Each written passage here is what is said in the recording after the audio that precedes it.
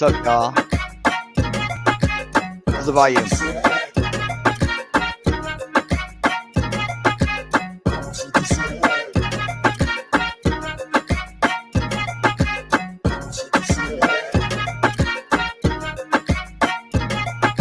How's it going? How's the volume out there? Pretty good? Music loud or is it good?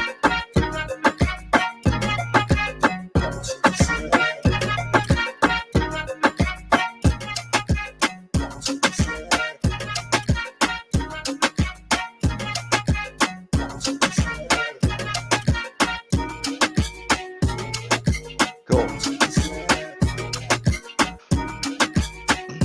Let's hang out for a minute. Let's see people roll in. What's up, Muffin? Brando, how you doing, man? How's it going, Rabbit? Welcome, welcome.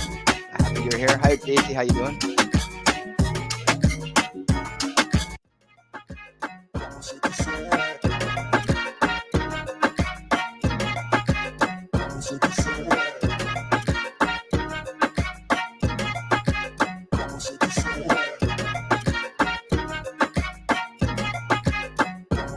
All right, welcome.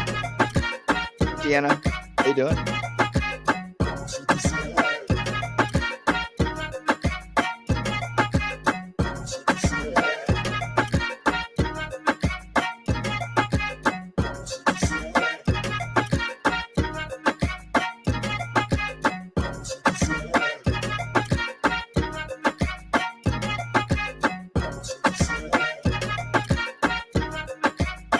Y'all.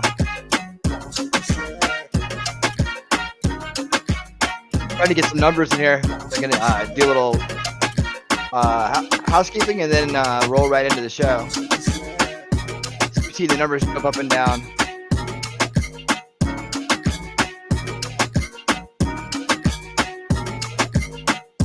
Hope Dance and Monty is not scaring people off.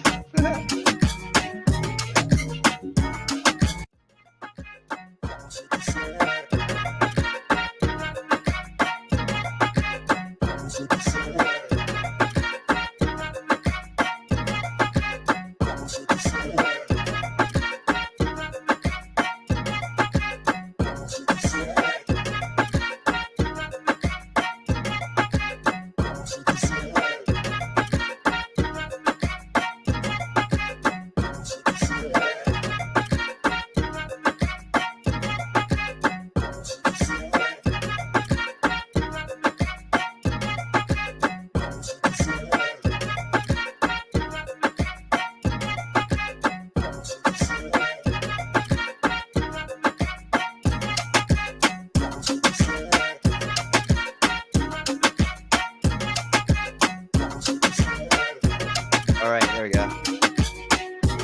I got the other shout out. What's up, y'all? Welcome, welcome. Come on in.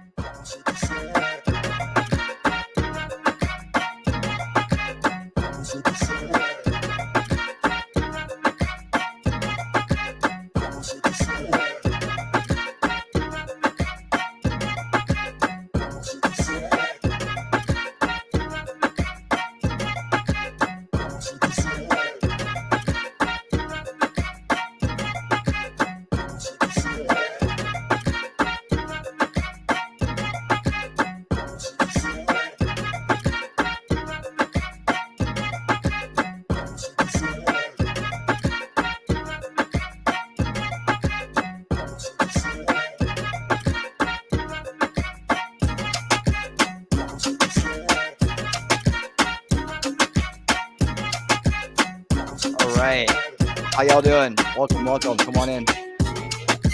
I just want to get started. Talk amongst yourselves.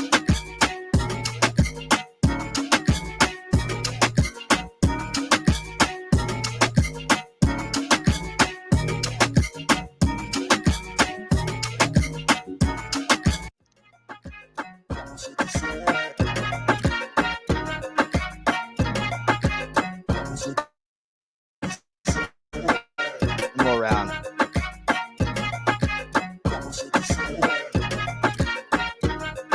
5-minute crowd.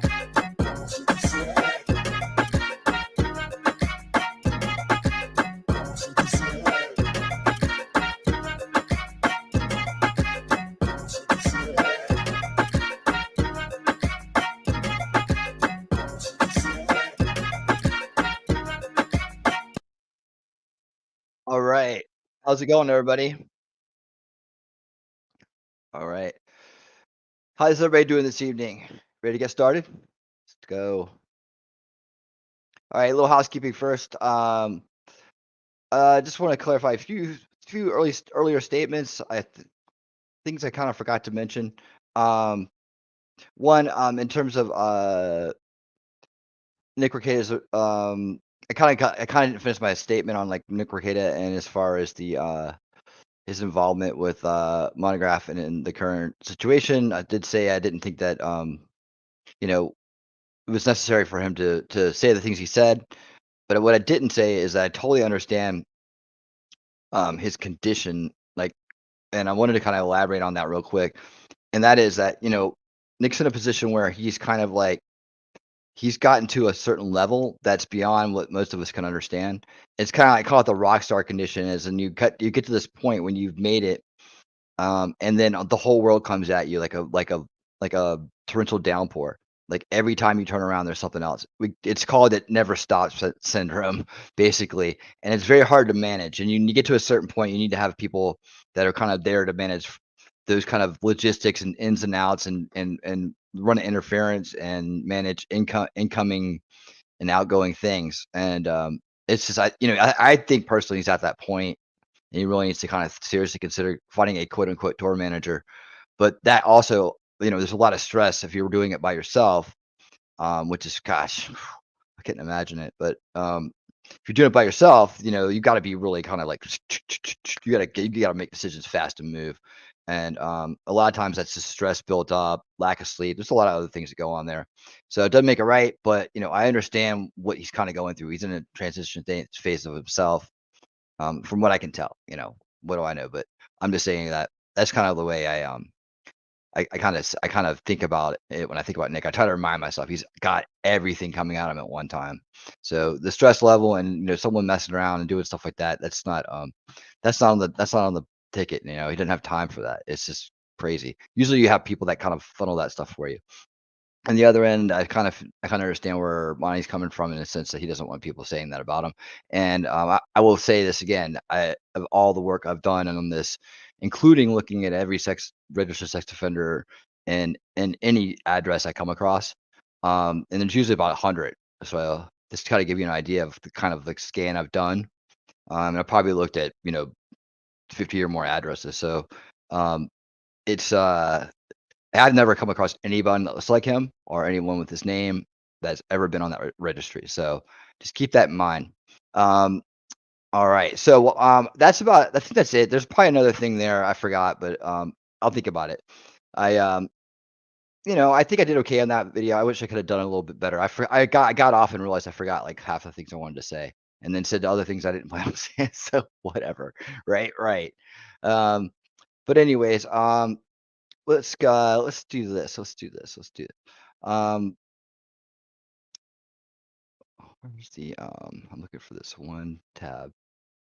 There we go. Okay, so first of all, we're going to bring in oops. There we go. We're going to bring in Mark Babitz, who was supposed to be here last night. Unfortunately, I'm sorry, Wednesday night. But unfortunately, he had technical issues. So he couldn't make it that night. So we brought him back tonight. But of course, you know how it goes. We always do the intro, and we got a very special intro tonight, by the way, very special. All right. Well, I'm not the kind to kiss and tell, but I've been seen with Farrah. I've never been with anything less than a man so fine. I've been on fire with Sally Field, gone past with a girl named Bo, but somehow they just don't end up as mine. It's a death-defying life I lead. I take my chances. I died for living in the movies and TV. But the hardest thing I ever do is watch my leading ladies kiss some other guy while I'm bandaging my knee. I might fall from a tall building, I might roll a brand new car, 'cause I'm the unknown stuntman made meant for such a star.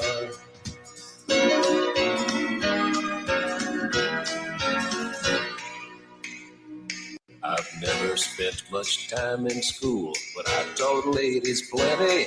It's true, I hire my body out for pay.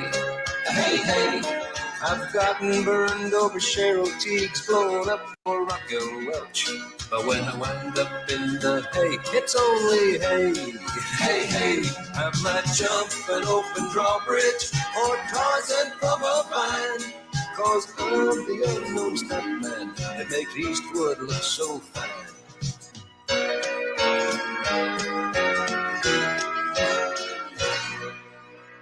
Ladies and gentlemen, welcome to the show, Mark Babitz. Thank you so much. The video was pretty good, actually. It was pretty good. The song was great. You know, there's parts of that right? probably true, but other parts, you know. The Adventure of the Great Bounty Hunter. Funny, got a kick out of that one. That was cool. Yeah, absolutely, man. So welcome to the show. Tell everybody Thank you. about yourself. Mark is the I- producer of The Last Stop, by the way. One of the people that helped produce The Last Stop, TJ Nelson's actually the producer and director of it all. I was a researcher, is what I did. I did all the research, got all the information together, forums, documents such as that. Basically pounded the pavements, made their lives hell up there, and that was kind of what I did. You know, I spent a lot of years doing stuff like that to begin with, so I kind of fit right in with that. So, yeah, that was kind of my responsibility to the documentary. It was a good documentary, I think. We won some awards on it, and you know, people got a chance to see it. You know, and there'll probably be another one coming along somewhere, but it was all true and it was different. You know, I was there in the 70s, so the 70s was like that was a testing grounds. It opened up in 71, I want to say it was, in Naples, Maine, and then they moved over to Sebago, and that burnt down because they lit it on fire. And there's all kinds of stories that go on and on. But the 70s by far was the testing grounds. I mean, anything that you see in a Stephen King book, where you kind of get it after you've been to Elan. It was most of us have been through a lot worse things than Elan, more traumatic, more ridiculous. But for some reason, when one survivor talks to another, we go right back to the place. We can tell you what every color of the wall looked like, what the floors looked like, what it smelled like. It was almost like we're back in that time capsule. And that's not a great memory. Well, that's PTSDs. It's something that just for some reason, we all have it with something in our lives. For some reason, in everybody's life, if you really think about it, there's something in your life. It might not have been very traumatic or anything like that, but something one time triggered you. And every time you smell a certain thing, or you see a certain thing, it takes you back to that day and you're in that room again. You know, and it can be anything from just smelling something cooking to experience you had. It just doesn't go away. And that's what Elan did to a lot of people. It left you with that brand and in your brain. And Joe Riccio, his famous words, he was the owner. He said, nobody will ever believe you. And you know what? He was right. You tell your stories to this day and nobody believe you. Yep. They don't believe you. I went up there, I want to say it was 2006 or something like that. I did a murder investigation about a kid who got beat up in the ring named Phil Williams. Oh, hang on one second. Let me go ahead and bring in Jeff, and we'll get on to the stories here. All righty. Okay. So let's just do this. Remember me? Yep, there's Jeff. Telling you about it. Sure did. You got to do what Randall Pink Floyd wants to do, man. Let me tell you this. The older you do get, the more rules are going to try to get you to follow. You're in need of a serious attitude adjustment, young man. It's a bummer about your party, man. There's a new Fiesta in the making as we speak. I thought it was cute. Oh, you thought it was cute?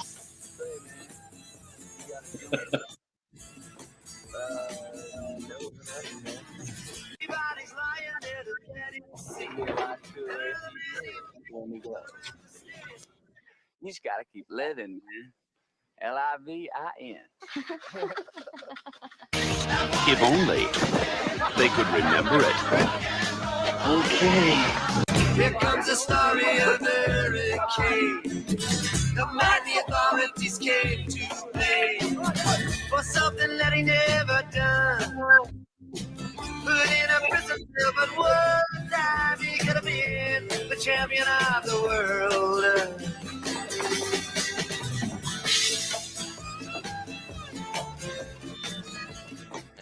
All right, welcome to the show. Yeah, how you doing, man? Good. great. Thank you for that. I You like got the it, one brother. from Mark too. That was awesome. Everybody gets an Well, intro. the funny on part this is that's show. really your picture when you were young like that. I mean, I guess I did at one point, but like you I said, think that was you you know, on the beach. That was you on Old Orchard Beach getting down. no, yeah, it was just a long time ago when I could move, I guess. Exactly. You can all say that. It's a good picture. Awesome, Jeff. Yes, it is. Welcome to the show. Thank you. Tell everybody about yourself really quick, and we'll get on the conversation. I'm probably the most boring person on the planet. You know, I do nothing. I got 3 kids and a wife. For some reason, they stick around. They, you know, I don't know how I lucked out on that one, but you know, other than that, you know, like going fishing. Used to like to be able to play golf, ski, all that kind of stuff. But you know, carpet installation will stop that from you sometimes. Oh man, It's all right. absolutely. Well, I'll tell you what, man. You live in the Zen life. You live in the Zen life and living the good life. Yeah. Yeah. That's what they claim. Yeah. Absolutely. You know. Okay, so Mark had said he was in early 70s at Elan, and so when was your time at Elan?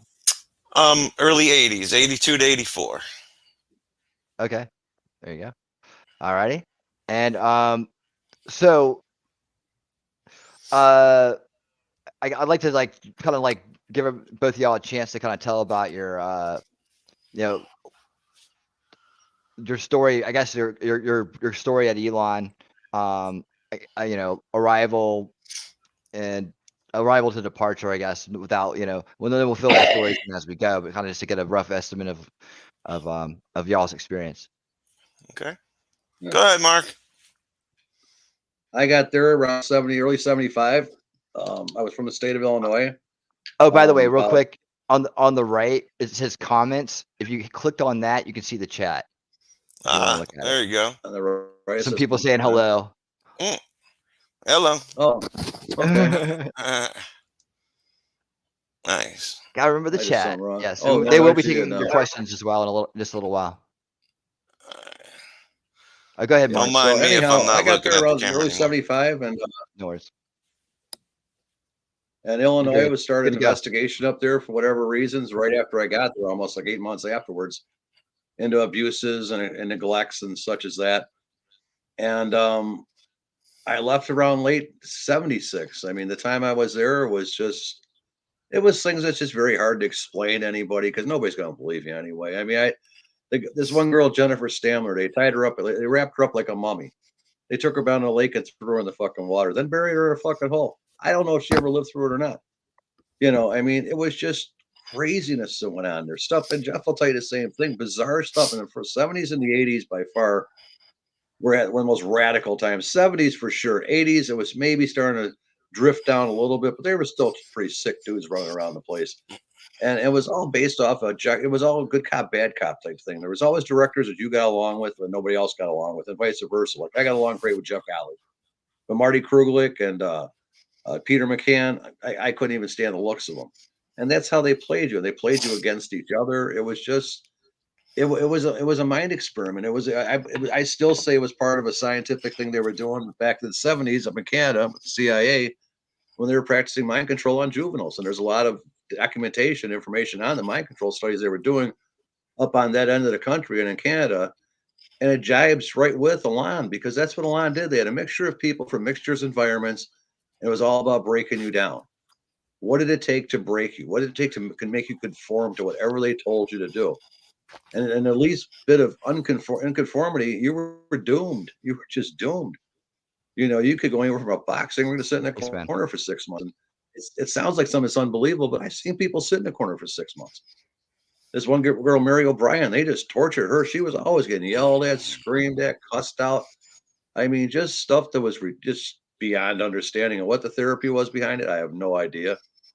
Back in the 70s, you know, I was there. I mean, gay people especially, you know, that back then gay bashing was legal. You know, I mean, it was just, and they get people in there were gay, and they would try to convert them back to being straight. And one guy I remember the best, Tommy Campiano, was just one of the nicest guys you ever met in your life. And he didn't push his lifestyle on you or none of that stuff. But they thought they were going to take this guy and turn him around. They anything that you thought couldn't be done, that's what they tried. Oh, just I mean, the stories go on. One's I don't know if one's better than the other or worse than the other, but they're all just crazy stories. Joe Ritchie's famous words were, "No one will ever believe you," and he's unless you're a survivor from there or Straits Incorporated or Circle Ranch, nobody will believe you. No, they're not gonna believe you unless you're Were in one of those the those. places? Were those places Oh, yes. connected somehow? What's that? The, Is what connected the what? other. I mean, are the places that you name the other places that are like Elan? Were they ever No, connected in any way? How did they get the no, ideas no. But passed around? it was the same. It was the same philosophy. There's one called Hide too, I believe. Joe Ritchie took kind of a Synanon, which was a Charles Dietrich type thing that they started out in California, and he took a Synanon with like a straight twist on it. You know, they played with the mind, but yet they were physical. Lon was the only one outside of Dover School in Florida that were actually physical, where you got beaten, you got put in rings. Dozer School in Florida, they had what they call the White House. There's a group called the White House Boys, and they had a White House there, and they used to take you in there and beat you. And many guys never made it out. You know, and Elan was like that. Kids would disappear, and you didn't know where the hell they went. Somebody's kid ran away. Bullshit, you ran away. Jeff lived in Maine. You just don't go running straight through those woods. Not in the state of Maine. There's uphill, downhill, there's underbrush. Even if you know the terrain, you're still. It's not the. It's just no. You don't go out there. And they have every animal in the world out there. So if the wildlife don't get you, some farmer will. And some kid did get shot by a farmer, Brad Glickman, back in I think it was the 80s, early 80s or something like that. And he got shot by a guy named O'Hara right there by Elan. He ran away and he got to a farmhouse. He made friends with this guy, and whatever happened, he got shot in the head. You know, it was just if the farmers didn't get you, the trackers would, or you get so disgusted in the woods and lost, you got scared, you just threw yourself in. You know, it was a place that you just. It was, I don't remember. I don't remember sunlight a lot. I look better than that. And how did you end up getting out of there? I never saw wild. The state of Illinois pulled us out. They finally all came up there and pulled us out. There was 11 of us, and they pulled all 11 of us out. And that's how I got over. Were they clued in somehow, or how did they get word to do that? I don't know who ratted them out, but for some reason they got up there, and it was really surprising because Dr. Schwartz was like the main feeder up there from Chicago, and he was actually on the committee to pull us out. Although he did send kids there afterwards, which rhyme to that reason. You know, like Montagraph is all you can figure. But yeah, there's so many stories and so many things. I mean, Joe Ritchie himself is a story. Just himself. Yeah. I went from robbing mail truck to starting Elan with this guy named Dr. Pett in Connecticut, I think it was, or someplace. And on the stories go, as Davidson was another squirrel that his partner. And I mean, there's just so much. There's so much. It doesn't end. It just doesn't end. Yeah. It's a story that no one will ever. You got pulled out, and you were there for a year, correct? A little over 18 months. Years? 18 months. Okay. And how about you, Jeff? About 18 months. I got there late 82. I was taken from Long Lane, I guess juvenile school, reform school, whatever the hell you want to call it. So I was brought in cuffs because I escaped from the maximum security unit there in Long Lane in Connecticut. So the state of Connecticut was looking for a place that they could actually let me stay, keep me there, be a guest somewhere. They figured the woods of Maine was a good spot. Unlike Mark, I loved going through those woods because I was a deadhead. I had things to do. I couldn't, the woods didn't scare me. I mean, I was young. I was 14, 15 years old. I wasn't thinking about bears and, things like that. I mean, I wanted out bad. The only thing I ever ran from at that age were the cops. I never ran about bears. Oh, I ran from the trackers. That's for sure. I mean, they'll follow you for 6 or 8 hours. They'll be out looking for you. I mean, they start in the woods and then they're in the vans. And so you do a lot of ditching from the headlights. I grew a great deal of respect for the woods. I have a great deal of respect for the woods. I don't get out of my car and just walk off. Yeah, Jeff's and the guy then you want with you if you ever get abducted by Saw. Elan, and there's a good example. Elan was a place that some pervert would have probably pulled at Elan. They were just masochistic, rotten mother. Parsonsfield, that was Long Lane was a big feeder for them when Long Lane would send the kids up there from Connecticut. And that's in the documentations. Those are one of the big feeders for Parsonsfield. And these kids all came up with their sentences. They were only getting out at a I definitely certain want to get time. into the houses here in a minute and go through those one by one and kind of get an idea what those were like. And because I hear a and lot I of was terminology. well. I Yeah. also left. Oh, sorry. No, Just go ahead, Jeff. two You things. continue with your story. Yeah, Two definitely. things. I'm Continue. sorry I'm not responding to anybody who's putting comments. I'm not smart enough to figure out how to type them. So, I have no bar, so I'm lost. I can help you But out with then, that. Yeah. but then I I left can in help you with early that. '84 when I turned 16 because one of the times I had split, we went down to New Haven, Connecticut, and got arrested somewhere down the line for borrowing a car, the kid's mom's car or something. And so I was taken from Elan in handcuffs and brought straight to Hartford Correctional Center to begin a 2-year journey in jail.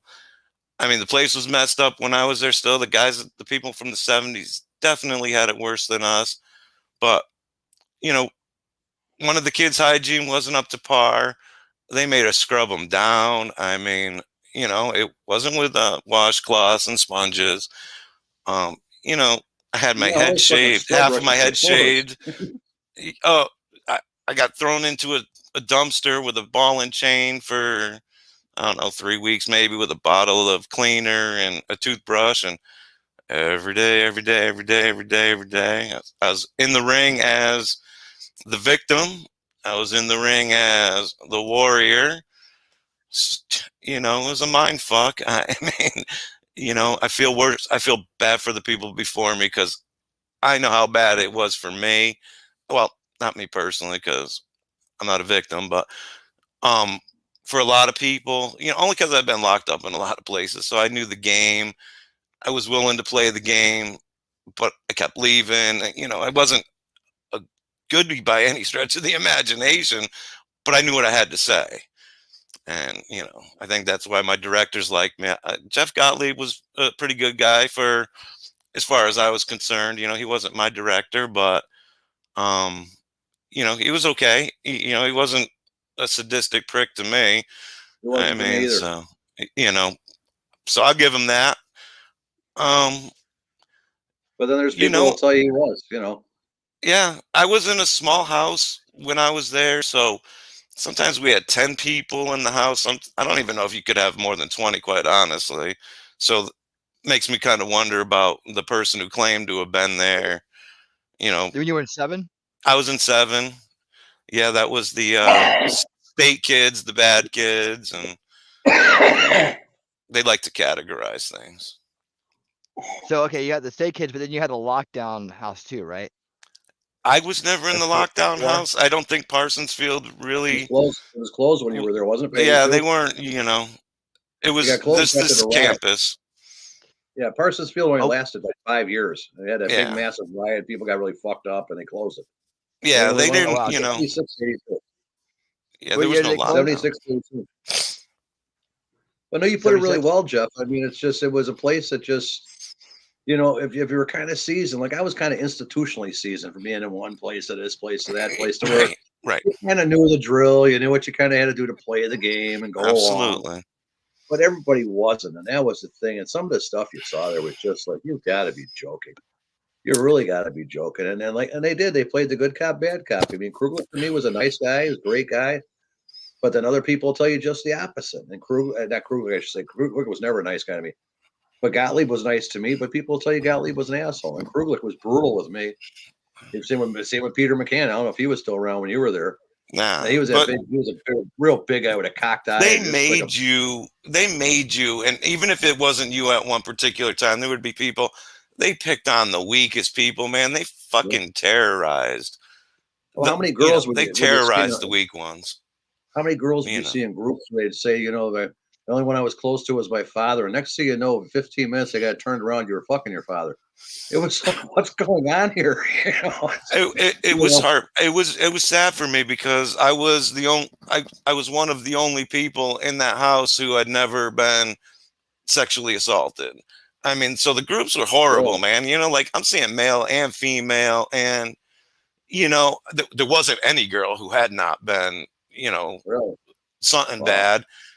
But like I said, it was a small house, usually about 12, 13, 14, 15 people, I mean, so our experience was a little different than the other houses. Like, sometimes you couldn't fill all the positions of things of people needed to do because too many people would be shot down or something. Well, So, where'd you eat at the main house?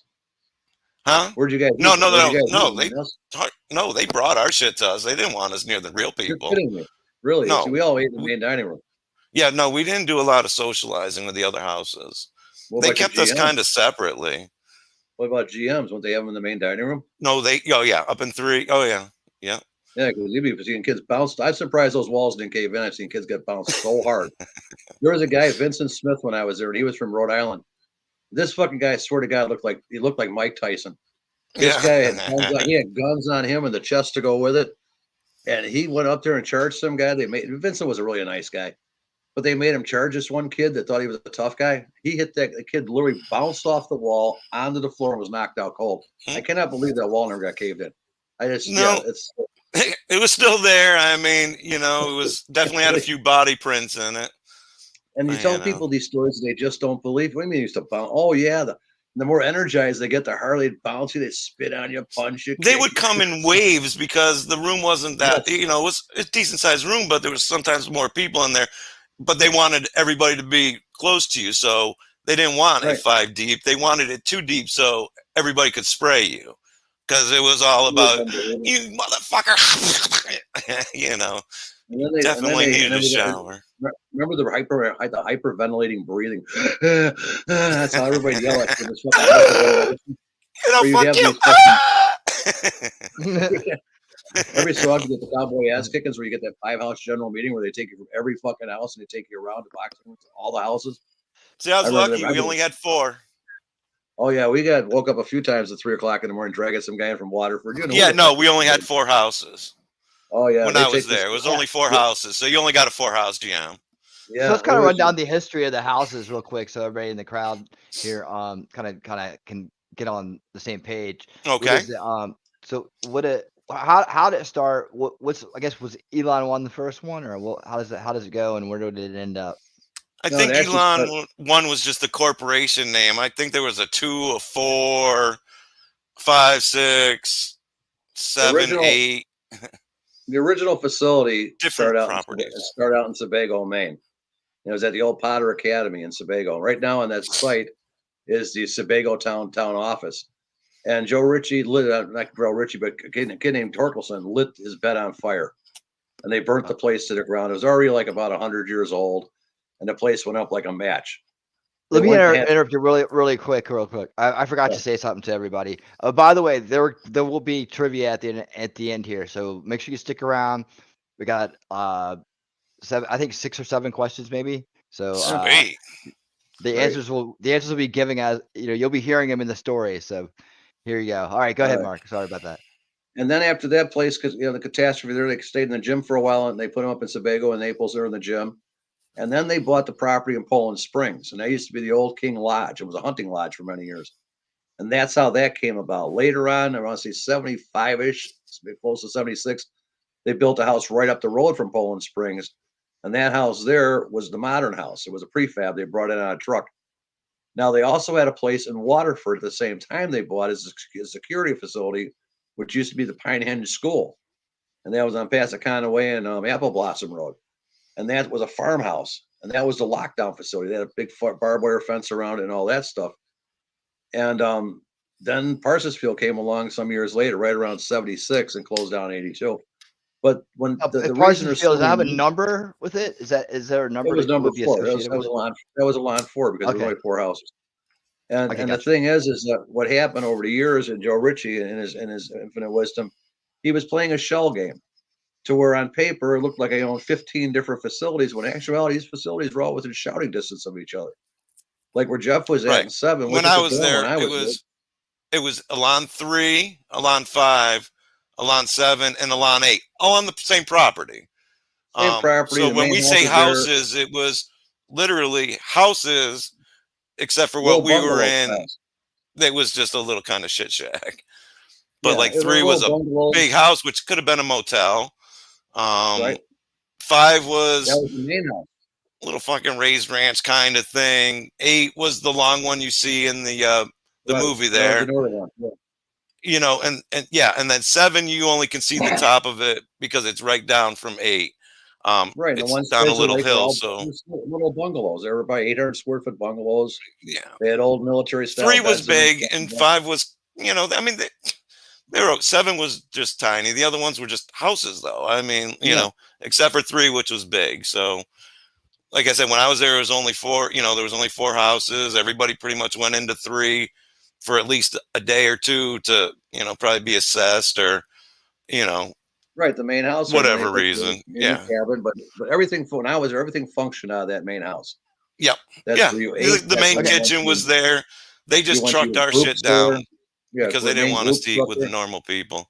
So No, in we were all the together. It was in the sort of 80s pretty cool. documentary, in the 80s documentary, that's you know, and it's in the Yep. last stop. You know, Yep. you see that the very famous footage. Yeah. Now what house was that all shot in? I don't know. What you're talking about? The one with the red door on it? It used to be white. Yeah. The red Yeah, door that and house everybody's in there that screaming. Was the modern house, Jeff, right down the street. That from was Poland, 5 then. Right in the main. So when I was there, that would have been Elan Yes, 5. It was on your right, going down towards the main house. That, Yeah, that big first house there, one. that was, yes, correct. Okay, Yeah, so that was when allowed, people there's some guys that have gone back there with like handheld cameras and gone in since it's been closed down, and they've done like they've walked around and they've shown stuff that's inside of there. Have you Yeah. guys seen any of many have. those? Okay, so yeah, when they many go people, upstairs and you see the bookshelves and you see this chalkboard and you That see was all the that main stuff, house. That was 3. Yeah, that was the main house. That that's was 3. Okay. Yeah. With the Alright. bathtub in the attic. That was the main Yeah, house. That was 3. Couple shot downs had to In carry my that up time, to the attic. Yeah, that was a lot. There's That some was a lot. crazy stuff that's still just sitting around in there. I mean, It's like I said, crazy stuff. I would imagine. You don't know? understand. It was a private school by the time it closed down. They had sports teams and they interacted with the public, and Yep. you know, it was not Elan that we went to. No, it was not the same one. Okay. No. Okay. They probably didn't even yell at you. They probably stopped even with haircuts. I bet your ass there was no general meetings. They had No. cameras. They had cameras, and they were going to field trips in Boston. Right. I mean, if you Right. went on a shopping trip to Lewiston, you were shooting big times. You know? I think they sent me to the Lewiston Auburn Mall twice. Now, Right. granted, I did run the second time, but I did too. you know, they sent us on Sunday. We were there as it opened, and there would be no more than 30 people in this mall the whole time we were there. So, Right. you know, we didn't get the real mall experience, but You should go by that place now. You go by What that was the place purpose now, of you going wouldn't there? recognize Is that considered a field trip or yeah, privilege, well, it was a or- treat. Yeah, It was shopping a trip. treat. Yeah. You got a little $10 bill or something, but back then you could buy a 6-pack, a pack of cigarettes, and still have some money left over. So, yeah. you know, right? $10 went a little bit further. You could definitely get a cassette tape or something, or a poster, or Plus, whatever. when I was there, they used to pay you in cigarettes. If you were shot down, you got nothing. But according to your dichotomy, you Right. got cigarettes. So you basically smoked for free and staying out of trouble. So you didn't have to worry State about of that. Connecticut paid for my cigarettes, Yep. and that's how it was I with me. smoked Oh yeah. So smoked that's all like they a did fucking there. chimney. I mean, you know, Between cigarettes and caffeine, man, that was the fucking high Yep. there. But you had Yep. so many junkies. That's why, when I was night owl there a couple times, they would bring down those plastic pitchers with the coffee when you have to sit out there. And I never could understand why it was always pure sugar and cream. Until somebody told me about the junkies, and because I wasn't in tune with junkies.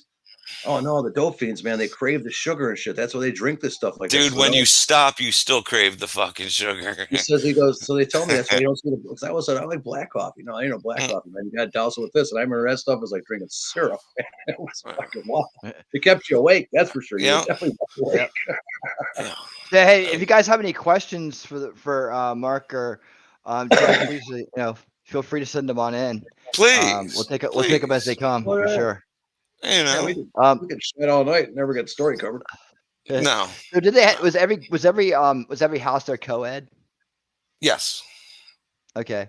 And Yep. I know from the movie, what I wanted to make sure we talked about tonight was, you're given this very stern kind of like unbreakable system where it seems like every opportunity to be a kid is taken away, every opportunity to be a person is taken away.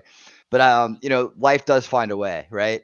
So Oh yeah. I'm sure everybody would yeah. find it really interesting to hear about some of the, some of the more normal moments that happen there, like where you guys were able to kind of break free or have your own little private time, or some of the things you Can't got have away that. with, some of the victories you have that had, there. some of that stuff. We were on a lake, Yeah. man, and I think I went there once. I mean, we were there on a were no good beautiful times to talk lake. about.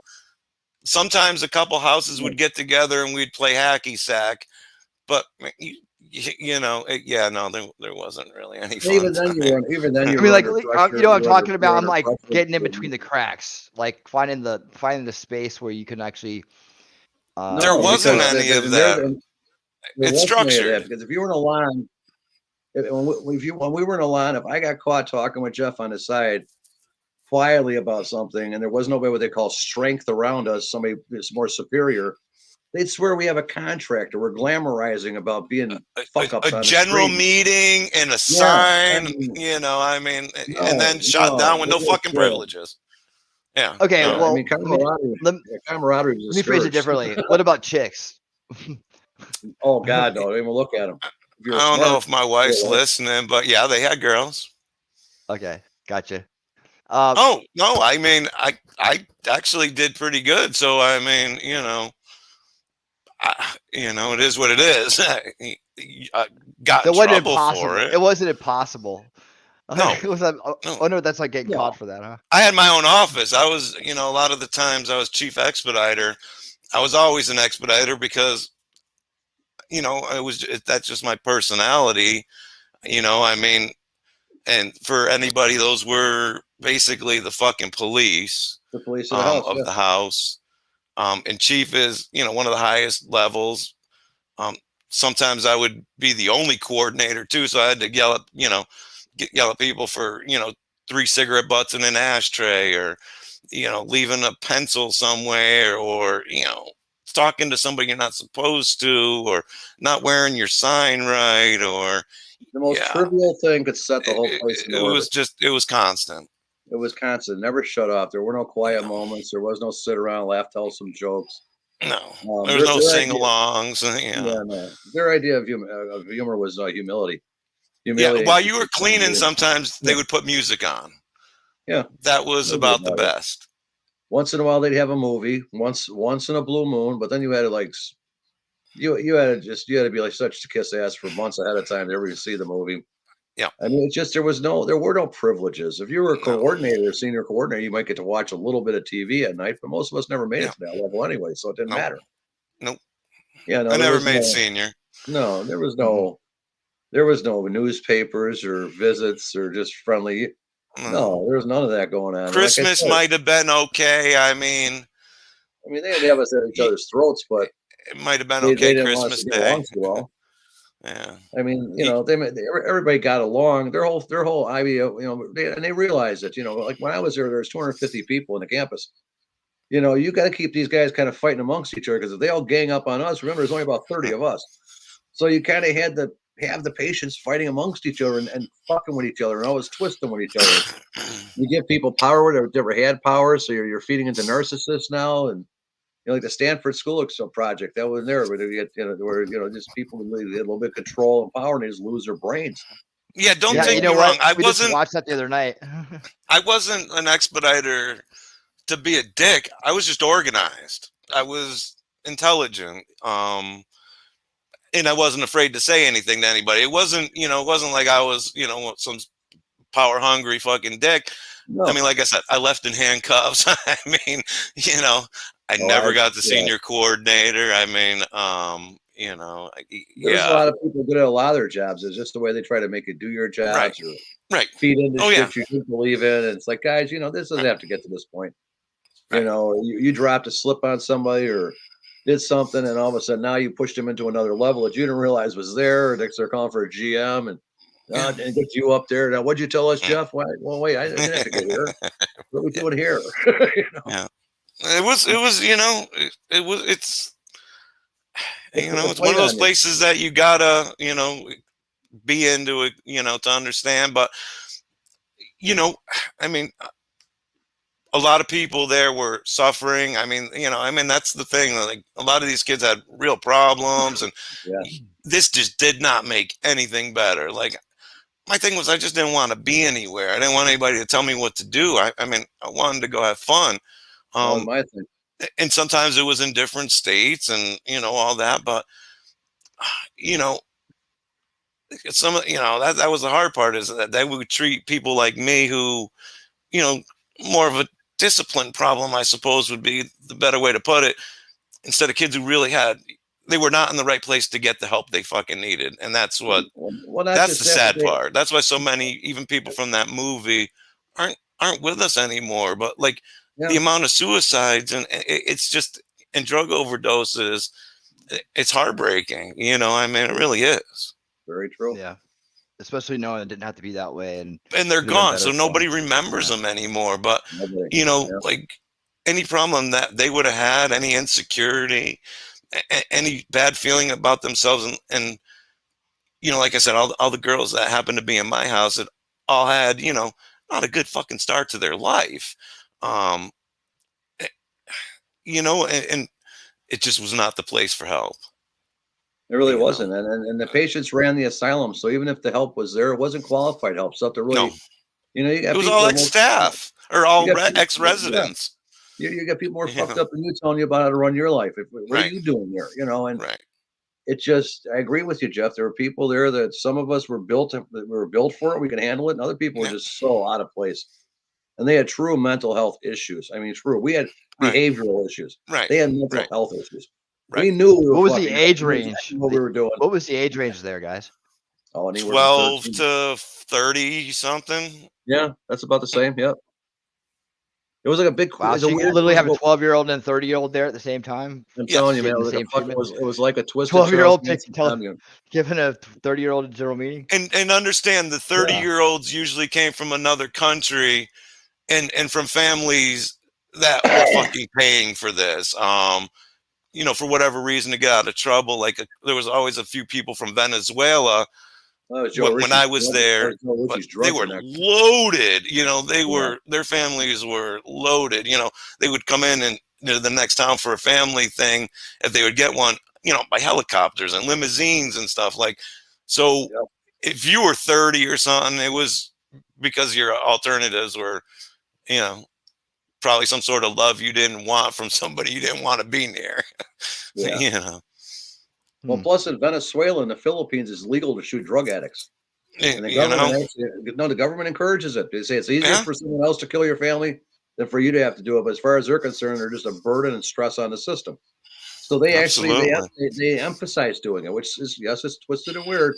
Yeah. So I can see where people from and people don't realize, I've never traveled at all, parts of the world, that's how it is. That's just you gotta be careful. There's a lot of good. What do you guys think about this statement right here? Which one? Steve Quest is another name for Montagraph, by the way. I never remember Steve Quest. I got so many records. This guy, he just wasn't there. I mean, he doesn't trigger any type of memories in people. Wayne Brown, when I called him out on, and Jeff will tell you, I've called a lot of people out on a lot of shit, but this guy never bit back, never squeaked, just disappeared. He just all I know is he was not in the same Elan 7 that I was in. But he said he was there in the 70s, so I mean, I wouldn't know him. If he was there in 70, Jeff, that was Elan 1 Corporation, sir. Matter of fact, if he was there in 70, he was in Sebago. Well, because I don't know. I mean, sometime in the 70s, right? According to his video he made, Mark. Yeah. What's that? He claimed late 70s. So I'm guessing that's about the time I was 79. When Jeff came along. Yeah, Jeff came along, and I was talking to Matt Hoffman today. And no, Poland Springs was Poland Springs, man. It was the house in the cabin. That's where 5, 3, Right. 7, and 8 were. Those were all in Poland Springs. And they must have just built that one big long place that you were in just after I left, or somewhere around there in the late 70s at the most. We were probably 7 was probably a storage shack because It was our nothing. sleeping dorms were separate. They were further towards the lake on the left side of the path going down. Like, so there was a male dorm Orange is and then a claiming that's female class of dorm. 77. Oh, okay. Okay. Orange is a 3. I would imagine we would have been in the same house, and Elan 7, like I said, man, it was probably a storage closet in his time. It's not big. Well, when I was there, dorms were separate. That big long building that's right when you walk out the back door now to your right, that big long building wasn't there when I was there. Okay, see, that was 8 when I was there, and we were like the storage shed afterwards. And then that dorm, we're talking about storage shed right afterwards. That was the men's dorm, and it was open. There was a porch that went all the way around it. That was all open still. Right, that was 7 when I was there. Yeah, and that was just to us. It was the men's dorm. Right. There was no so it wasn't big. No, God, no. Right. God. It wasn't big. So no. And so our sleeping dorms were actually further down, which it's Poland Springs, Maine. So in the winter, it was kind of fucking cold being shot down, being in your shorts and no shoelaces, and it wasn't a place you wanted to run in the winter. That was for sure. No, there was no place to put your fucking jacket. Get your ass to the dorm. So you're usually pretty chilly by the time you got there. Yeah, that place there, I'll tell you what, man. God. They had the oil burning furnaces. I remember the oil guys came in. For some reason, I was a worker on the service crew. We just got back from a shopping trip, and I got these pair of Levi's or whatever they were. And they were like those brush kind they used to sell in the 70s. Tam has a question for you guys. Sure. Okay. Tam's very awesome. She asks, how did you get any education? On the street. I guess. I don't know. From there, I guess there, yeah. There was none to speak of, I could say. There was none. I mean, it was mostly an afterthought. It was something we did after dinner. I mean, you went for maybe 2 classes a night, which maybe it was an hour and a half or something. You would do a ditto. If you were shot down, you couldn't go at all. Yeah, right. If you were shot down, you couldn't go. You could either go. You go sit in the corner. Yeah, school's a privilege. Yeah. So there wasn't any education. I actually had a good guy was there when I was there, Mr. Brinker, real smart guy. He would tell the greatest stories about history, but that would have been the only thing that you could even consider educational. Yeah, Bill Diamond, he's a senator up there now. At the time, he was in charge of the Raymond School District. Him and Joe Ritchie, the owner, have always been in bed together. So when it came down to your education, your grades, your statistics, and all that stuff, it was all built for you. So you could leave Elan with all the credentials in the world on paper, but if they put you in another high school or type of college, you'd fall flat on your face.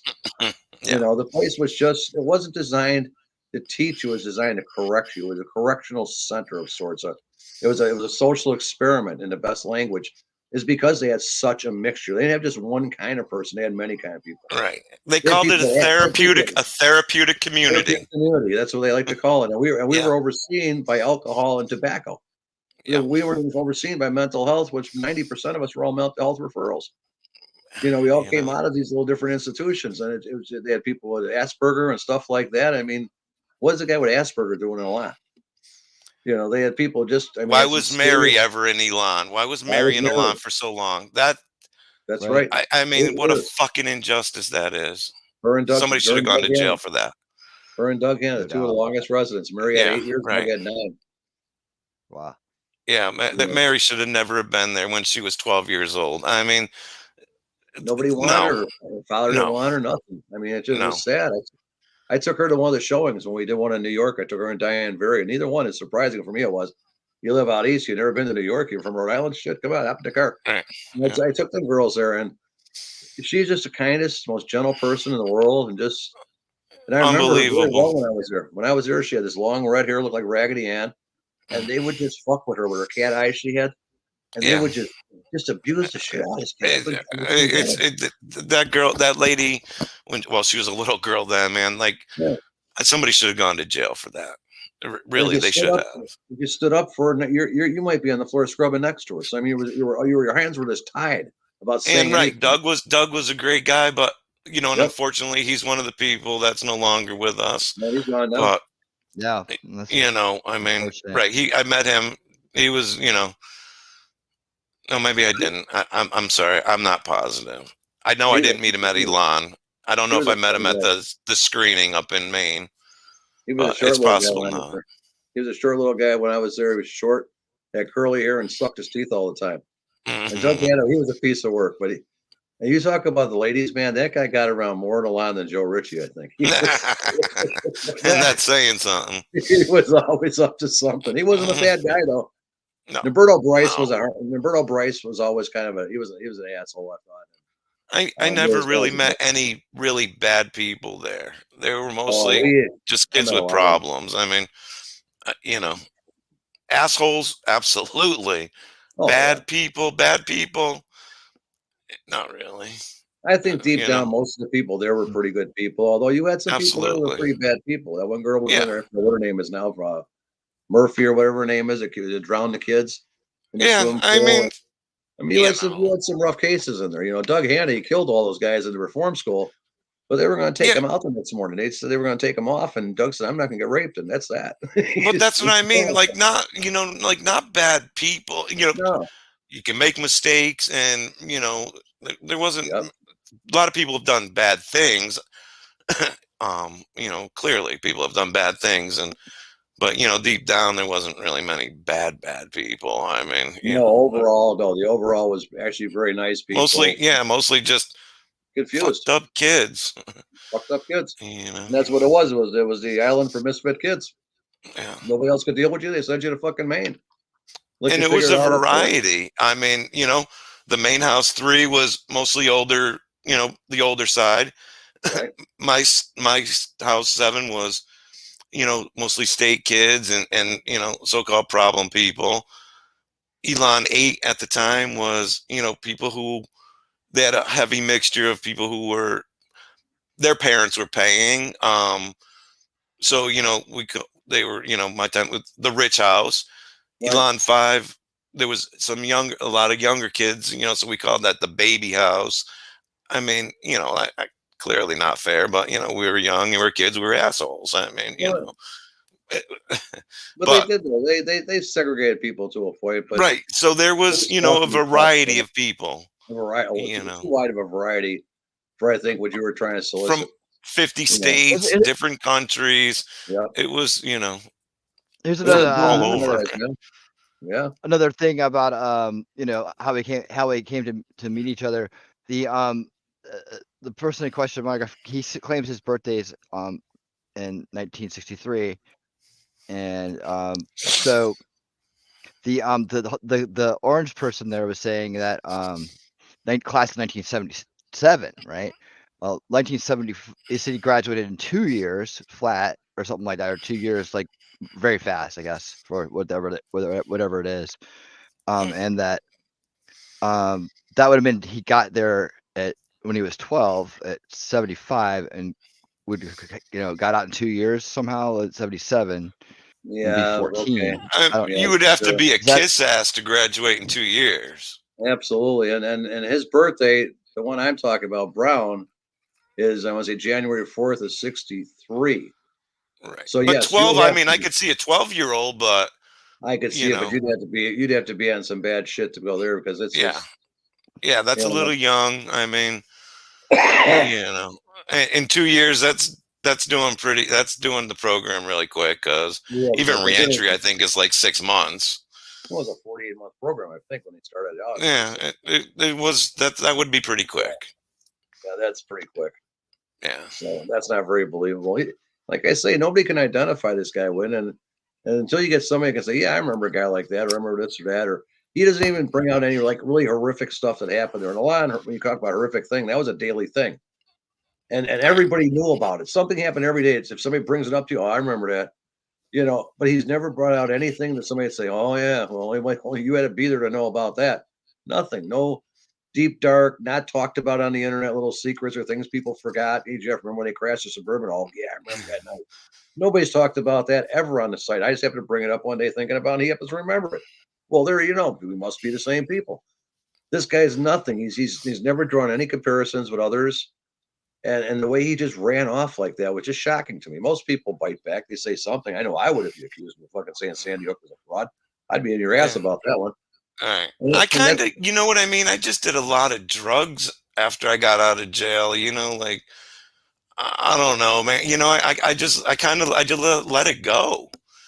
I mean, I didn't, like, I didn't suffer at Elan. I had a bad time, but, you know, I didn't suffer. I mean, I wasn't the kind of person that was picked on. You know, sure, wearing signs and costumes and, you know, getting your head shaved and all that stuff. I mean, I guess people call that picked on, but I wasn't picked on, you know. I mean, so, you know, it was easier for me to let it go. Hey, the drugs helped, you know, lots of acid, lots of dead shows. I mean, that helps a lot. But, you know, I mean, it was like the 8th or 9th place I had been in. You right. know, it was the Well, most that's what it fucked was up with me. place, but It was one. It was the one on the list of places I've been to. So right, you know, like I think I got into this thing, 10, 20 years ago when I started getting older. I started slowing down. The kids are grown. I got nothing to do, and then you start reflecting back on your life a little bit. yeah, What did I do? What could I have done? Could I have been better? Could I have been worse? Blah blah blah blah. And a lot for some reason started clicking. So just because I did investigations already and other yeah. things, doing bounty hunting and chasing down debts.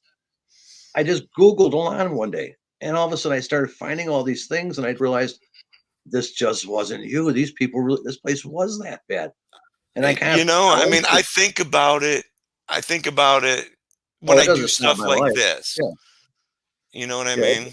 it doesn't stop my life. I try to do things to just Right. keep people moving, So give them you do a lot validation. of thinking about the place, though. Just in the life that you live, I don't think about this place except for, you know, you know, I was asked if I wanted to do the show and stuff.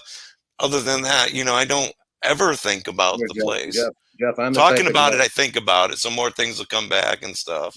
Jeff, I'm telling you, I've always been. I don't know why I've been this way all my life, but if you fucked me when I was 12 years old, I still hate you today. Yeah. I never forget that. I don't care. You could have made it up to me. You could have bought me a new house, apologized. I'll still always hate you for the day you Yeah, stole but my Joe was fucking life. dead. You know what I mean? Like Joe died. Ralph wasn't really a bad director to me. I mean, No, I liked Ralph, and then Sean Fogg. I mean, I kind of got lucky, you know, as far as directors go. Like, so, you know, well, I mean, I don't know. I look at It's, a lot of stuff like this. These places still exist, especially in this yes, woke environment we're in now. you know, Now's the time when everybody's so damn sensitive to kind of put this shit out there and let people hear that. Yes, this is Alana is a story about a very bad place that ran for a long, long time. But don't doubt the fact that the politics didn't keep these places in business, and they exist now. there are places You know, like this. They might be different, but don't think the mind control, they've gotten better. Jeff, they Where got the kids. They got the kids in Elon would school. use you know, they would use physical force, they would use intimidation. They're just Jeff, smarter about it now. these days in school, they're telling the 9-year-old kids they can whack their little pankers off if they want to become a girl and keep it from their family.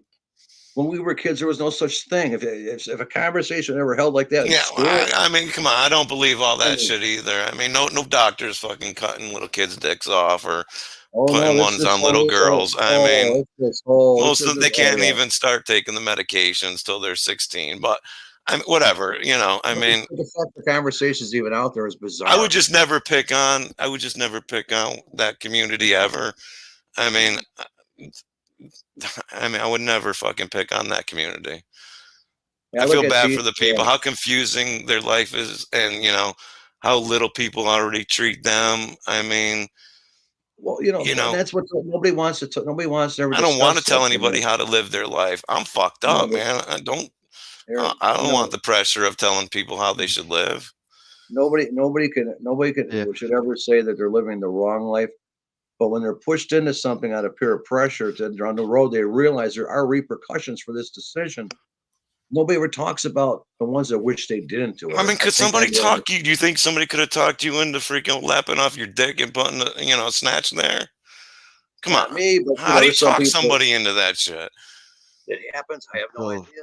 I don't know. I don't know. I mean, I don't know That's who's okay. pushing somebody for that. I mean, I don't know. Yeah. It's just, yeah, oh, there's hey, big, big. a topic that keeps getting brought up, and I think I definitely want to talk about it for a minute is the Wayne Brown comparison here. I told the story the other night about how this kind of like went in a new direction when we met, and I got the information that you believed it was this guy named Wayne Brown. So looking into Wayne Brown, definitely seemed like someone who went there. Didn't seem like Montagraph at all, but definitely doesn't look like him. Definitely, I've been in the same place at the same time at different places. I mean, it's just not. It's not. To me, it's not. They're not the same person. But weird things have happened, right? And in trying to relay this information to him, he's been very aloof at accepting it. He did reply back with, "Oh, I'm Wayne Brown from Elan 4," one time, and then just didn't ever want to talk. So he That's was fine. abused. I mean, that was a Yeah. fucked up place, man. Like, Yeah. I- That's fine. yeah. But I did let him know he was his name was cleared. But then I talked to some other people, and they said that he actually did at some point, and I would say that this is someone that was a friend of his and was moved by the video itself, claimed Monograph's video as his own. So it's kind of this, like, every little piece of the story is some kind of twist and turn, which makes it so interesting. But it's like the it just kind of like put a whole new kind of spin on it. But they're definitely not the same person, in my opinion. I mean, you can I see mean, that. if you want to go through life pretending you've been someplace that you're not, like, I mean, how fucking little could your life be, quite honestly? I mean, like, if this is getting your fucking pee-pee hard, then Jesus Christ, man, find some better fucking porn. Like, I mean, go crash I the don't, pool. I just can't think like that, though. I mean, to me, it just seems like too much work. Yeah. Right. I To know. want to be somebody else. That's I struggle being me. that's why every time I turn around, I'm just like, what? You know, I don't know. I don't know. You have these type of people out there, and I've seen them so many times because I've done this for so many years. That just they want to be a part of something, and you offer them the door, but yet they don't forget. There's a lot of us, not some of us at least, like myself. They have loads of records that I'll find your name if you say you're there. And again, like Jeff will tell you, there's certain things that are in certain years that were very well known throughout the environment there.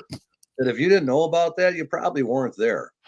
Or the way you kind of respond to things, and you really don't know the dialogue. Yeah, like with the book coming out saying Joe's a gangster and shit like that. Certain things you kind of.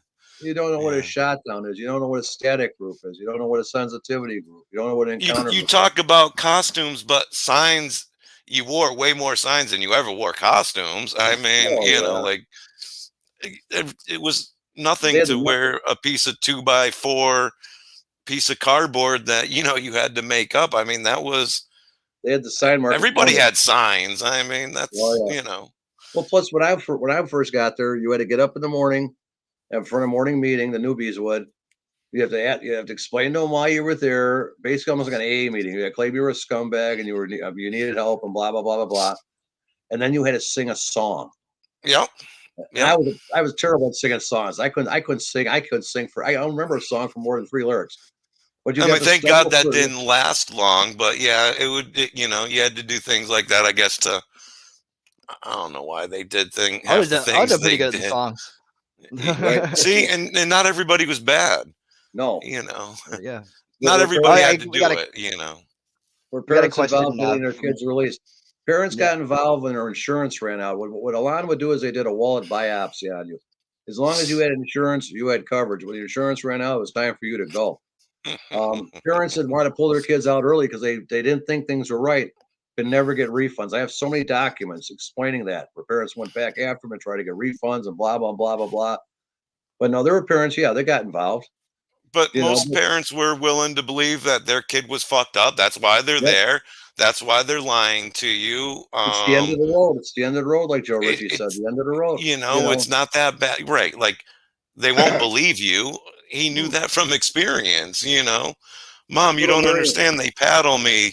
They shaved my head. I'm in a dumpster. I mean, Yeah, okay, sweetheart. Sure you are. Yeah, You know, I right. mean, like, You've lied to them for 12, 13 years right, now. They right, believe nothing.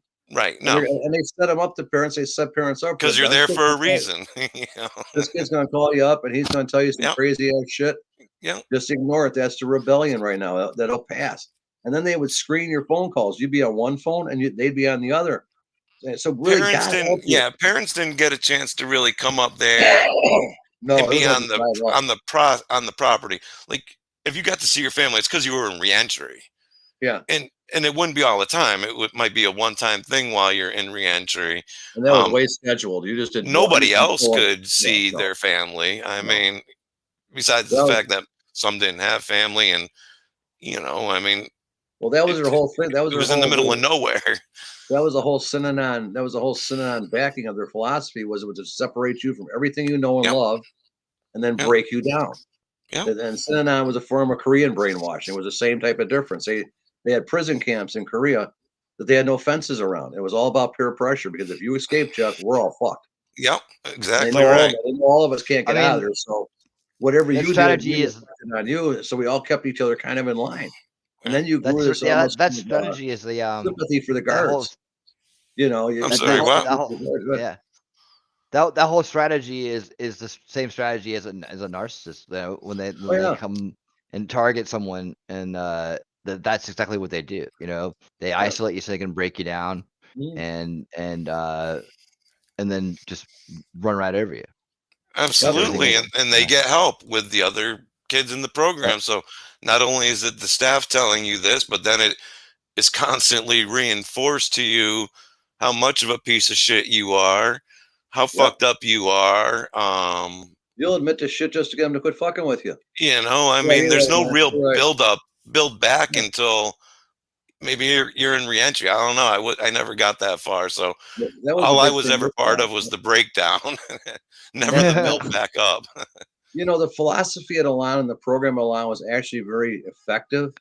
It could have been very powerful, but like Jeff just said, when they got done tearing you to the ground, they never took time to bring you back up and saying, Jeff, to say these things about you is horrible because we know you're a much better person than this, and pump the life back into you to let you feel more like you got checked, and we're kind of help you, man. That's why we told you these things because this is how you make people Well, feel, and put the yeah. guilt into you.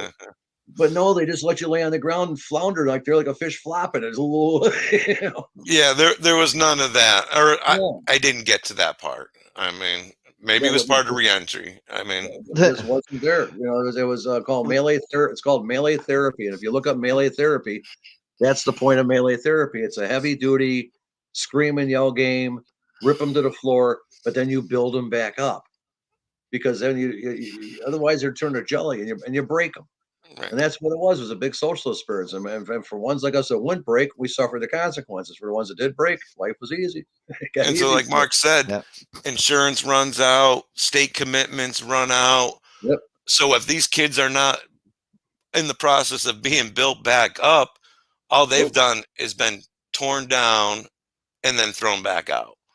I mean, Pretty much. not a lot. Worse Not off. everybody went to Uh-oh. reentry. I mean, you know, And they went to college now with junkies, car thieves, murderers, and God knows what else was in there with them because it was such a mixture that they yeah, came out far worse than they ever were when they went in.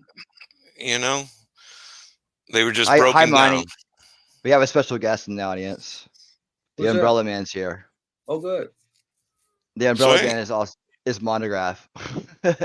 Mm. He Montagraph. says, I'm trying to see where did this chat go? It didn't come through. I'll read it. It says the Umbrella Man says, Mark, you don't know shit. I was there from late 78 to 81. So get a grip. Jeff Galata and Skinny Mark were top dogs.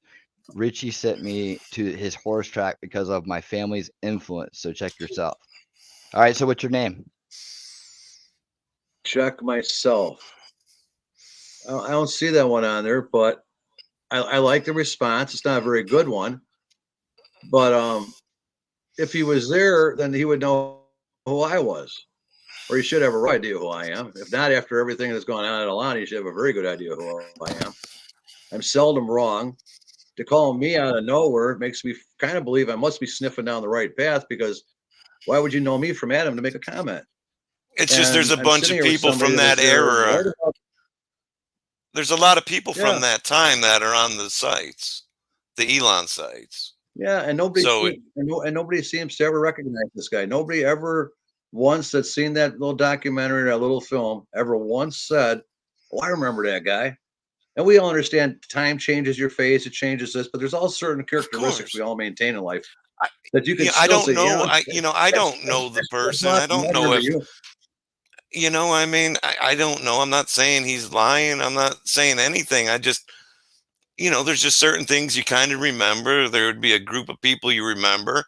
If you start rattling off names, somebody would be like, I know exactly who you're talking about. Um, just because you hear their first and last names every day. Like, you're with these people all the time for, I mean, he was there for Yeah. 3 years, so there would Which be a lot of a good one people. is what guy a great question is who stood out in the house the most? That's a very anonymous question. There is no real answer to it. But and there's always gonna be one or two people, like us, Mary O'Brien or somebody, Doug Hanna, that just stood out. You'll never forget those certain people. Not for any certain reason, but because of who they were. And this guy's yet to pull out any names of anybody that anybody would recall that he would Well, know. if he was there in So I 81 mean, and Elon 7, I was there in 82. So at that point, who would have been there? Name the two girls that would have been there for 3 years with you. I mean, yeah, I know two right off the top of my he head. was an Elan. He says he was He an said Elan 7. 7. First of all, a guy that wears a mask. Jeff Gottlieb. That I could pick that up on any website I look at. Well, And he was that's the what you remember director too. of These 3. websites, right? He's number 3, wasn't 7. Yeah, he wasn't the director of 7. Shouldn't he have a plaque No, with his name on it? I If don't he know. I didn't graduated? get that far. probably If you didn't get that graduate, you get a far. plaque, don't you? Oh Yeah, yeah. you're I supposed don't to. know. I didn't graduate. I just know that from the Yeah, I just no. know that from the movie. There would have been two girls in that house at that time. One would have been named Lori something, and the other one would have been Abby something, and they would have been there for just about the whole time he was there. Senior coordinator, stop Was it. he was a senior coordinator. Go stop this now. And Stop nobody it. What remembers. happened? I don't know. Oh, No, who the fuck got to senior coordinator? I mean, senior coordinator. not Right. not in the Elon 7. I mean, if he would have graduated, yes, he would have been a senior coordinator. Absolutely. And everybody in the house would have known you because you're one of the biggest assholes in the house, probably. Because then you go to reentry where you stay for how long? Yeah, that was it, 6 months or something more like that. Yeah, that doesn't sound like right. Shot down twice because of a rabbit because he took off. He claims they didn't catch in 24 hours. Thus, I was shot down. So you were shot down. You were there for 2 years, but yet you made it to senior coordinator. How? How? And who were the I don't directors of remember that? anybody ever telling me they got in trouble because I ran. Yeah, twice shot down because I ran because of a rabbit. Yeah, I What's mean, that if you mean? run, yes, you come back and get shot. You're shot down. But Yeah, when somebody else split, I don't ever remember he, getting ga- shot down. he gave us both a wrong on that. 3 years, he says. He was there 3 years now. And what Yeah, is Abby's last name? And what is Lori's last name? They would have been in your Okay, house. you do know these He guys called have you seen an your idiot. video, right? They do have. You called us These an guys idiot. have This seen your we're video. idiots. I'm not This saying guy, he's wrong. I'm just saying he would know those two certain people. things you will know. And he would have known who his director was of his house. And there's so much Elan information out there on these pages that I could scroll these for about 2 weeks and I could tell you more stories about Elan. You'd think I was an Elan. I'm just Their saying, Jeff names. Gottlieb was the director of Elan 3 for 20-something fucking years. I mean, What did Jeff Gottlieb look like? What did he look like? There's a real easy description. Here's a name you all know: Dwayne Sasa Bain, I or don't something know. like that. I can't say But it. like I said, I got there in 82. I'm not saying, look, umbrella guy, I'm not saying you were not there. I'm just, there's just people you would know. There's people you would know, and there's pieces you just don't have to put in the puzzle. Right. I mean, Jeff Gottlieb, but he wasn't the director of 7. That's all. That's one problem you got there. Okay, well, that's probably Jeff Gottlieb. Or Fat with a beard. That's about probably right. what kind of car do you drive? but he still wouldn't have been your director. What kind of car do you drive? What kind of car do you drive? And what kind of car did Marty drive? Galley, you can fat, also look these pictures up. beard, glasses. Yeah, that's not in the Jess. 70s. He was in the 70s. He didn't have no. In the 80s, in the 80s, he He had did. a mustache. He had a big 82, he bushy- did. He had a Did beard, he mustache, Did he have a chunky. beard then? Oh, I don't know. When I was there, he He's had specialized. You can look these all he had photos was up. just a big bushy mustache. Yeah, no, yeah, he had a beard and glasses in 82, Yeah, he 83. had a That, big you know, bushy not a big mustache. one, but it was there. He was a little chunky. Was he? I Was the director. I don't know a Mark, but that's okay. I mean, you know. I know the name. I know the name. I know the name he's reaching for, but he'd know more about it than that. That means he was there when Skankel was there. Rosenberg, Skinny Dolphin, Mark Rosenberg, and that was the one she called. That name I don't remember him. Yeah, but he would have been there before me, so no, you know. yeah, he was there. He came in like right around the time I was leaving, and the only reason I remember him is he was a tall, skinny, greasy kind of guy. I mean, he was a stone drug addict, and he looked every part of it. Sean probably he would have started been director. Hey, Monty. I don't Why know. did Wayne Brown claim your video? Why did he tell people that he was you?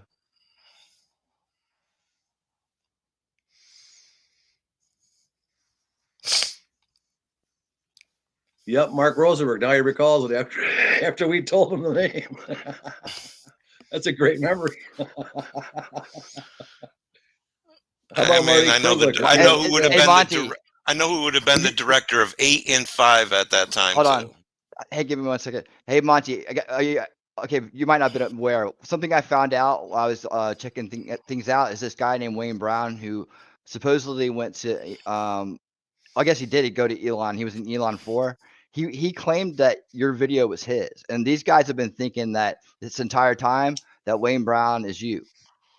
So that's one of the things I kind of uncovered. It was in my first video that I did the other night, but so my question was like, I can't figure out why this guy would want to impersonate you, or if you even knew about it. But his name is Wayne Edward Brown. He's in Clearwater, Florida. You don't know? Wrong? Yeah. Well, okay. But I'm not saying that you did that. I'm saying that. Listen to me. I'm saying there's a guy named Wayne Brown, right? Who was in their group, these guys' group, right? Claiming to be you, claiming your video was his, and he actually now he says he was in Elan 4, Jeff. I understand. So Elan 4 if he was in Elan 7, he would never know what 4 existed. He would never know that what it was. Would never been there. Exactly. It's not on the same property. They're in different towns. You said 7 in your video too. Miles, 45 minutes away. That was the strange part too about Elan, is all the places were 45 minutes from the track. Whether you went to Waterford, Parsonsfield, or anything, it was all within 45 miles of the place. It was weird. I am the face that shut the shithole down. Yeah, okay, Elan 4 might be a locked facility, but if you were in Elan 7, you would have never visited Elan 4.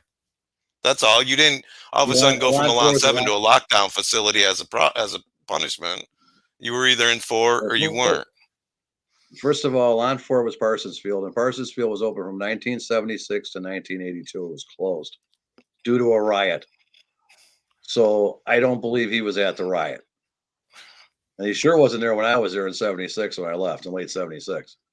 I'm just saying, when you're in a house, you're in a house, except for when you go into the main house when you first get there. Then they peter you off to whatever house. Hold on. Richie brought you there? Richie brought Elon? him there. To Elon? What's that? Or to where? To where did he bring you to? He brought him to Parsonsfield, I think he's saying. You would have gone. You would have gone in the van with about 5 other people. Yeah, you would never went. Especially if you're going to a locked facility. Yeah, no, not Parsonsfield. The ride up there would have scared you, made you want to jump off. I was not a resident of 4. I went for a visit. Oh, lucky you. Lucky you. That's awesome. I mean, shit, that's better than being locked in that house. Well, they show you the boxing ring or just the kitchen where you go sit in the pan all fucking day? I don't understand the field trip, but that's cool. I mean, Field trip to Parsonsfield. That sounds fun. But Joe wouldn't take anybody by himself. Ever by himself. No. Especially some You would've- loose cannon like this guy. This guy. You would have gone in a van with a bunch of other people. Yeah, you'd have been. They had a Chevy Suburban when I was there. Even when they let us go to the mall, there was like 3 other people that went to keep an eye on us, and we earned the privilege to go. Yeah, you were very well watched when you went someplace. Wrong Yeah. road. Joe Ritchie drove his convertible from Scarborough Downs to oh, now he's at the Downs. He's all hooked up at the Downs too, huh? Nice. So he's riding That's around awesome. Joe's Mercedes. I went to Scarborough Downs. I get it. But Joe didn't take me. Went in the van. He's in Joe's Mercedes right now with the convertible top now, which, as a matter of fact, there's an old Mercedes right behind the barn at Joe's house on Blackstrap. It's all burnt out in the field there. I think I have a picture of it somewhere. That might be that same car, but I don't see him. I mean, that's awesome. I mean, he didn't have to go in the van. Yeah. That's cool. I mean, way It's better cool, way yeah. to go. I don't quite believe it, but that's true. Go for it. Joe's just. I mean, unless he was a young girl, absolutely. Absolutely. No doubt would he take her alone. You know, you gotta remember Joe. Joe Jeff, at least when I was young, he was all about being a showman. He would come into a general meeting with his big fedora on his head and his trench coat. He'd have his Dobermans with him. He'd look like a straight up gangster out of the movie. Joe was very so 85% of his time he spent at Scarborough Downs. Standing in a mirror fixing himself. You know, That's I mean, this guy awesome. here, to jump in a car with me or you, I find that kind of hard to believe.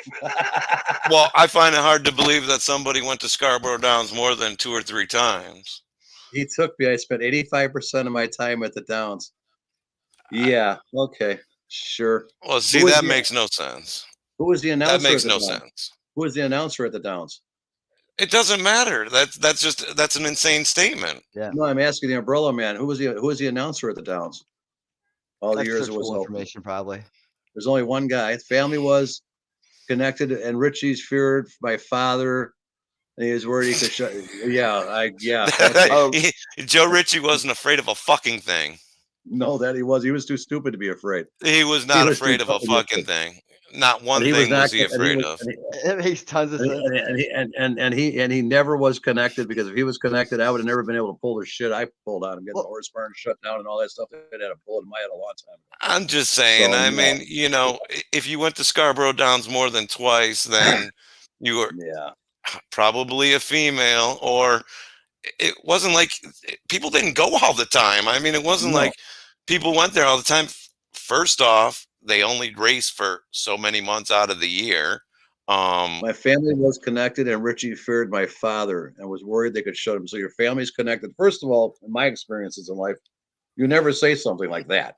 Ever say something like that. But Joe wasn't afraid that one parent would get him shut down. Guy ran for fucking governor. He sued a bank because they called him a fucking gangster. He wasn't a pussy. Yes, he was. He lost his run for politics. He would run for Democrat twice. That means nothing. Yeah, but he still wasn't a pussy. He wouldn't have been afraid of nobody. He would have had him killed. The point I'm making, Jeff, is the rumor flies the other way that Joe was a mobster too, when he fucking killed Napolitano back in New York years ago. But that's what I mean. Joe wasn't afraid of somebody shutting him down. Right. And when Joe did that one documentary, which Channel 5 was 60 Minutes documentary, he said that he had to take guns, and now he's got guns all over the house because he was accused of shooting this Nicky Napolitano in New York. Right. And it was another Joe Ritchie and all this other shit, and they thought he was part of the mob. That was the one where they went to Lewiston Mall, and a girl, everybody thought he was in a mob. He put on that persona like he was a hitman. He was all this other shit. He was in the mob. He was connected. Well, whatever. He knew people that were. He hung around with people that were. The people that went in there, the patriarch of family. Duck. What's the book? The Duck in the Raincoat or something like that. Right. The patriarch family went there, and the patriarch family, they used it was a laundromat. He laundered a lot of money for him. That's all he did. He had too big of a mouth to be a part of that, because he shot up the grandstands with a machine gun, dude. But that's what I mean. He wasn't a pussy.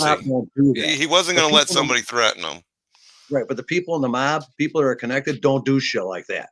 It's all about laying low, just being quiet. He knows people. I mean, I never necessarily. He probably knew people that were in the mob, but he played on that. He came across as a tough guy with his fucking jewelry and, the way he talked from fucking New York, I mean, a character of like fucking Tony Soprano. Was he actually connected or a consigliere? Hell no, because I know people up there that are involved in businesses. And He before I wouldn't have been started my stuck crazy in Maine. business, dude, He wouldn't have been I stuck was in a Maine if he horse was in the breeder. mob. Because up north, I'll tell you, out eastern New Hampshire and that whole belt right there is real big for horse breeders, race horses. So there's a good spot to get into if you can on horse tracks at Yeah, one time. they But retire up there. before I Okay, called so up there, hold on. I want to get back to this right here. I just thought about this. My family was connected, and Richie feared my father and was worried he could shut him down. Okay, so he knew your father knew that this place was already a madhouse, and you got sent there anyways by him. Is that what you're trying to say? I thought you got sent there by the state. well, And there are multiple why ways was you this can do it. important here? I mean, yeah, but I'm going by his story that he put out there. Oh, there was private kids that got sent. Their parents paid their way through. Insurance Oh, companies paid their way absolutely. through. Hey, States paid their way through. Yeah, there was a and number of look, tickets to the Monty, door. dude, I'm not Yeah. trying to get into this whole like I'm giving disinformation bullshit again when I'm recalling the story. All right, as Yeah. I remember it, in my opinion, the way I remember it from all the things I've heard about it, right, and I looked into it. That's how I'm recounting this. All right, so Right. don't get all uptight if I don't get it perfect every time. All right, I'm not trying to slander you, and I'm not trying to tell anything but what I know as the truth. All right. So, Right. anyways, um, I don't, if they knew it was like this, why were you sent there, or was you sent there by the state? Which one is it? I don't know. Video Didn't extension answer. to what? To your video? I have a copy of it. Oh no, somewhere TJ probably picked that up somewhere and just flopped it in there, not paying much attention to it. Never realized in the And how background. did you end up in there? Did you ever talk to these guys about getting that video No, in that there? was something TJ did, and like that song you got in there with that from Jamie Younger, we threw that song out right away. The actual published copy doesn't have that song in there. That song was taken out Okay.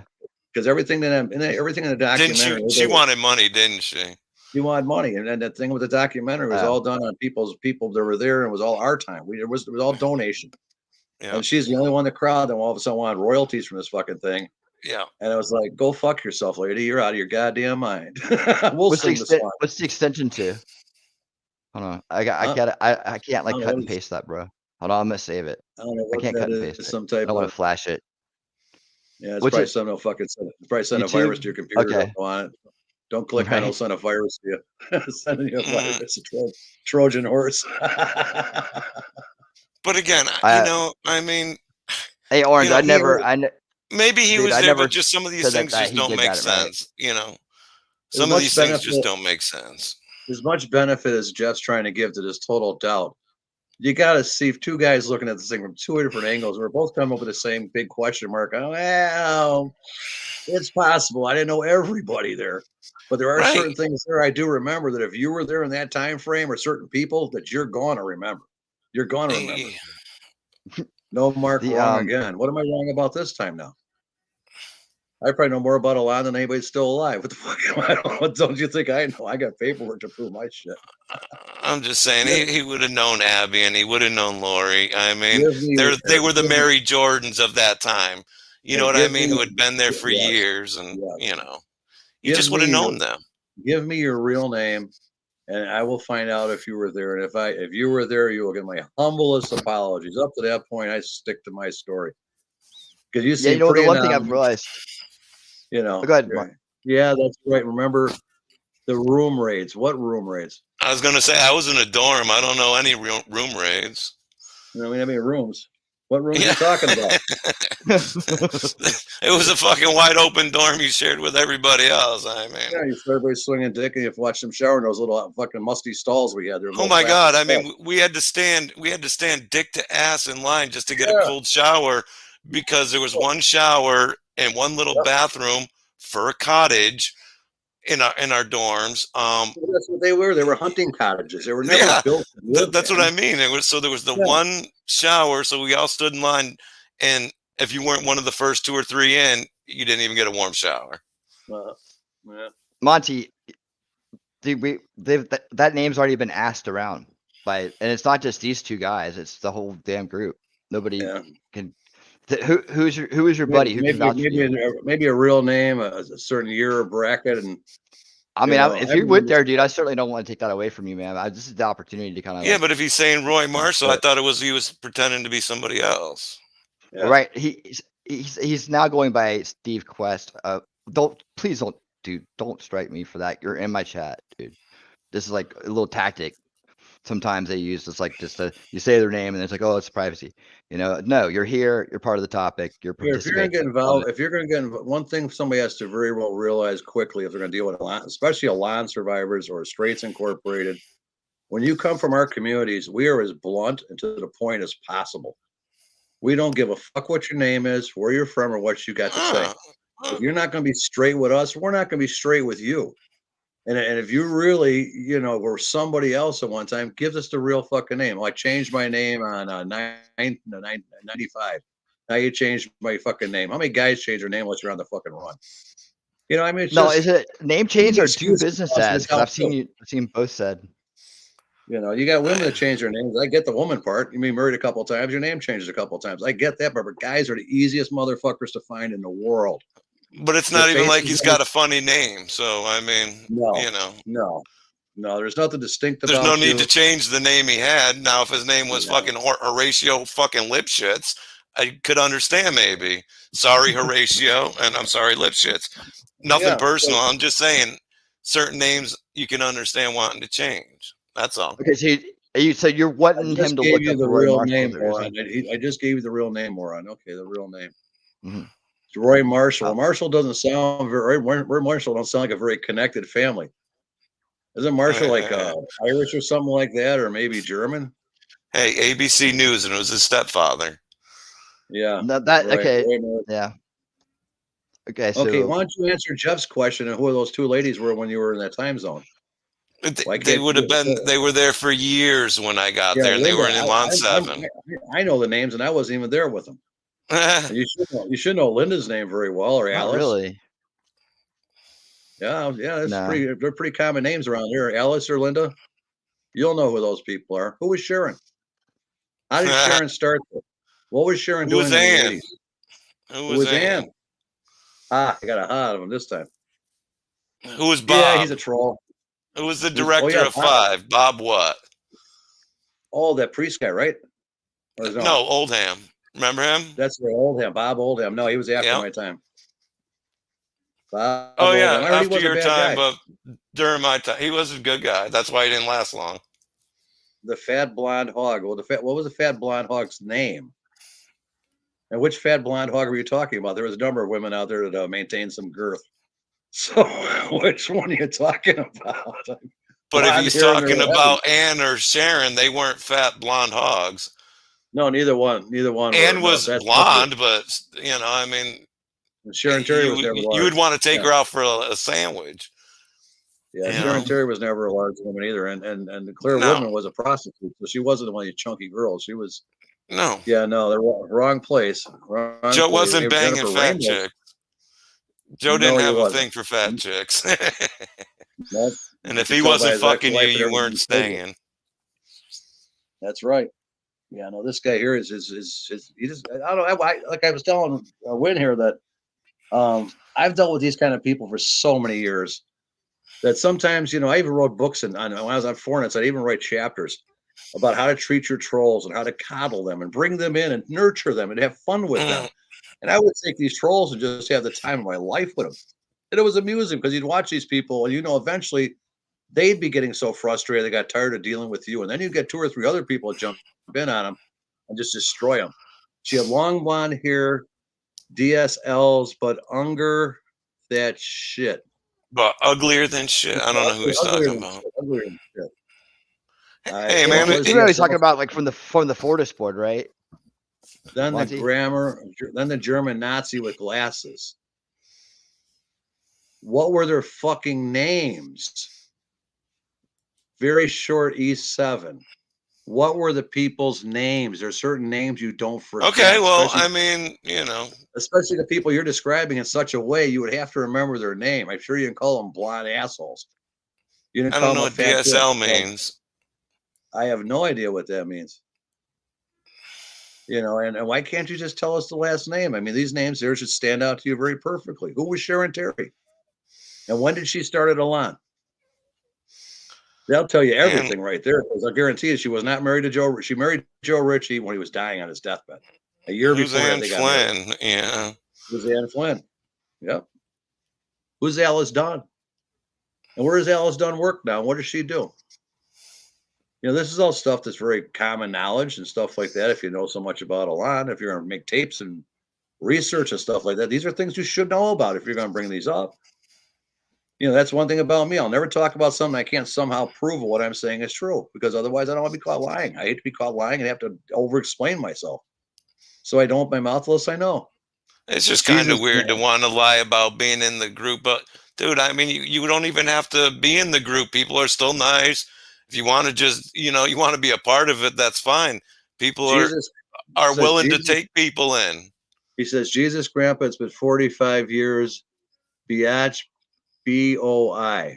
Boy. I guess that, I don't know. That's how they spell boy nowadays, I think. Well, that means he's a lot younger than I am, so he definitely wasn't there in the 70s. That's for sure. Well, let's see. We're in 2023 minus 1976 equals 47 years, and he comes up with 45. So actually, it's probably more like 48. So he can't count. We figured that part out. It's not even smart to pull up the cell phone and just do it on your cell phone. Real quick. No logic to this. Just pull out the calculator. So he's off on the years of memory, but yet on his videos, he's got such sharp memory and such recall of incidents that everybody would have to hear of this stuff. But yet now you draw up such blank spots on stuff that you should just know. And why be ugly with me? All I'm asking for you is to verify who you are. Wrong. You can't ID one guy yet have both of your YPOUI Stooges CLOCZ. I have no idea what this guy's So typing. what, dude? Look, that's a troll game. That's your game. Nobody cares. The Is that what all fact of that the matter was? is, we're sitting here talking about Elan School, and if you are a survivor, you should really be trying to make your case, dude. I'm totally willing to. I told you, I'm totally willing to say I made a mistake, and I'm sorry. If you could produce a document, or I'll say I was wrong, and then I'm changing my mind. Because even if you didn't go to Elan and you want to be friends with somebody in the group, I'm just not be about hurting on friends, survivors. man. Yeah, really. Just all. Don't lie your way in the circle. We have a lot of people in the group. I shouldn't say a lot. You But know? a good group of people. Really? Why aren't you in the group already? People are just interested. Exactly. Together, man. You can come in saying either you went to a similar place or someplace, or not at all. You just, I mean, if you just want to be part of the group, that's fine. You're interested in the subject. You're doing some paperwork. Like when Wynn came wandering around, he was never in Elan, but he had an interest in the society, and that's why we're doing these things. It's not because of any. We welcome those people. The more attention we can get out there, these places exist, the more we'll do these things. We're not afraid to tell you about some 45, 50 years ago, because those places still exist. It's just now they're more refined, a little slicker about how they do it. He got that place shut down. So you must have met him along the way. Had to meet him somewhere. I can't recall the guy. I bet he can't tell you when it got shut down.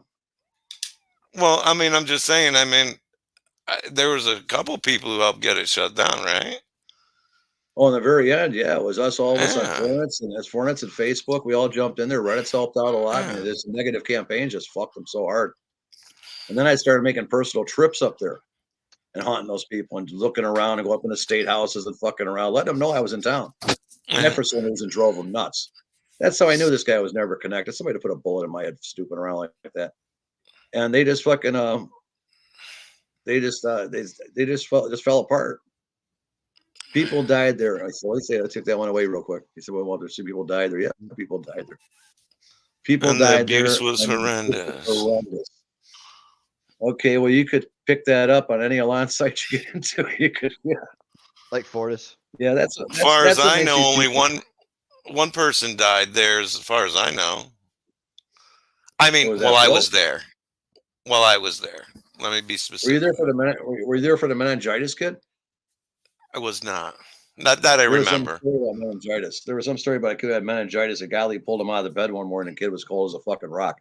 He was moaning about being sick for days ahead of time. And everybody had to take these meningitis shots or something like that. I don't know if they're real meningitis shots or they're real fucking antabuse. No idea. But that was one of the stories that drifted through there. And Phil Williams got beat up in the ring, in the 82. Right. Right. And a But, brain aneurysm. Yeah, allegedly they say. Right. I mean, But this guy, you know what? this guy, he would have to remember the Skekel times. There Michael was Skekel tons was of on the phone. there Dude, was there was tons so of much cutting when I was there, but nobody, you know, it was more of a cry for help. I mean, before morning meetings and throughout the day as an expediter, I'd have to Right. go check the back of the toilets for broken light bulbs because that's Really? where they would hide, smash the bulb in there and they would just be cutting themselves. So like, I Oh, we didn't remember have a lot tons of of that. blood, all the time, like, but nobody Surprisingly, died. we didn't have a lot of that stuff when I was there. Surprisingly, we didn't have that. Hmm. Not a lot of slashers. No. No, We had people go our catatonic. Elan 7 was bad for that. I mean, We had people go catatonic. People that were just going to these mental states of just locking up, and they were just be zombies at that point. There was nobody home. They were just gone. It's gone somewhere. And a lot of those kids got shipped back to their senders because there was nothing at that point you could do for them. no. You put them in the ring, they're just going to stand there. You hit them as much as you want. All you can do is hurt them. He's not being uncooperative. He's just not being responsive. And this, it's, like I say, the stories and stories, and you get sick fucks like this fucking guy here. And yeah, my video was published on December 10th, OFG 2010, and was shut down 3 months later. I don't believe you because I can still pull the video up, you asshole. You're lying again. Now you're lying again. I can pull that video up today if I want to. Please. Well, you have a copy of it. It's published again on this page. What are you talking? Look at this! Holy shit! Look at this. Agent 19's here. Mr. Marshall told me personally that he shot up like a the school reunion. over an incident involving a belt made in shop class. He ran into the woods and shot himself in the leg while I was asleep. Well, that would make sense because I never had shop class. I never had shop class either. And Mr. Marshall told me personally that he shot up his school over an incident involving a belt made in shop class. He ran into the woods and shot himself in the leg while asleep. Who the fuck had a gun? Where would you get a gun? Now somebody's posting something up there. Student in charge in school shooting. Is that Mr. Marshall? I don't believe any black people were there in the 70s. I'm showing this to Agent 19 because this is the actual story. This is the actual newspaper clippings from the story. But it doesn't say anything I'm not saying that this is. I'm not saying that this is Montagraph, by the way. I'm not. But does that say Elan though? His name is not in it. Put up there, that doesn't say anything about Elan in there though, does it? Nah. No. So where's he coming up with shooting at Elan then? Running into the fuck did somebody get a gun? He's talking. No, he's not talking about Elan. He's talking about how the story that was supposedly leading up to why Monty would have been there, although it was never proven. Mr. Montagraph, it was never proven. So, this is the article though that was related to the story that Mr. Norman Gray here, Agent 19, told a while back, and then Mr. China 3, who's orange tonight, he published the video about what Mr. Norman Gray, Agent 19, said about what Mr. Montagraph, the Umbrella Man, told him. I'm going crazy. All right. Wow, sounds like Hornets. I know. Okay, so Mr. Umbrella told somebody else this cockamamie bullshit happened at Elon? No. This happened in Atlanta, Georgia in 1975. What the fuck's that got to do with anything? And Mr. Agent 19, this was the exact date that you gave. It was 10/24. That's Agent 19 calling in. Can I be like Officer? Can I be like Mr. Pink next time? And Jeff can be Mr. Let me get this right. I don't want to be charged with slander. Hold on. I just don't understand what this has to do with anything. That's all. Hold on. Let me explain this to Jeff real quick. This is the supposed story that was out in the lore that is Montagraph, that supposedly links him to Elon. Right? Supposedly this was something that someone said. Actually, he's right here, Mr. Agent 19. That he said he was told this by the Mr. Montagraph, and then that was his excuse for being there. So they had a split. What's the date on the paper? What is the paper dated? What's the date on the article? The date on the article is from October. I believe it's October 24th. Yeah, October 24th, 1975. And what this is in Murphy High School in Atlanta, Georgia. It's almost the same story, but it's different because it's a pistol, not a rifle. Right. The student went home and then turned himself in easily. And it was like that. It was just like, okay, the kid was pissed off, and that's just what he did. And kids do things, and I don't blame kids for the name's not in the paper. No one knows who it is, right? Oh, he's a minor. But I personally don't blame kids for their behavior. It's the parents' responsibility. So that's always my stance on it. No matter what they do, the parents have to take accountability for it. It's their job.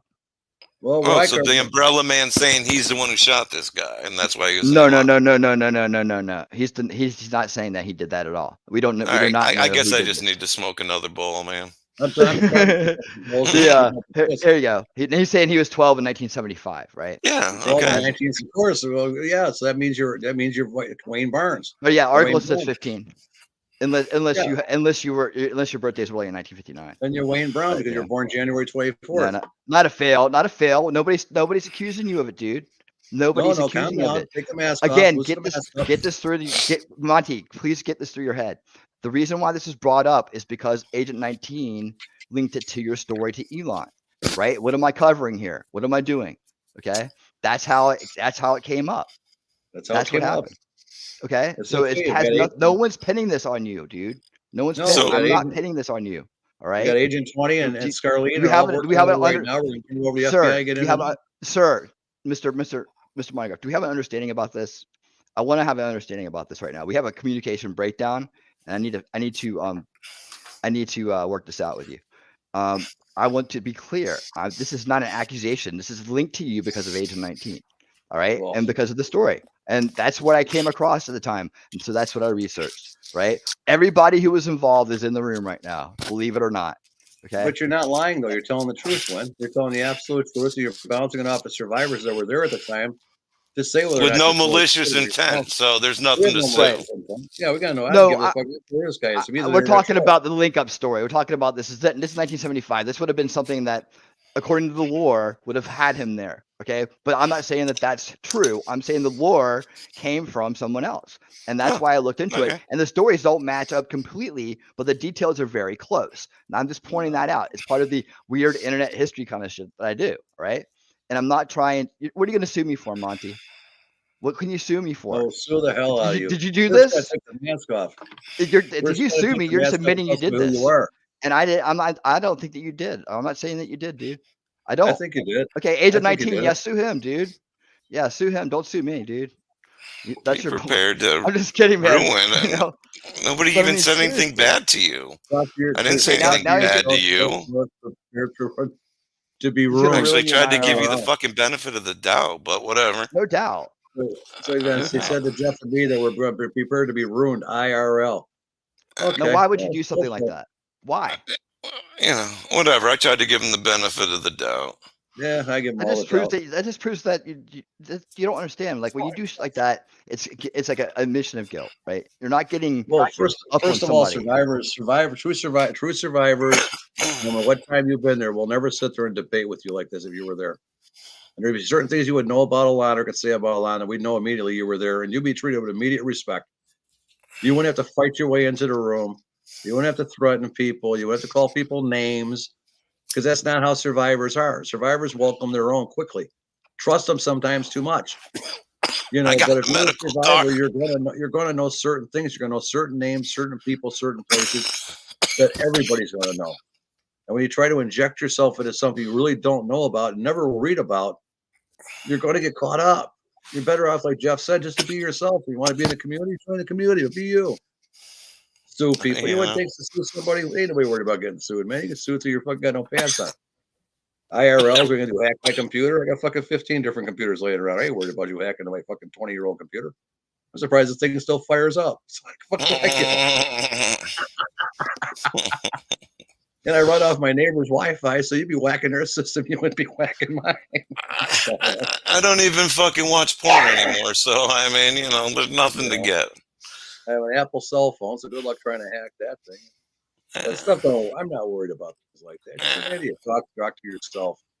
We are talking to ourselves because you're sure not a survivor. If you were a survivor, you wouldn't talk to us this way. Exactly. Whatever.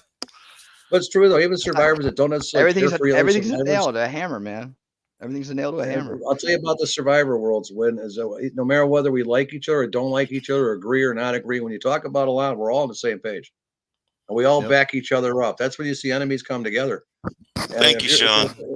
It's like a brotherhood. And you just you don't have to fight your way into it to be a part of it. This guy, for some reason, is just demanding he was there, and nobody believes him.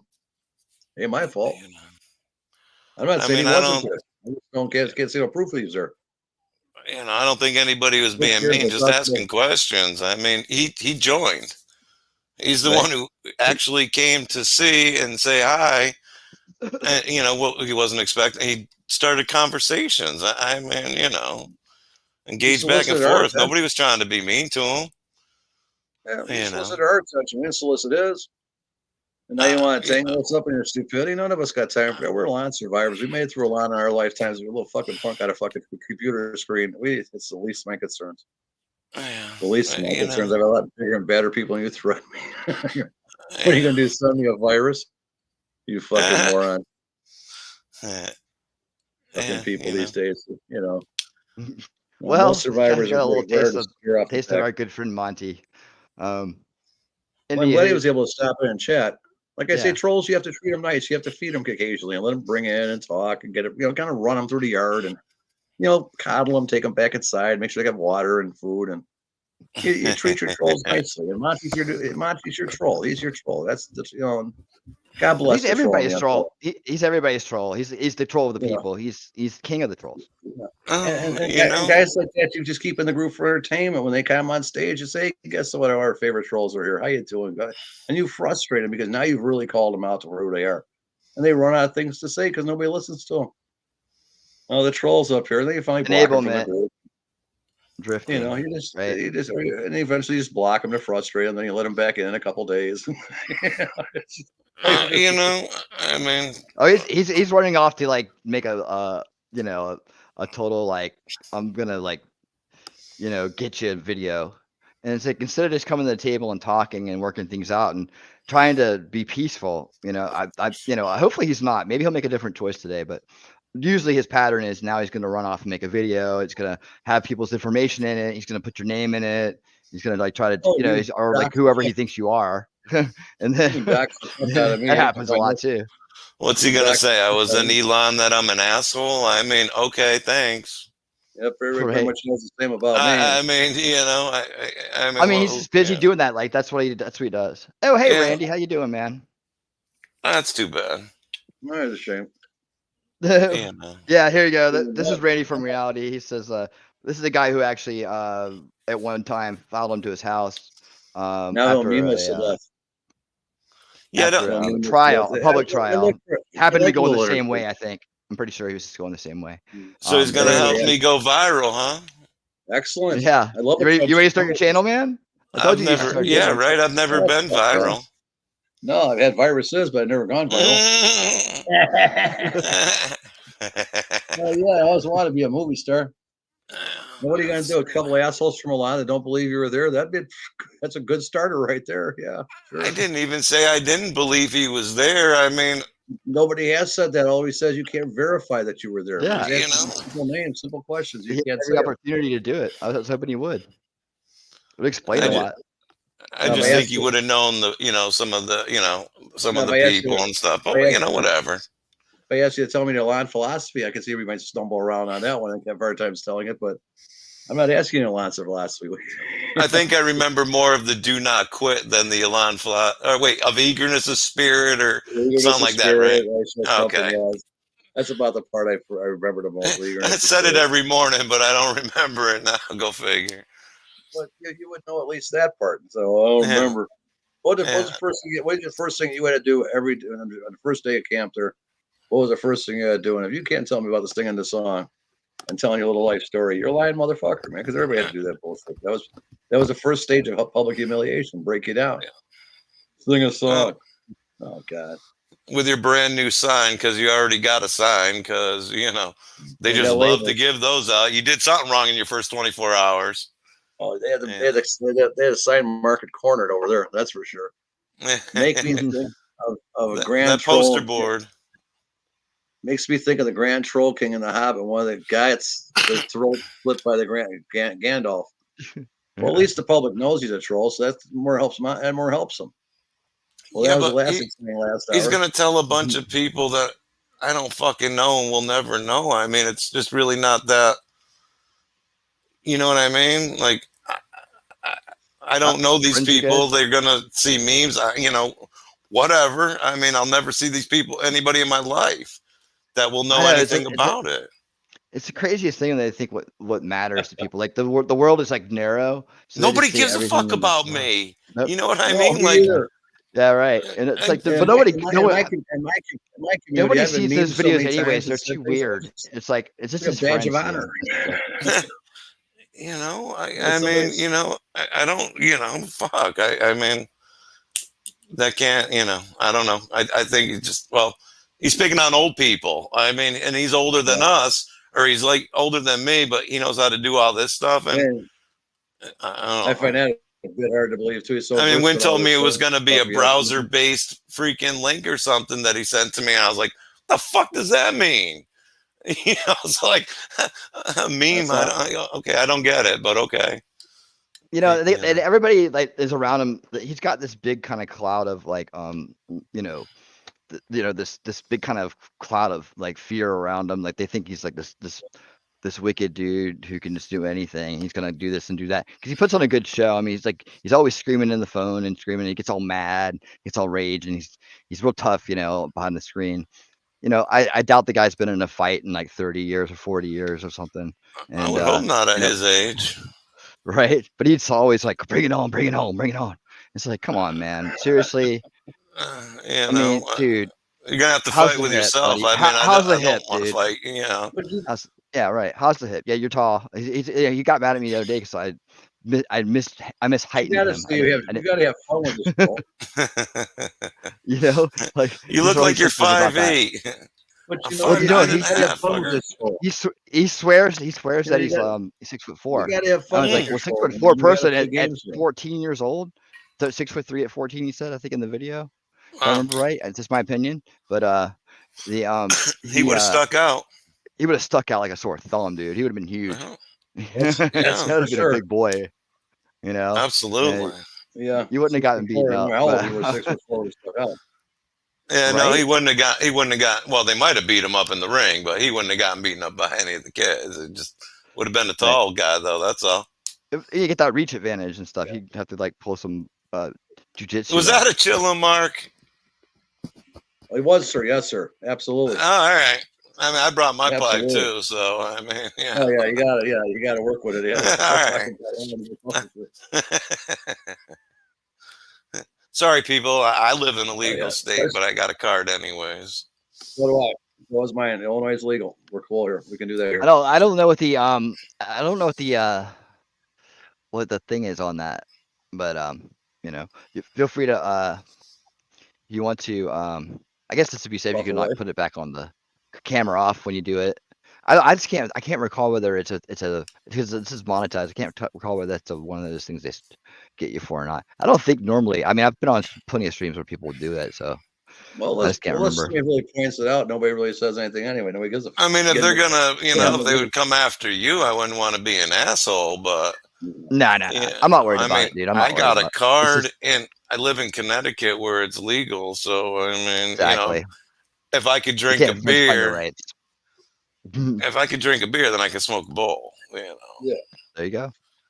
I mean, in my opinion, federal government, fuck them. If they want to come after me with my medical card in a legal state, I mean, I guess I'm in trouble. I mean, okay. Yeah, I got fucking 3 grams. We're just having this. Yeah. But anyhow. Anyhow, I mean, I guess that was kind of fun, right? Everybody have fun over there. Yeah. I guess so. I had fun with it. It was exciting, man. We had Montagraph and Agent 19 in the same room together. I was gonna say, does it sound weird to everybody who's listening? Probably. Did they find? I mean, what do the people think that we're listening to all that? And yes, the school was dissolved. to be fair. Yeah, how do you feel about his claim that he's the one who shut the school down? Well, good for him. I mean, do you I think mean, that hell, good is job. do you think there's any truth to that? I mean, somebody had something to do with it. I mean, he's got like 3 different names, so I'm not sure, like, I think if you kinda just pick up the messed up a little bit. newspapers, Yeah. newspapers will tell you everything about who actually shut it down. yeah, it's probably a team effort. I said, if you just pick up the total team effort, it wasn't one person at all. But if you hurry, it'll tell you exactly who shut it down and how it got shut down. I thought it had something to do with just Sharon getting sick or something. And then, I don't know. Maybe that was Scarborough Downs. Maybe that was Scarborough Downs. They were in there, and he was dead. So he was dead. He was dead. The place was falling apart. We just started hitting it from all sides. The enrollment dropped dramatically. Now there's scraping for beans. Everybody's still drawing high salaries. Marty was making like $1.25 by the time he left. And Golly was only making 45. That's kind of funny. They left. They graduated. But with the age of the internet and the way news spreads and everything, yeah, they were just getting beat. I mean, I'm sure it was getting hard for them to keep people. Okay, they might not have been the same school when they closed, but your history's kind of ugly. Yeah, because it was not when it closed the same place we went to. It just had the bad name. They try to do the last minute refresh. Oh yeah, it wasn't the same place when they shut down. I mean, it was more of a school, or they tried for it to be more of a school. It was nothing like what Mark and me went through. Trips to Boston, stuff like that. Yeah, they went trips to Boston, and they had cameras and tape recorders and stuff to do. Concerts, I mean, shit like that. I mean, it was just different. Not saying that the kids weren't troubled, but it was just not the same discipline. Yeah, it definitely changed towards the end, but that didn't save them. No, because they were still charging a lot of money. Oh yeah, Sean D. I believe it was just that when the House of Cards start coming down a little bit there, it gets it's not very comfortable. And I think that's just also every time I've tried to deal with him, he's always done that. So it's like, okay, you're getting upset again. Dude, it's like to me it's like you're losing every time you do that. It's just like you're busted. You lose credibility every time. He engaged. When you don't listen, and, he engaged. He brought himself he was responding because we were attacking him. See, that's the way the game goes, right? He says he's responding because he's being attacked.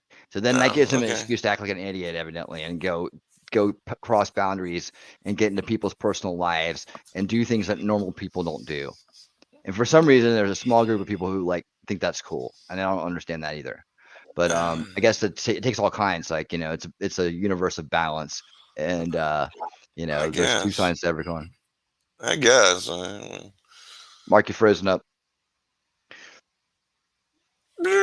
It's almost coming back. It's almost there. I'm good now, I think. Yep. There you go. Back to normal. He froze it up so he could take a hit. There you go. That's good thinking. You get to a certain age, you don't know what the fuck you're doing. Most of the people here that aren't looking for whatever for notorious reasons are, of the people that don't think like that. They don't think like that. They don't want any part of it. No, I can kind of tell by the comments. I mean, thank you people for being engaged with us and, spending your Saturday night.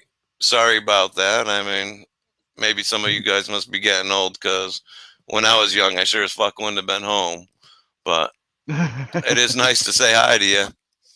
Yes, it is. Very much thankful. Yeah. Yeah.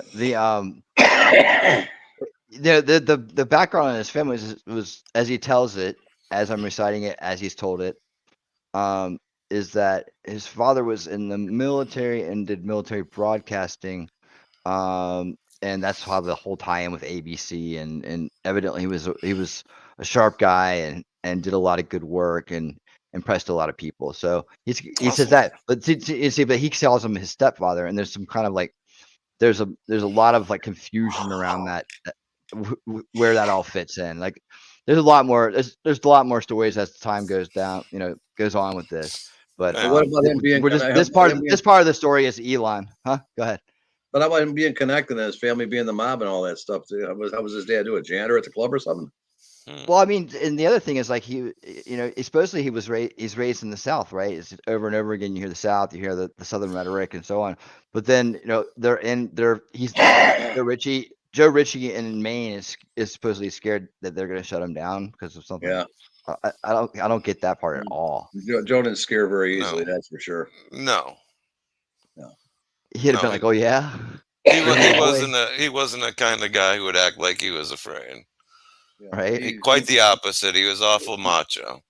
He You loved know, the and challenge. also like, how old were you when hearing these stories? Like, or how do you come to these conclusions that was what was going on? It's like, that point of view. How old are you? You're supposedly a troubled kid, 12 or to 14 years old or something. You have that insight into like your father's politics and his doings with that dirty world and getting exposed to that. I don't know. It just doesn't make Yeah, but spending 85% of your time at Scarborough Downs, that's just an insane statement. I mean, it's That's just a fact. crazy. And any more than 3% of his time would have been a crazy statement.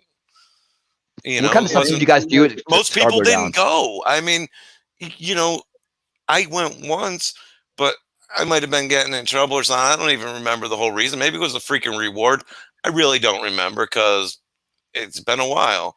So I don't know why I went, but it was a one-time thing, and mostly everybody else I was with never went. So, He claims he was there in 77. I think the track he bought in 79. If the papers are right, I thought it was 79 he bought the track. I don't remember, but it's just I was there. There was no racetrack. I don't know. It just you had something else to do. You weren't, Right. and plus it's a seasonal place for outside racing, anyways. There was always something to do it along, pal. They don't go in the snow. Yeah, I don't know. What a place. So yeah, I don't know. I mean, that was the part that I said, just seemed weird to me.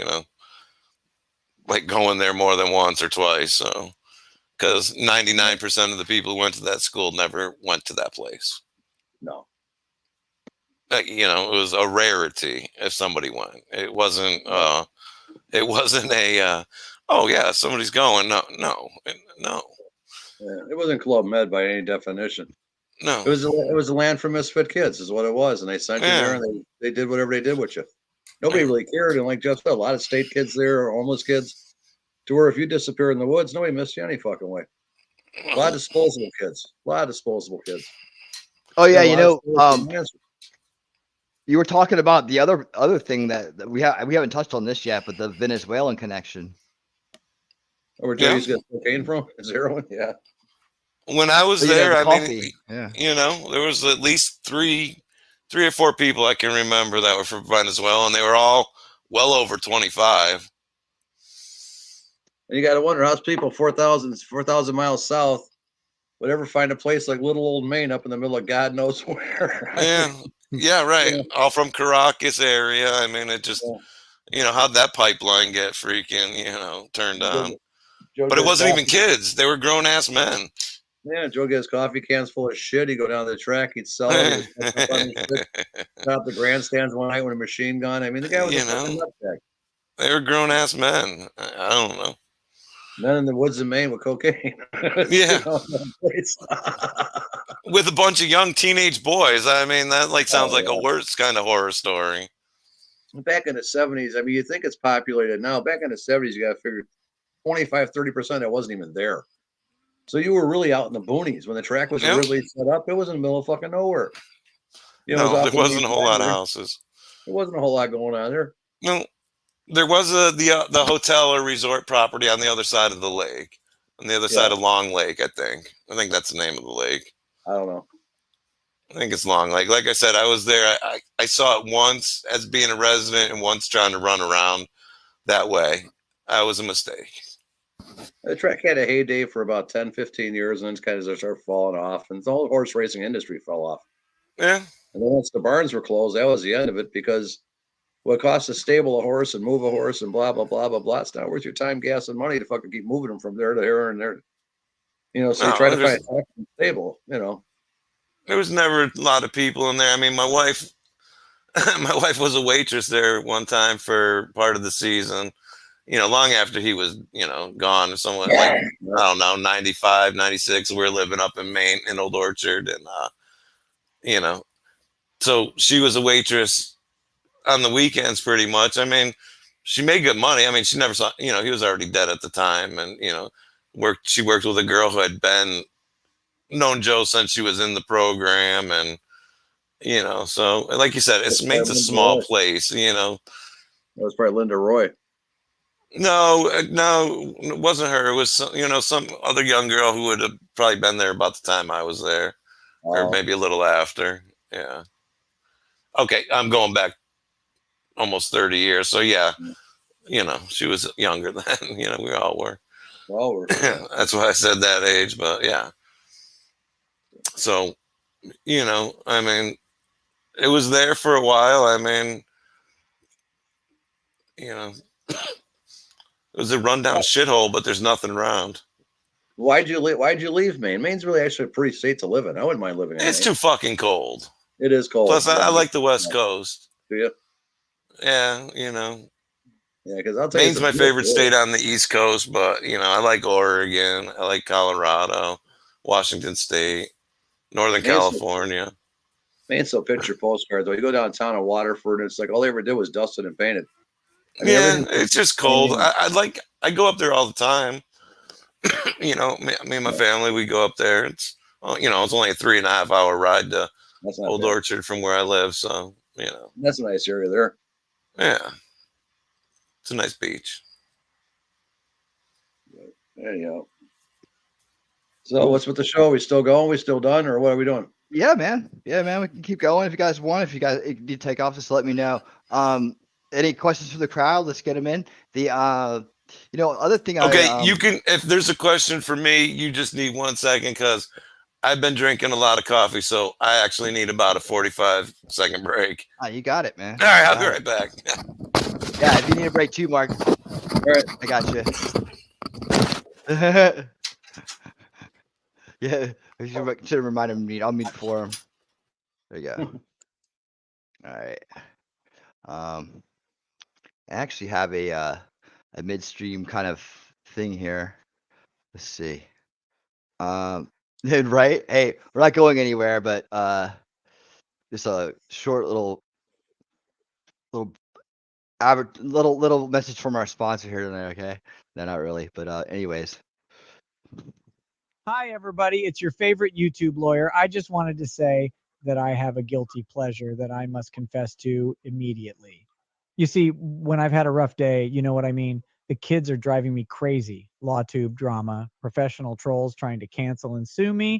I'm boomering my show back to the Stone Age. I stub my toe going for the Baldo and fall straight down on my erection. That's pretty much every day for me. Well, there is one thing on those dark days I know I can turn to that'll make everything all right. So I hop on YouTube and I go immediately over the Winning Realities channel and start marathoning his videos. Doesn't matter if I've seen them once or 100 times. They always bring a smile to my face and a good laugh when I need it most. I escape into the lawtainment universe to see what Rockstar Nick is up to, and if Monty and his gang of misfit cancel trolls have finally foiled the LawTube gang, there's really nothing better. So why am I telling you this? Because I want you to get over there right now and make sure you are subscribed. Ring that bell too, because YouTube sucks, and you know how they hate the little guy with the good stuff. Look, I hate losing. That's why I love winning. Winning reality, that is. And you should too. Right now. Go. All right. Thanks, Nick. Such a sweet guy. You do that for me. Let me unmute you, dude. There you go. Oh, there you go. I'm back. All right. So, Just a thought. you know, I never did. We never did get to your some of your escape stories. Now, one of the more famous escape stories we heard was something about some guy putting on some shoes backwards and walking out of there. Did that ever happen? Can you guys put shoes on backwards? How do you do that? I don't know how Can you do anybody listening, do they think they could put their shoes on backwards and walk? I mean, it doesn't sound, realistic to me. But then again, like I told you, once you realize that motherfucker ain't coming towards you, then you could probably figure it out. Like you said, doing it in the snow. How the it doesn't act like a snowshoe that way. But you It were sounds more like you were like the man, right? I As made far it to as escape California. go. I made it out of the state of Maine every single time I left, and that was about 5 or 6 times. Hence why I left in handcuffs. Yeah, but to say that you walked out with your shoes on backwards is like something you would see in a MacGyver movie. I don't mean, imagine you could walk that maybe 9 miles to the freaking highway, even 8 if you miles to pulled the the highway. laces, It was a haul. if you pull the laces out of the shoes and put your foot all the way back into it, I was thinking about that, and tie them off towards on your foot. Your toes would be so crunched. Your toes would still be so crunched in that heel. How would you walk? I got a size 12 shoe. I can't figure it out, man. Like my heel gets 6 inches, and the other part of my foot, I don't know, gets the rest, and I don't know how you can actually I don't do know how that. that would happen. I don't know how it would happen. You couldn't use sticks and shoes because that would be like 4 sets of prints out there, one going one way and one going the other. So, But not for nothing, the don't. person tracking you is going to realize you're not coming towards them. So Just your by the whole way the idea of prints- putting your shoes on and making Yeah. yourself take 10 times longer makes Right. no sense, because you'd Now, still it be said easy a to track in the snow. My shoes are on backwards. If you put a set of snowshoes on, you can walk backward with a set of snowshoes. But like you're saying, though, just your imprint of your body weight's going to tell from what end of your body's pushing the hardest. It's going to tell you if you're going forward or backwards. But once if you're looking at shoe prints keep coming towards you, but you know that person didn't walk that way, I would hope to God they could figure out that their shoes are on backwards and still follow a track in the snow. These are mountain. These are mountain men and hunters. These guys are on a track and look for people. They ain't stupid. Well, the trackers were the students. Yeah, they would get the highway patrol out there sometime. They get the Androscoggin County Sheriff. The cops were looking too. Like $7.50 an hour. Oh yeah, the cops looked too. Yeah, they were making like $7.50 an hour, $7.50 an hour riding Maine with a shotgun on the rack. It took all night to get to the freaking highway. That's for sure. It was a good 7-hour hike. Oh, that little. So how would you do it, man? What was your Gray? technique for being a Houdini out of Gray, that place? the little toll booth. How it wasn't not hard to get out. I mean, all the buildings are surrounded by woods. You could walk away. If you need 3 seconds, and you're in the woods. It's not. I mean, you're surrounded by trees. You don't need that much time. Very simple to walk away. Yeah. I had an office when I was chief expediter, so I just went out my back door. Yeah. Easy to escape, but then where would you escape to? Well, I always went home. You're still in the middle of fucking nowhere. Yeah, I know, but there was things. I had some dead shows to go to. I had things to do. I didn't want to be stuck in Elan. I didn't want to stay anywhere, hence why they put me there. I had other shit to do. Staying there was not my fucking priority. That's what they asked me at Augusta when they finally nailed me down that Barracuda I stole in Lewiston from the Firestone dealer. They nailed me down in Augusta. And I don't know how I turned up in Augusta and in Chicago, but somehow that's how it happened that way. And I remember the cop saying, "Where were you away from where I was at?" And I took me back to Elan, Jeff, and it was like nothing ever happened. And about 2 weeks later, I went to Parsonsfield. You could tell the other shoe was getting ready to drop it. You just couldn't hear it fall. Unbelievable. That's what happened to me when they took me out. Yeah. Fucking They ran were, like a fucking rabbit in the woods. yeah, a lot of running, a lot of walking, a lot of jumping behind bushes when, you know, you see headlights. That's the thing. Like, you know, after a while you can walk on the side of the road because you can see anything Right. coming in any direction, you know, and then you just You have to hide First then. time- But you The so second time I what was took the off, food I like jumped out. there? Like, sorry. Go ahead. Sorry, I want to hear Man, this. Forget my question. Keep going. the second time I ran though, I jumped out of the office where Joe Ritchie was at, and I jumped out the bathroom window and I went to Wendy Furman's trailer, who was right behind there. And I sat there and shot the shit with her for about 2 hours while they were all out tracking for me. She was oblivious to what was going on. So once everything was cooled down, I took off. you know, exactly. Eventually they stop looking, you know. No, I was sitting there with the Doberman princess, I think the dog's name was, just chatting and talking and la la la la la. Fucking crazy. For some reason, they never put me on the tracking team. No, I went on the tracking team once. I don't want to go again. But I got the dark fucking woods. We were just there by Upper Rang, but you had to go through that valley. And man, by the time Mike Holman and me got stumbling around there with Roberto Bryce, we were like, get us the fuck out of here. Mike's from Boston, Roberto's from Rhode Island, I'm from Chicago. We have no idea what we're doing out here. No. Oh. I'm glad you brought that up. That was it Jeff Holman or Matt Mike Holman. Hoffman or Mike Holman? Matt Hoffman.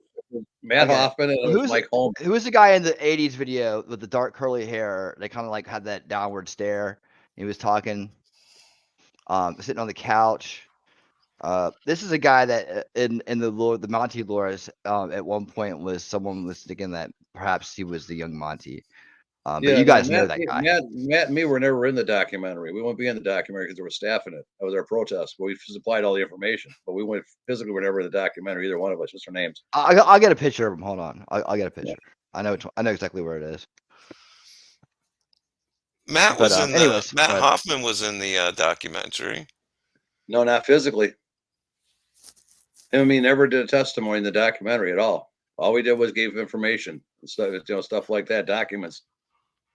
Fed the stories. That's all we did was make sure everything TJ was doing was fucking exact, and you can never get sued by anybody like a Monty for telling a fucking lie.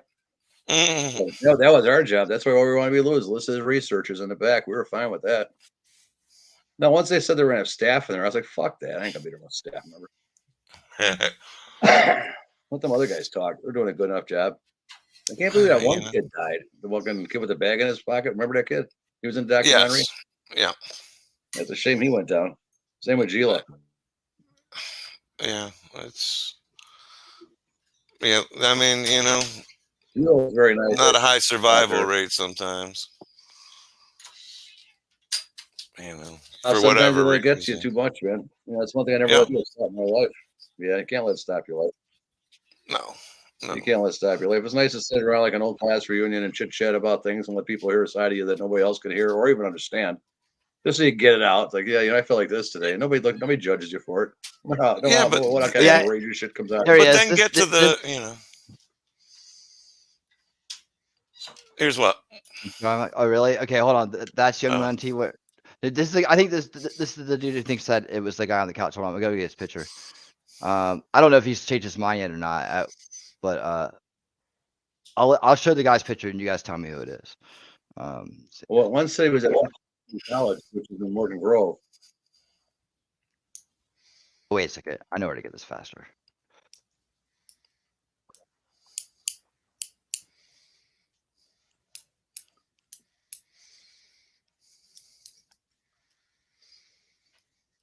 Go ahead, guys. It'll take me a second. Okay. Well, it says right here, Monty's in college at Oakton Community College in drama. Oakton Community College is just in Morton Grove, about 20 miles. It's right next to Chicago. Yeah. I used to live in Skokie, which is right next to it.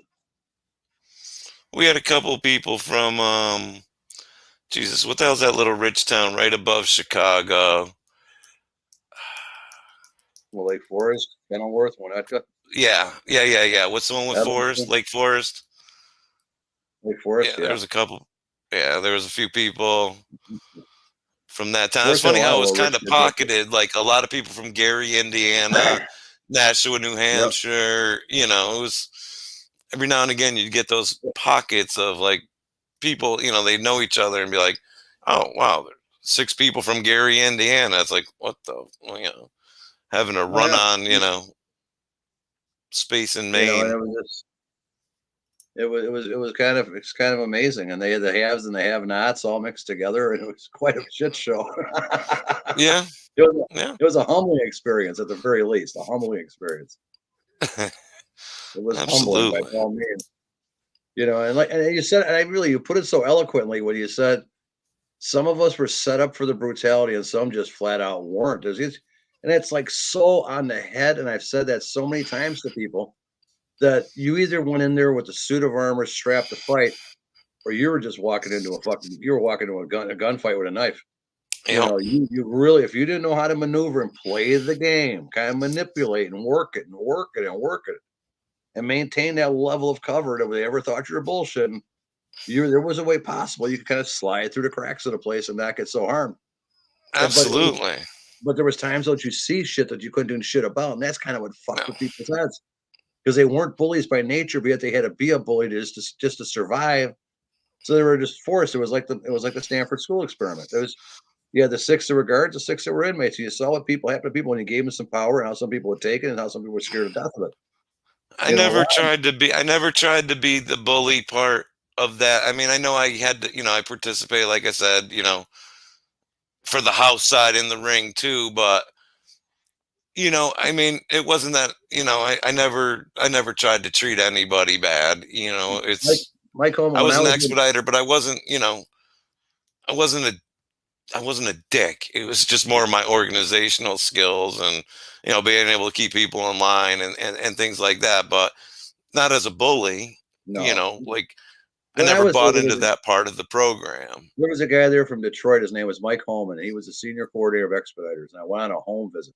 As crazy as it was, they sent me back to Chicago on a home visit, and he came back as my shotgun, and he got drunk with my foster father. They drank beer. They had the time of our fucking life, and it was just such a relaxing time.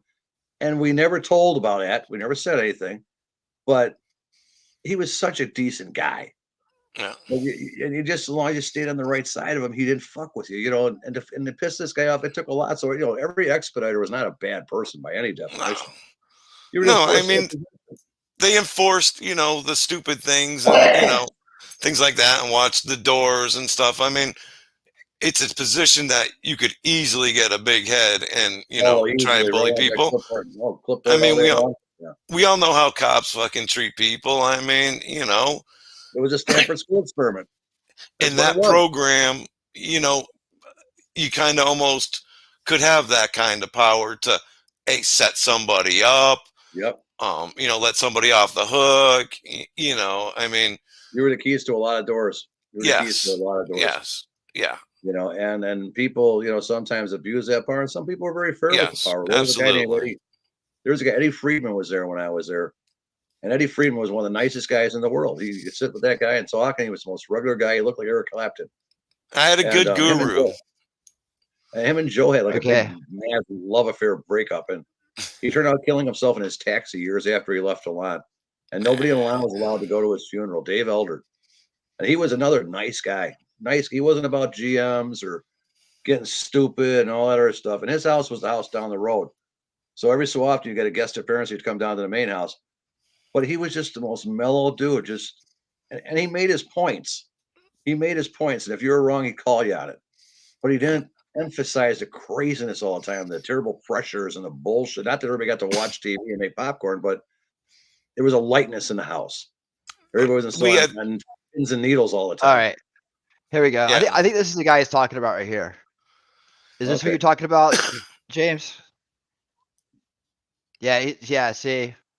They keep coming up with this name, man. This name comes up over and over again. Yep, you know, it's like they told a story, man. You do aging on that picture though. It doesn't look anything like him in the video. Oh no, it looks nothing like him at all. But I'm just like, do you know who this guy is? His eyes are way too round. His eyes are way too round. When they made that no. Do you know who this guy is? Do you know who this guy Absolutely is? Not. Absolutely not. No. When they made that move, they took all the goody good kids and they put them in that house to make the documentary. All the bad kids got taken out. That much I know about that documentary. Most of these kids, I have no idea what the fuck these kids are. That was like 1985 or 6. Look, see was this. It's not. That's not Steve, dude. What color are Steve's eyes? Real quick. What color? Green, maybe I think, or some maybe I don't know. I really don't look. They're bright green. They're bright green. This guy has brown eyes. Okay. The other thing about Monty is his ears. And in fact, we did a face analysis against this after you brought it up, and it came back like very low percentage, man. I mean, they got the cheekbones, but that's it. The ears are completely different. So Monty, he has these little kind of butterfly ears. Eyes, cheekbones, and jawbones. Bright green eyes, dude. Bright green eyes. And those can change if you break it a couple of times, but the average facial features, they stay the same. They just age. So what you do is you add wrinkles to them. You add age to them. You weather them, as they say in the train collecting industry. You want to weather them and make them look older. And by doing that, then you enhance the grays and this and that, and then stuff starts to come out. You come out the natural receding hairline. Would you see a receding hairline in there? But that'd be so much more pronounced over the years. But you would see that. You know, you would see the lips never change. Lips are lips. You know, let's get Botox. I mean, it just there's not enough there to take that picture and say, yeah, I think so. That's no. I in my opinion, I don't know. I'm not a forensic expert. FFW video to Elan 1 plaque behind him. That's not him, dude. No. Go see FFW video. Can you explain what FFW is? Oh no. For the children? That's what I have up. Which one is FFW? To where you see him sitting on the couch. We'll entertain you, man. Where is it at? We got a copy of it. Is it the same one? I got a couple of plaques in my house. They're not mine, but I have them. I'm gonna send them to people if they ever want them. This guy, this video, Federation of Free Workers. Okay. Yeah, I kind of remember that. I remember that kid in there. He was some stupid shit. It was a brief little thing he had there, but that's the one that Peter Arnold's sister was doing the fucking morning meeting with. Okay. Yeah, I remember that one. Yeah, that was. I don't. But who knows who that kid was? He don't look like don't look like a hardcore killer. He sure don't look like he's 6'4" either. That's for sure. Yeah. And OCC, Oakland Community College. I remember that clown. Yeah. And where does it say on the thing there? It don't say shit up there, does it? Steve, Steve with a black on. Well, if you're so proud of it, why don't you state it out there? Put it out there like it is. Okay, so he did. So what is it? Is it Roy or Steve? Right now, we got like this exactly right. He's not Steve. And it says Elan wasn't born. And what's it say on there? Elan 1 Corporation. Doesn't say anything about Elan 7. And if you look at the diplomas when they were made out, it had the house number on it because it was part of their shell game. Duh. Dude, you can't say that says Quest. You don't know that. So if you graduated from Elan 7, it would be stated Elan 7 on there because there was no 7 at that time. Hey, yeah, well, it says Elan 1. It says Elan 1 Corporation right on the bottom of it, right underneath, over top of the names. But Gerald Davidson, you got Joe Ritchie on the right, and Sharon. I forgot whose name is at the bottom. There you go. I have no idea what a diploma looked like. That would be the first time I saw one. And most of the diplomas were actually wooden. They made wooden diplomas. I don't even know if they were doing paper, but I don't know. I don't know. I never saw one. Let me explain something to let me explain something real quick to the sheriff of YouTube. Every Elan was his own corporation. That's how we explained that earlier. That's something you probably didn't it was a shell game. Find out. It was a shell game. Yeah. It was a shell game, dude. These guys know they were there, right? The reason why they did this was so Joe Ritchie could look like he had many facilities, but really they were within shouting distance. It makes you look bigger than you are. After being a child delinquent. No, he changed his name in 93, bro. Who did? 93. Well, he started to change in 94. I think he came up with the name in 93. But he started the process in 94. Well, and it was completed. It was like December of 94. I got all this shit memorized. If he's such a pronounced human being, then why does he just put his cards on the table and say, "This is who I am. Maybe you don't believe me, go fuck yourselves." But he won't do that. Do you still believe he's a delinquent child, or do you still believe that he was part of that thing in child molester, but not delinquent Murphy High School? We don't have any evidence of that. Man, why would he change that? Here, let me tell you something. Once you evidently he changed it to Steve Quest. Here, once you're 18 years old, dude, at any stage, your trial record is sealed unless a judge has to pry his way back into them. It doesn't pop up on your record. Once you turn 18, you don't get a clean slate necessarily. It'll show you have a juvenile record, but it takes a judge's order to open that sealed record. And the internet didn't exist the way it does now, so No, you know. yeah, no. Steve Quest would go to about right here, judging by the font Steve size. Quest would be a good name, man. I wouldn't change that. Johnny Quest. That's what I think of Johnny Quest. With I the like face. Johnny Quest. That was a good one. Yep. That's what I thought about when I heard Steve Quest. That's such. If that ain't a stage name, fucking, I don't know what is. That's a good one. I would have kept Right. that. I mean, Roy Marshall's not bad, but I would have kept Steve kind of Quest. plain, there's a lot of Roy Marshalls out there. You know, Roy's not real impressive, and Marshall, that's Yeah, Steve a little more Quest difficult. Yeah, I like that Steve name. Quest sounds interesting. It sounds like a secret agent name. Definitely crap. Definitely That'd good be a for good the one. channel. I would change it to Agent- Steve Quest. Agent 19, Stephen Quest, Captain Orange, Captain Blue, fit right on the channel. Much better than here he's back. Mark called me right now.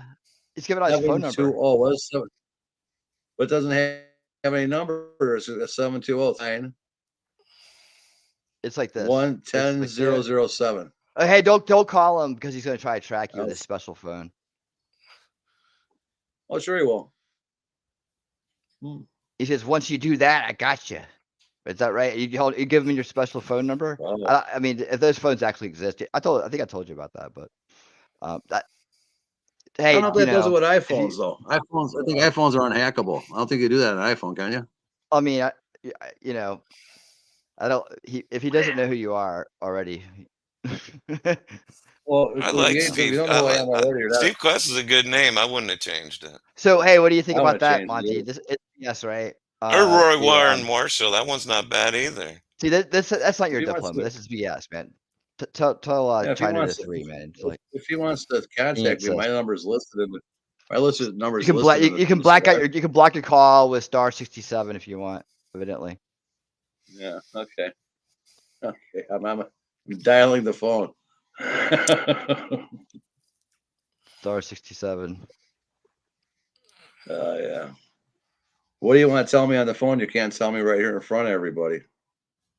Yeah, phones have their own ears. Just take a deep breath and come on, dude. Jeez, man. These guys are. Yeah, I mean, the only thing that's kind of like killing me. The checkerboard mask is killing me. I feel like I'm talking to some cartoon character. There's some fucking child molester waiting to jump some kid in the park. In New York, the fucking Miller Adams in New York probably came around the reality. And he banned face masks in businesses because the robbers were using the face masks to their advantages. So everybody's walking around with hoodies and face masks on. They're robbing the shit out of places and nobody can identify them. So he told me no. He said no more masks in public places. Now the next confrontation is when you tell these hoodlums and they come walking in your door with their face mask. You tell them to take that shit off while they respond to you. Oh God. Hey, Sheriff, China 3D. What do you? So you say 63? Why do you say that? Like, don't slander yourself or get yourself in trouble. I'm just curious where you got that number from. I mean, I'm not saying I agree or disagree. I'm saying whatever. As a researcher, so that's how it all started because I invited Monty on my show and he said he sent me a phone number and I just didn't see it because I was busy doing something, I guess, and then we had our first miscommunication. It's always the most special one. Well, I'll tell you what. If you're gonna have to talk about with friends, you might as well have a talk amongst friends. So come on the channel, chit chat with us all. Let us all know who each other. Let's get to know you party, a coming out party of sorts. Dude, look, man, this is the problem with Monty right here. He takes things this far. It's like, no, I just told you I didn't get your damn number, man. And I invited you to my party anyways. What kind of rudeness is that? You're not, and you're the king of trolls, not the king of the world, man. Right? He's the same guy that would gotta be nice sometimes. He's the same guy to go to a funeral and pick up a piece of ass. I told you that earlier. He's just like that. It's funny. Why that works? It does. That's what I said. I've heard of weddings. I mean, I didn't know funerals were a good place. Funerals are a straight hit. Straight hit at the funeral. They're bereaved. They're tired. They're sore. Uncle Bob. You pick the big funerals. The guy's got 60 people. Nobody knows who the fuck people are. Oh man, they just feed right into it. Yeah, we were best friends, man. We separated about 20 some years back, and Haven't seen the poor guy, and now I find out he's passed away. We're best friends for I mean, 30 who cares, years. dude? People Who cares? don't Did you go to know. Elan or not? I mean, I'm who talking cares? to Mark, A.K. Babitz. No, wrong guy. Wrong And guy. that sucks though, being sent there at 12 years old. If if he was sent there at 12, that's just too young. It doesn't I sound don't very understand. I know believable. what those numbers mean. Well, What it's you just too young. I mean, that program is Yeah. not designed for, like Mary, I mean, it's just not designed for somebody that young. I mean, it's way too fucking abusive. Well, you're not mentally adjusted. Your mind doesn't Dude, stop I'm forming not. until you're 25. I don't know why I'm wrong. I just said 12 is too young to be sending people there. Not that they haven't been there. Your brain hasn't I know been they formed sent at 12 12 years Oh, old. he's That was back. bad. They shouldn't have done Let's that. pick it up again. Mr. Larson, do you deny telling me you shot at your school and shot yourself in the leg while sleeping? Agent 19 said to Montagraph. Or the Umbrella Man. Characters tonight. Let's see. Oh yeah, Monty, leave the man alone. Oh, this is a good old fact. This is better than any retirement party I've ever like. Well, I'm telling you, it's like Fortnite right Everybody now. get in here. Come on. Yeah, Drummer 88. I mean, Drummer 828. Are you here yet? And you see the gravity of their story and their truthfulness, because they seem to be fighting a crowd, not just two people. There's no reason to fight the two people. Oh, they all know each other from way back. These guys go back like 10 years. And like some of them go but back. They know what they're talking to. They know this guy's just a troll. He just gets out there just to razzle people. And trolls are fun. Gives you something to do with your time. Oh, what's a lie, dude? I mean, we're gonna look up to see if Roy Marshall went there. Nobody's heard of him. Stop telling lies. Right. Look at that. We're not telling lies, bro. We're just stating what we know. I mean, just because we don't agree with your version of it. Why do you wear that stupid mask? Were you in a fire or something? Were you in a fire? Were your face burned up? Why is your mask on? What's the mask on the lid about? Are you afraid people will know you? No, his face is out there. Just take it off. Show everybody your face so they can at least identify you with the movie. If your face matches the movie, you get some credibility. But your anonymity is kind of scary, actually. You look more like a creep. Why is that what they're saying? When was that movie out? I thought it was after his time. It says he was there from 78 to 81. Yeah, but when was that documentary done? Oh, that was 85. Yeah, so it wouldn't have been him sitting on the couch anyways. That was when they took all the kids from like all the nice houses. They put all the nice kids over in a fucking new house. And they filmed it right there in the one in Poland Springs, that newer house. Yeah, but whoever said that was him, and then it couldn't have been because he would have been gone for 4 years. No, exactly. Exactly. Well, I don't think he said he was that person. I think somebody else was saying he was that person. I don't know, but it doesn't. But he couldn't have been if he was, if he was already gone for 4 years. The dates don't match. Yeah. The dates just don't line up. And that was, I would say, I was 75 or 85, 86. It was, and it was Robert something. It'll come to me. He was the guy who did it, the documentary. And all the good kids went into the house and took all the assholes and they shipped them off to other houses to get them out of it. So that's why you got such a positive result out of what you saw there, if you could call that positive. Yeah. But, they sure picked on that girl with the dunce cap, though. That fucking kid. They did not show her in a good light. No, and Peter Arnold's sister was there because Peter Arnold's sister is the one you have saying the fucking prayer every fucking morning up at the pedestal. That's Peter Arnold's. Yeah. Yep.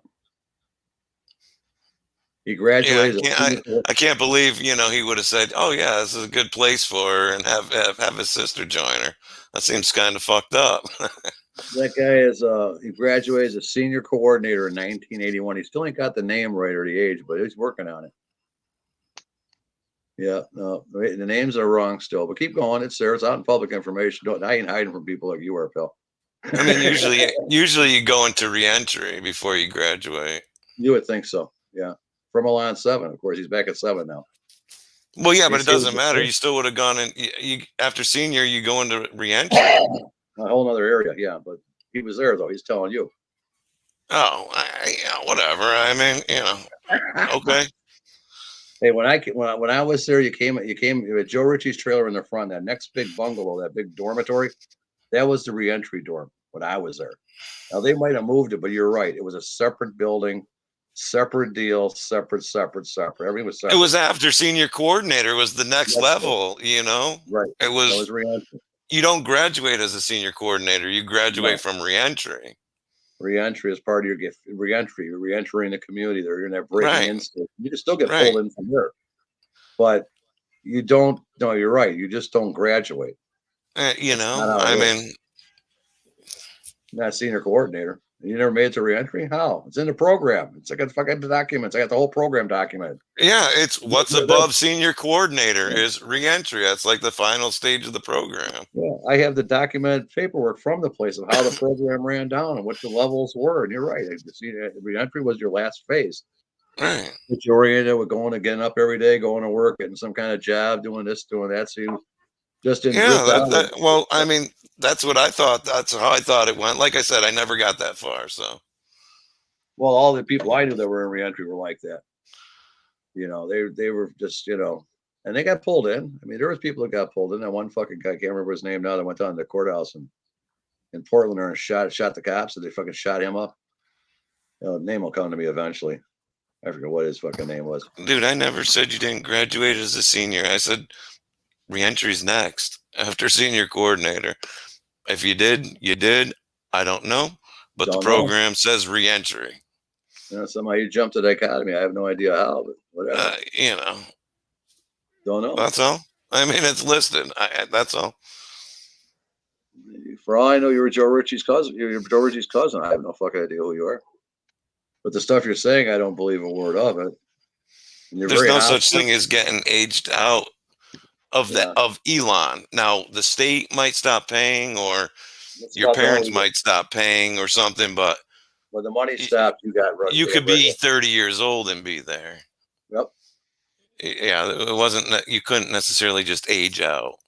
No. Right. Wouldn't it like too, like once you got to a certain place, like they wanted you to become staff, they would start paying you, like bribing you to stay, like cars, houses.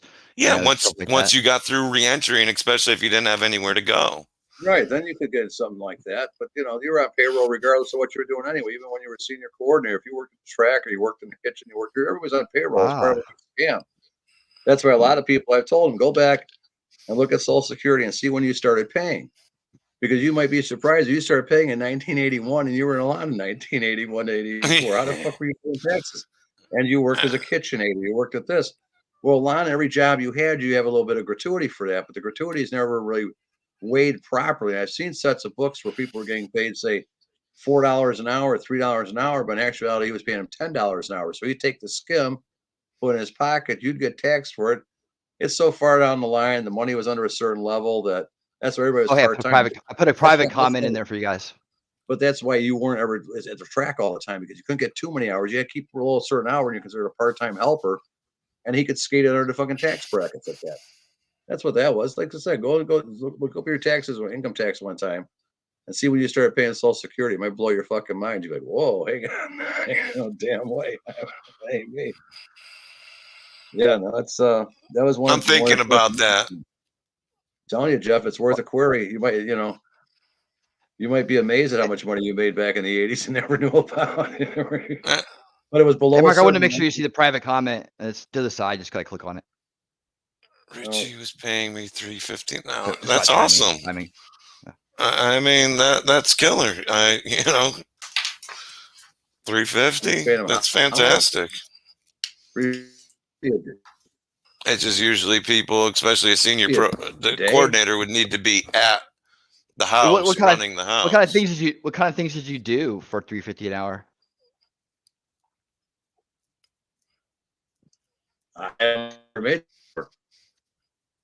You're talking 1970s, man. You could buy a brand new Corvette for $6,200 loaded.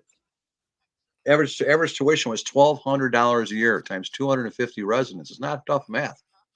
No, $350 now would be awesome. They were millionaires by the age of 25. Hey, look, he had girls come and do babysitting that he paid. So, nobody's saying you didn't work at Scarborough Downs, but if you're a senior coordinator, you'd have to be at the house, running the house. You wouldn't be working. There's no time to go to Scarborough Downs. That's part of your job. you know, you need to be at the house. Unless you went late at night. I mean,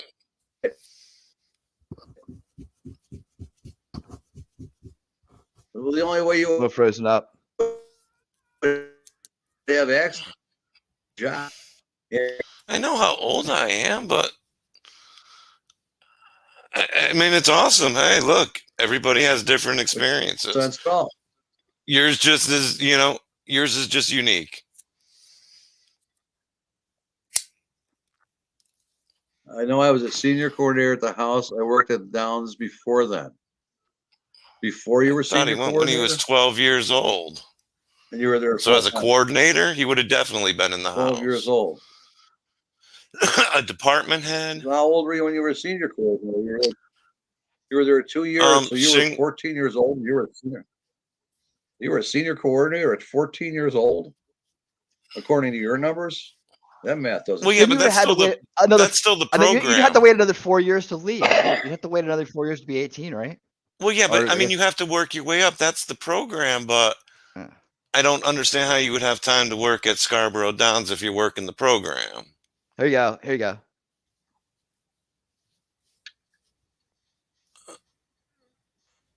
As far as I don't know. I don't remember the dichotomy, but I would sure think Shingle is under department head. Yes, he ran from Shingle. He rolled from Shingle to department head to coordinator on like that, huh?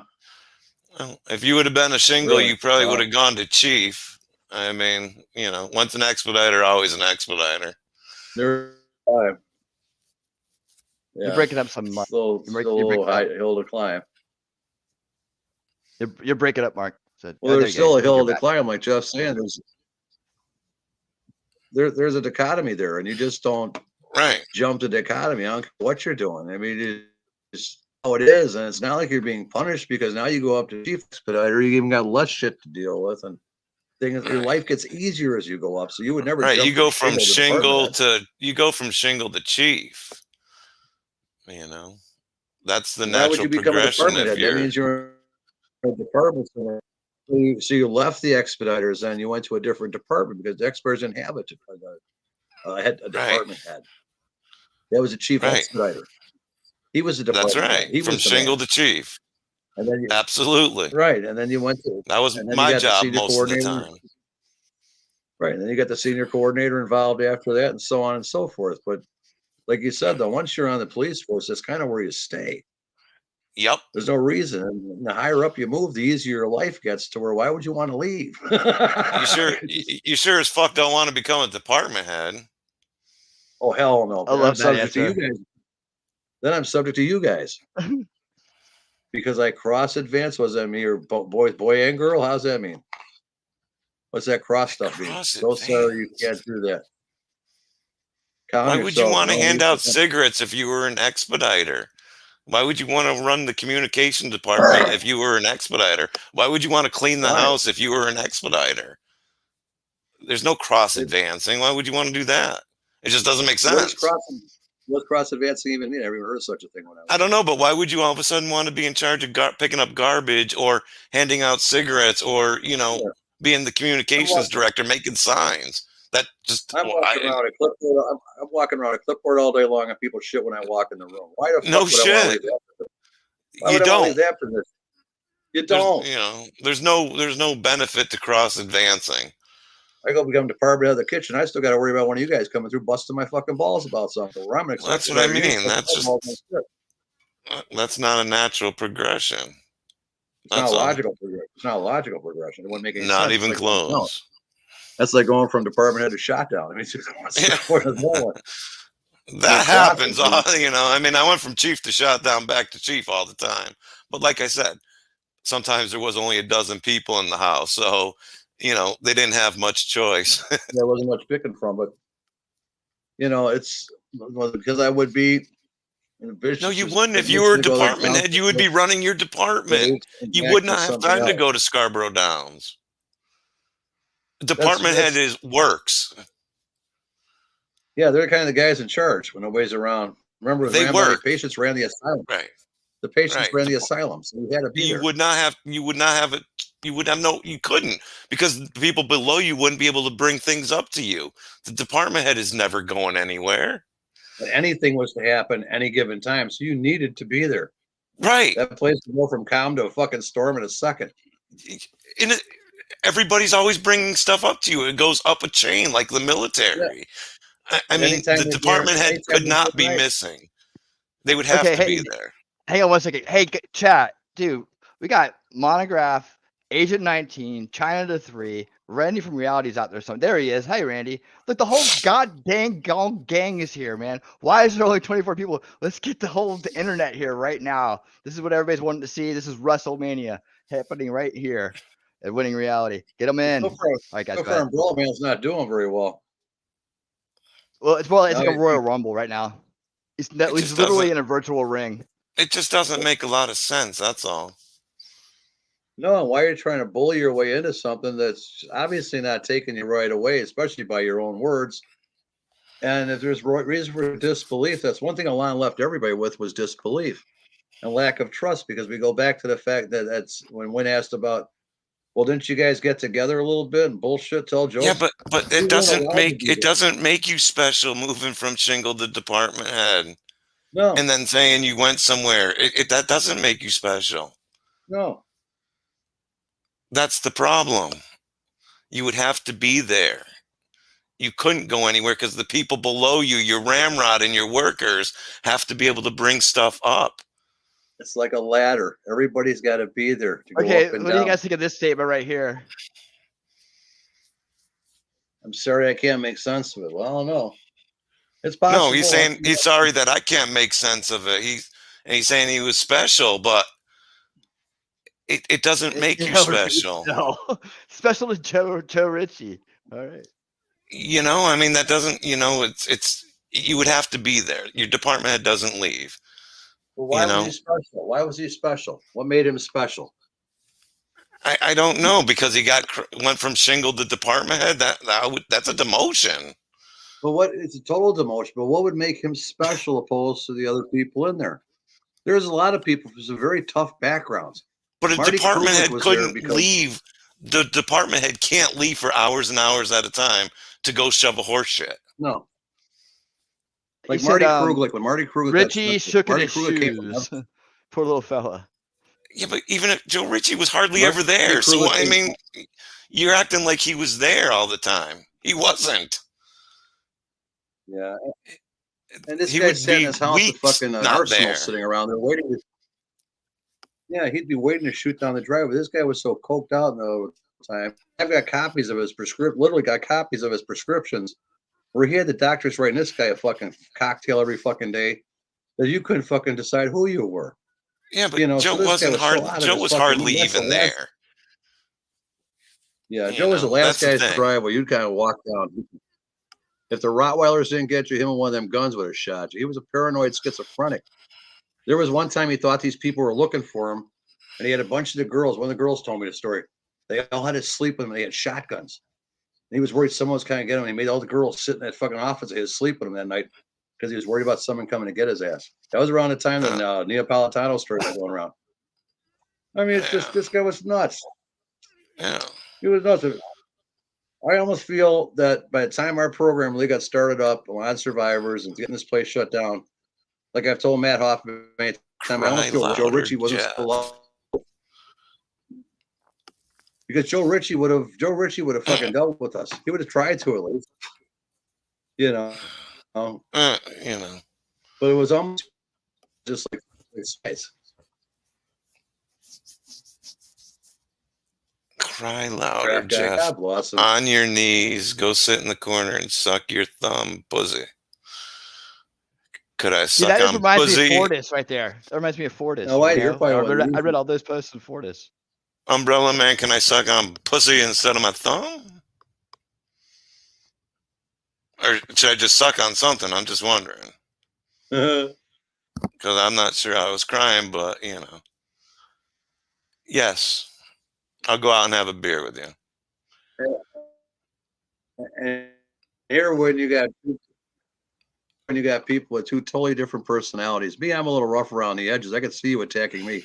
But someone like Jeff was kind of just blowing in the wind out there. Why would you attack a man like that? He's not taking one side or the other. He's kind of just drifting along like, yeah, that's cool. If that's where you is that I'm sitting there with you. And this guy is being so hostile to this man for absolutely no reason at all. None. None. You know. He's not yelling back at him. He's not being insultive. It's bullying. You know, what do trolls do? Trolls they bully people's weakness or their kindness. So they misjudged the prep by his IP number on his way to his house with a shotgun. And this is all being taped. Jay Lee, don't tell me who I can and can't have a beer with. Who the heck is that? Fucking close up. You see a microbus parked outside. You see some microbus parked outside his house. He better call the cops. Yeah, well, I'm not calling the cops. I mean, I don't think he's threatening me. No, you know, I mean, he really doesn't have any reason. I didn't say anything to him except for some of the things you say just don't make any sense. So, I mean, if that's enough, you want to fight, that's crazy. Why would they be in disbelief? That doesn't make any sense at all. Why would they be in disbelief? These guys have sat there and put their heart and soul into that documentary, and they're in the group every day, and they're working with people and talking with people and supporting people that actually went there. They know what it's like to be an Elan survivor more than anybody else here. And like, why would you think they're in disbelief because of you? They don't even know they didn't even know who you were, except for Mark from like the Sandy Hook days. But Jeff had no idea who you were. Why would he suddenly be in disbelief over you? It's like, come on, man. It's a big. I can barely turn my fucking computer on, so you know. Like,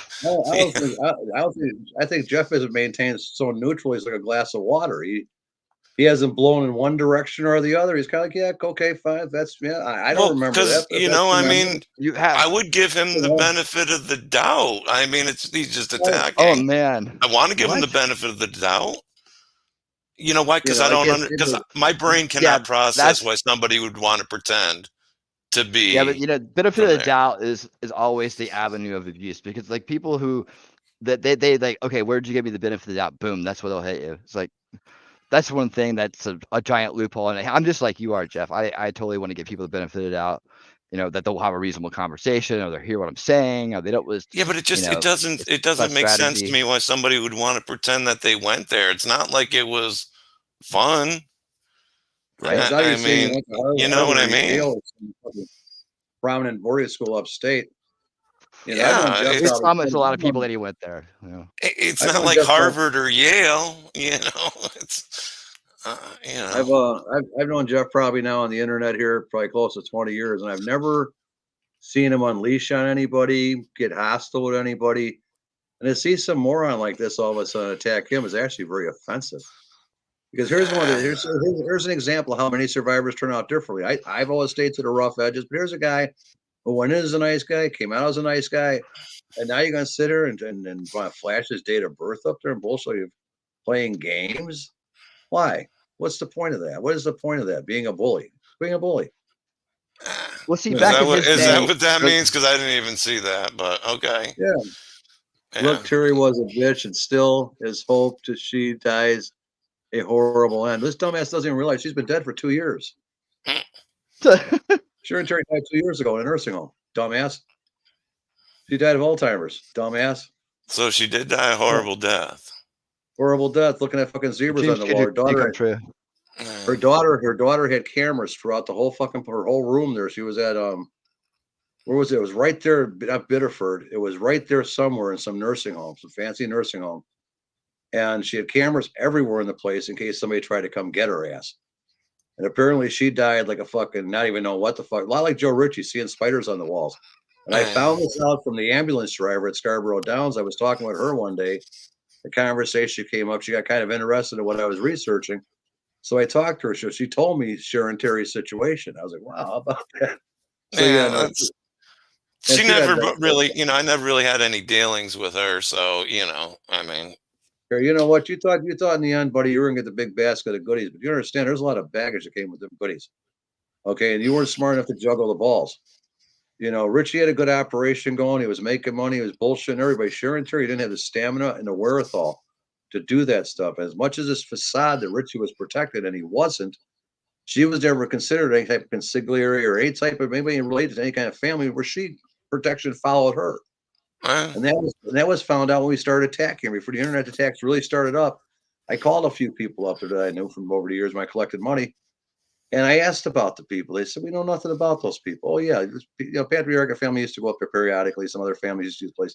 And they use it more as a watering hole, as they refer to it. So a place to launder the money, run it through. And Joe Ritchie was a stooge. And the one guy even said to me, I had too big of a mouth to be connected. You know better than that. He goes, Oh, he had a big mouth. He goes, ain't no fucking way. We don't draw attention like that, Mark. He goes, you know better than that. I said, well, that's why I figured I'd call up first and get, you know, some kind of permission or a blessing that, you know, I wasn't involved. And I told him about Elan. He goes, you got to be kidding me. I said, I'm not lying to you. I'm telling you honest to God truth. Well, that's how he won that lawsuit anyways by People's Bank. They're like, the jury's like, yeah, right, this guy ain't a gangster. He's got a big fucking mouth. Saw Goodfellas or Scarface or something. You notice how during the Bank One trial, he denied being a gangster, but then wanted to play gangster after that. Yeah. He played it with the rings and, you know, the chains and, oh, yeah.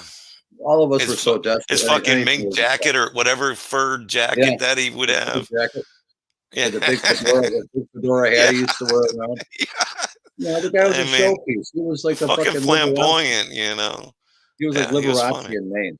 And when any place he ever went to, when I was doing the Phil Williams thing, I went to the coroner's office up in Augusta, and they knew him up there for some fucking wacky reason. Oh, Joe Ritchie, we remember him. Well, why the fuck would you be in the coroner's office of all fucking places? And they described him as just being a pompous, arrogant fuck. I pulled up. I pulled up that day and I have a brand new Cadillac with me. Car. We just bought the car, CTS. So they could see me out the window. They saw me come though. You must be from Illinois. Yes, ma'am. And they see me. And Joe Ritchie came up with, you seem so kind. I said, yeah, we all like the same from big cities. Joe, you remember the name of Joe Ritchie? Oh, we know Joe. And the conversation started rolling. And that's why I made sure they don't have a lot of news up there, you know, him suing People's Bank and then running for governor and stuff. I mean, you know, of course they had all heard of him. I mean, a lot of people didn't know that he ran a torture program. You know. No, I mean it was a quiet secret. Nobody said nothing. And the people in the area were well paid to just ignore it. Yep. He says he was one drug addicts and scumbags in New York. 12.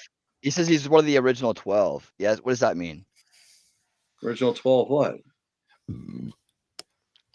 See, remember that the last time you were one of the original 12 Anons. Oh, my fault. I thought you were talking about something that had to do with Elan. Sorry, my bad. Yeah, I was one of the original 11 that they pulled out, but no 12. Well, now he's one of them. Now he's from Illinois and he got pulled out with us, and I don't know him. Okay. Got it. Yeah, no, this guy doesn't sound very believable. And the guy in the picture going by Oakton College, he doesn't look like he's 6'4" either. What picture is that? I didn't see it. Well, that's where he's walking around the front. You played it. You played it. It was at that one? College, right there on right there on Oakton yeah. Yeah, right there on Oakton Street. That guy doesn't look 6'4" walking by that sign. I've walked by that sign many times. I know exactly where the place is. 6'3" to 6'4" 14-year-olds stand out. Yeah, I would think so. That's a hell of a growth spurt. No doubt. And that old, he'd have to be like a beanpole. He would definitely stick out. He looked like a stick person. Or he'd be big like a fucking horse, one or the other. I mean, think about it. Most of us were 14, 15 years old. We weren't really that big yet. We didn't really grow out and fucking fill up. So we're all pretty much just young punk kids, man. We weren't fucking that big. You see some big gorilla like that walk in the room, it's like, whoa, where's this guy come from? Especially at that age, no doubt. Oh, yeah. I know you're taking a player, man. Everybody would have remembered being, you know, would have remembered him, especially in his house. I mean, oh, yeah. But, you know, the only guy having a duck the whole time. I think the ceilings are only 8 feet tall. Elan 7 doesn't have a lot of people in these groups. I mean, there's a couple, but there's not a whole lot. If you don't remember the guy sitting in the chair next to you and you were looking at his shoulder when you turned your head, you don't remember that guy? I mean, think about it. You're that fucking tall. You turn to look at this guy, you're looking at his shoulder, not his head. And that's if you're 5'11". You know, I mean, so dude, I- I'm trying to Oh, imagine the general meetings and the haircuts and stuff where you're like screaming up the whole time. you figure if you got 8-foot ceilings, you got what is 78-inch door openings to go in a door, you'd have the duck going through every fucking door. You couldn't walk straight up and down. You'd be hard. You'd be close. And it just You doesn't know, make any sense. you know, Like it just like Jeff said, why be more than who you are? If you want to be part of a community, want to meet people, come on in and meet people. But don't, never try to kick because that's the easiest way to. You lie about but what? I'm not even saying he's lied. I'm just saying some of the shit just does not make sense. No. That's all. Hey, we're all there at different times. Times were different. Right. Absolutely. We're all there different times, different things happen. I'm not saying he was or wasn't. It just a lot of the things he said just don't make sense. That's all. That's not how the program ran. So, that's all. It was a program. for him to fight it, Everybody ran the program. They got to be so aggressive. To be so aggressive, they'll try to kick us away. Shut up, old man. Go change your diapers, Gramps. See, that's a troll. That's a troll statement. That's a troll statement. A troll would say that. A troll would say that. Why would you say that to me? For what reasons? For what reasons? I'm not even sure he's talking to you, though. I'm not sure he's talking to you. There's a whole conversation going on. It's going on pretty quick. How's the old? He's getting attacked. He's attacking back. That's all. I don't know. I mean, I think it's real simple. Just get the plaque out. They'll look the name up. Everybody like 300 and some people have checked in on this. By the way. Oh yeah. Yeah. Nice. 300. 350. 300 and some survivors. That is. Oh. Well, it's nice. It's nice. One thing's nice about that is that they see 2 survivors that were there at different times. 2 survivors with totally different personalities and attitudes, both coming together on the same agreements overall that we're both skeptical. We're not saying yes or no. We're just skeptical about what's being presented. And it's kind of odd because people normally don't connect like that. And we come from 2 different environments, 2 different thought patterns. And we seem to land in the same spot says something about that. And this guy here, I'll meet you face to face, Grand PA, 63-year-old bitch. I mean, what exactly does that mean? I don't get that part. Grand Pennsylvania? Yeah, I'm on way out there. I'm jumping the car and I'm on my way. Oh God. And this guy is so worried about suing people. Half the stuff he's posted so far on the internet, you could sue him for threatening you. Especially in these days, like it's all coming unraveled. Oh, so these days of sensitivity, where people are very emotional. I don't know if that's a word, but they're very emotional and all that stuff. And how sensitive these groups are, especially private chat sites or people from private chat sites talking about mental health when they were kids. Oh, we're so triggerable. You could trigger us by saying anything. That's mental abuse. Yeah, I'll get it when you meet me. I will buy you a beer. Maybe he's talking to you, Jeff. Maybe. I don't drink. Maybe he's talking to you. I don't drink often, but I'd go have a beer. This guy here, I'd make the exception. Only because I'm not attacking him. I mean, if he wants to attack me, okay. But I'd rather just go get a beer if that's what you want. You need a friend. I mean, hey. Maybe that's all he really needs is a hug. I didn't say I was hugging anybody. I mean, it is the day of COVID. Come on now. I ain't talking about making out either. I'm talking about just a manly. It's okay, bro. I got you. Just a bro hug, man. A handshake is all right. I mean, the hand bro on hug the shoulder. in the chat for Monty. Nobody wants COVID. Somebody times the hand on their shoulder. Oh, put a mask on. We're 2 masks. The hand on their shoulder, brother. I got you, man. It's okay. That like that reassurance thing. Like when you were a boy, it always felt good when a man's hand hit your shoulders. Like, I got this. Yep. and you felt more comfortable. You're being like that parental figure now. It's okay, the mentor. I know you came in hating, but by the time we're done, you're gonna leave loving, one way or the other. So just calm down, man. First, we gotta lose the mask, okay? Or I'm gonna put one on just like yours, and we'll both look crazy. But it's up to you. And you break them in softly. That's all. I think this troll. I think this troll is hitched on to Jeff, and he wants Jeff. He likes Jeff better. I think that's what happened. Yeah, no, I'm not that. I don't feel that combative. So, well, it's easier with you because you won't combat with me. I'll tell him to go pound sand up his ass and go fuck himself. There are no more. I'm just, I'm not mad at him. He told me to settle I'm not down. mad at anybody. I'm not mad. But I find it's quite amusing. I find it's amusing. He does things to other people. They might be mad, but I find him very amusing. Yeah. I find his petty little childish bantering here amusing because it's telling me I'm working with a small person. Not anybody with any mind. Because anybody with any mind would just attack you. They would just they wouldn't say nothing to you. They would hack your computer, do whatever the fuck they're gonna do. But they wouldn't think that people like us are that naive that you would let you lure us into anything. We don't know who the fuck you are. I won't tell you my date of birth, even though if you can go on the internet and find it, I wouldn't tell you openly. Then know your goddamn business. So he fishes around, he throws things out, this and that. He doesn't understand what kind of people he's dealing with either. A lot of us have paper trails that are very chicken. Like me, you can run my name. I'll come up as a doctor in Utah. A couple different places I'll come up. New York. I mean, last time I Googled my name, I came up with me and my brother tried to buy a pizza place out in Olympia, Washington. So, and then the kids went on strike, and because of a dirty joke, or a racist joke or dirty joke my brother had said a couple years earlier than that.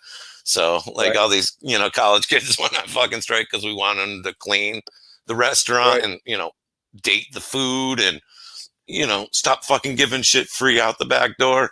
So, then they had to strike. So he says, I have all your info.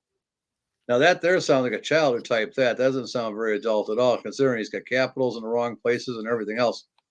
And he's like, well, the first half is capitalized first, but then all is capitalized.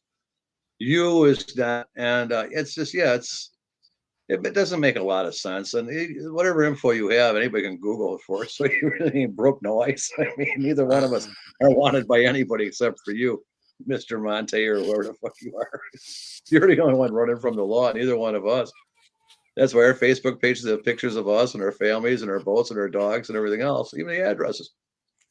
You're the one doing the hiding. We don't have the masks on. You do. Just keep that in the back of your brain. Think about that. We're not hiding from anybody. You're the one doing all the hiding, sneaking around. And then you're dumb enough to put it on a page where everything's being reprinted any goddamn way. Well, that gives you a lot of ammunition to fire back with, don't it? Well, Mr. Lawsuit. You've threatened us. You've bullied us. You've harassed us. We've asked you to just leave us alone. So have other people in the group. Yet you still go on. Oh, yeah. The one Mr. Hyde's keeping for you. And all this stuff gets screenshotted. So it doesn't really matter whether you scramble your IP or anything else. The screenshot's a screenshot. You can figure that out in those courtrooms you like to go to all the time. That's what you got to think about, Mr. Umbrella or Montagraph or whatever the fuck you're doing this weekend. Why would anybody call the police, dude? Call the police. What should we tell them? We call them.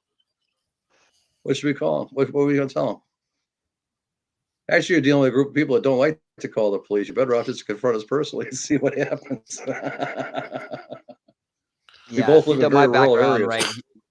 He would see that come from a big two-wheel type of family. We all live in very rural areas. Come on out and see one of us.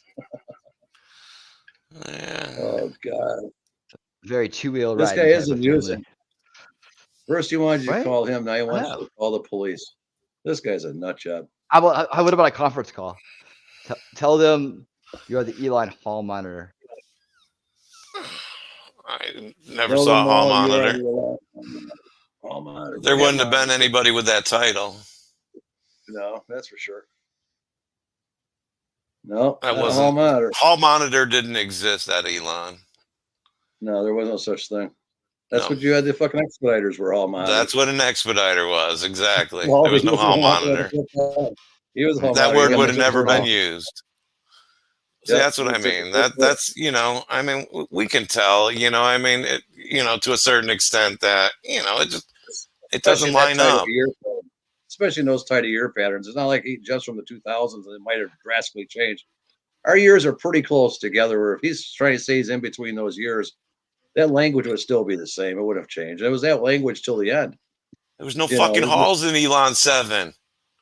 well, no, We not had no Elon. halls. We That's the had a main house. room and a couple rooms off to the side. There wasn't a hall in the fucking place. Well, I'm They just used to saying. give a hair. They used to give haircuts there in Elon 7. Like you had to knock on the door. They have phones in the reception area. I'm just trying to recall his description of Reception Elon area. 7. Well, there was the business office was there, and I don't know, maybe it was the director's office, and then on the other side, there was the kitchen, the dining room area, and then on the left side there was a room. I don't know what the hell that was, and then there was the chief or the expediter office. So there was 2 open offices and then 2 closed offices. One of the Where'd you closed guys offices was mine, but there was Where'd no you guys sleep? halls. Where'd you sleep? At the dorms down to the lake. Oh, really? Yeah, once you Yeah, went no out of hallways Elon in 7, you took a right, towards the lake, and they were on the left. Well, he must have watched that 86 documentary where they would show the expediters walking up and down the hallways in the main building. Because up Yep. there they had hallways. You'd walk up and down the stairs and up and down. And There was no hallways in E7. none of those There was- because they're all bungalows. They're all little cabins. That's what they were cabins. There are no hallways on a 1-floor building. There are no hallways. Everything's You know right what? You know what it is? It's like, okay, if you watch the documentary, they flash a sign of Elon 7, and then they go into that hallway scene. If I remember it right, but it's like they flash a sign of Elon 7, but never go in it, and so like everything kind of looks like it's Elon 7. No, from the someone one where who they're walking hasn't- up and down the hallways with the clipboards are in Yeah. the main house or in the That would be one. 3. Yeah, the 3 or whatever you want to call it. That's the main house. Yeah, 'Cause that's the only one with the stairs going up and down. The other house does have a flight of stairs. I give you that. but But those it's not go up to the stuff like that. dorms.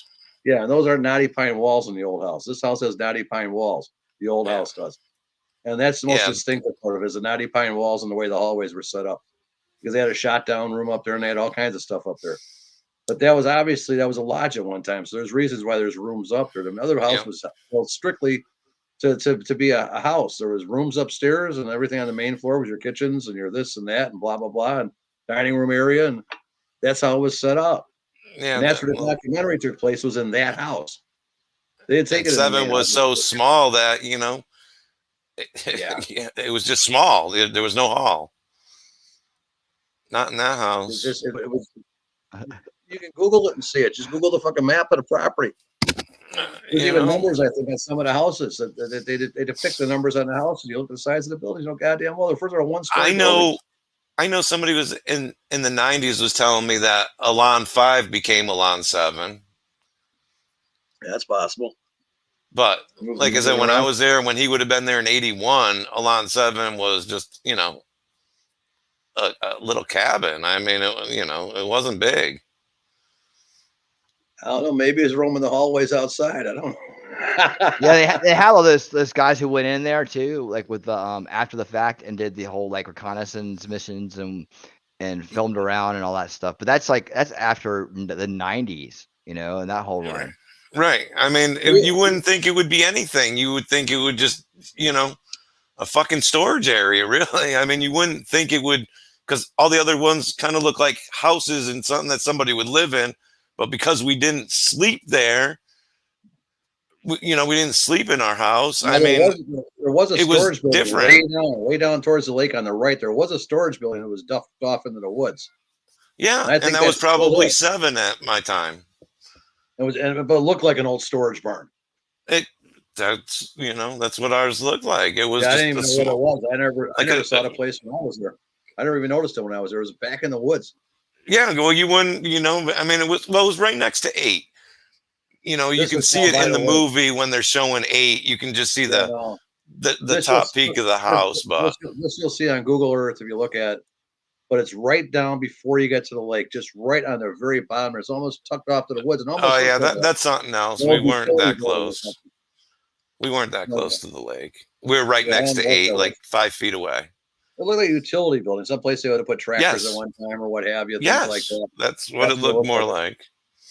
Yeah, that was a place it looked like. I didn't go back there. The woods were too dense to go fucking mopping around back there. And I'll tell you what, that hill was more dramatic than I thought it was some years ago. This was years ago. And I remember as a kid going up and down that hill back and forth as learning experiences. They make you jog that hill. And it was a little rough back then, but wasn't nothing like, man, I went out there, Matt Hoffman, you were sucking air like you wouldn't fucking believe. It was like, Jesus Christ almighty. We had to make that, that walk to the dorms. I mean, it wasn't too bad. I mean, I can't remember how far, but I know it was down a ways. It was down a ways. Went all the way down to that lake. It's almost like I was going to drive my truck down there to the lake, but for some reason, the way the land goes off there, and it's a big 250s. I'm sure it could have made it down there, but it almost like it goes and it like cliffs off. Turns into a dirt road, yeah. Yeah, and it was like I was like, I can make it down, but I don't know if making it back up. It must have gotten a lot worse since I was there because we had to walk erosion is just torn apart. And there's cabins still down on there. You can rent these cabins. They're at the bottom of the lake. They're off to your left if you're looking at that lake. And they still rent them cabins back there. They're all down right on that Raleigh Camp Road. If you take that road just before Elan to go down Raleigh Camp, that road takes you all the way back there. And that's a rugged trail too. That's something they don't take. You don't take your Volkswagen through that motherfucker. You better have a 4-wheel drive. Because that gets kind of dramatic in a few spots where it drops and rises, but you go back there to the lake and there's 3 beautiful little cabins back there. I think I might have saw them when I was splitting once, but I'm not sure. Looks like they've been there a long time. Yeah. Not physically. I mean, they're kept up, but it doesn't look like somebody thought about in the last 20 years, put it that way. It looks like a place that's been established. It's been like that for a long time because there is one old main house down there. It is a very old house. But they have those little places there, and those people there had to hear the craziness and the just chaos going on in that place. I wonder what it did for the rentals down there. Because hunters would go there and stay. Why not? Yeah. You're back in the woods. Hunters right there. Seemed like a good spot. Seemed like a great spot. Yeah, that's fucking Poland Springs property. This is the way he describes it all wrong. And you can do a better description of a Google search of just a property than you are what you're telling us because the buildings just don't. There aren't, like I said, there's no hallways. Unless you consider walking into one room through a doorway, a hallway, then I guess there were hallways in all the rooms. But you wouldn't need a hall monitor. Well, you'd be standing in a doorway then, monitoring that 6 inches of hall. I guess. Which you'd have to. I guess you could theoretically call that the hallway, the entry of the door to the outdoor, because it was all walls butted up to each other, which makes no actual long hallway, which one would consider more than a few feet. You were basically guarding doorways then. Got it? I guess that's, I don't know. Yeah. There's nothing else. Yeah, it was tough. Sometimes I had no expediter. Sometimes I'd be the only person in my department. So you'd have to sit at all doorways? I'd have to just walk around, but I had my office, so I didn't want to be walking around. Put somebody else on the door. even wandering around, you're still not walking up and down hallways in the cabins. You're just walking there's no hallways. It'd take you about 3 seconds to get from one side to the other. Yeah, you might walk from cabin to cabin, but you aren't going to hit hallways till you hit the main building. And then you might encounter a few hallways to walk up and down, but not at the main building. Or even that long building, you might have had hallways in there, but that was down a lot. That wasn't a lot 7, according to this guy. No, that was 8. So that's not the right building because I believe that was hallways in that building. I've never been in it, but I've seen pictures of it. It does look like I would think there would have to be, at least to get down to the dorms. I would have bet there's a hallway. I don't think ever was an 8, but I don't know if people slept in that building or not. I honestly don't know. That big long one, I have no idea where they slept there or not. Oh no, they slept in there. Oh yeah. Okay, so bottom 8, floor 5, and 3 all had dorms that were in their buildings, but we're the only ones that had to fucking walk. 7 was the only house that had to walk to sleep. And how would he remember that part? Just that part alone, having to walk to sleep every night, no matter what the fucking weather is. And everybody knows it was a 24-hour joint, so somebody was always up. Always had to be up doing something. You would remember standing there fucking naked, waiting to jump in a cold ass shower with 5 or 6 other guys right behind you in this tiny bathroom. Somebody trying to brush their teeth. I mean, you would remember. Those little plastic musty stall booths. And construction, little booth you got into with this little plastic curtain. You scrubbed up under ice cold water fucking most of the time. And fucking did the best you could and got out. Yeah. Yeah. That was, you would remember that. Right. Your life possessions were all kept in a footlocker that sat at the end of the bunk. And that's how you lived your life. It was just period. And then you're off to whatever they had you doing that day. Right. And that was your life. And it didn't include going to Scarborough Downs. No, nothing on Right. no traveling on the Yeah. map. There was no traveling Yeah. scheduled on your itinerary for that day. Afternoon visits on campus. Yeah, no, Yeah, there's no such thing. It was a 30-40 minute ride each way anyways. I mean, it's just not happening. Yeah, campus visits. They would have some every so often. I believe they would have parents out, but that was so scheduled and so theatrical at the time because again, they would pull all the asshole kids out of the rooms, get them all off to the side. So all the visiting seemed very cordial and very nice and very pleasant. And they would schedule the visits accordingly with people who were already set up to don't fuck up or this is going to happen.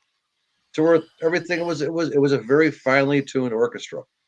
And they I only knew of a couple people in reentry that had, somebody come, their family come, but right. I don't, right. It was not, but that doesn't not mean just, I remember everything. So, I not could be just wrong regular- on that, but not just regular residents, and you couldn't earn a home visit for months. You'd be here for 6 months, maybe a year before you ever even thought about a home visit. Unless you had a court date, then you might have to go back. But outside of that, you weren't leaving the property. yeah, they weren't. I wasn't getting no fucking home dates.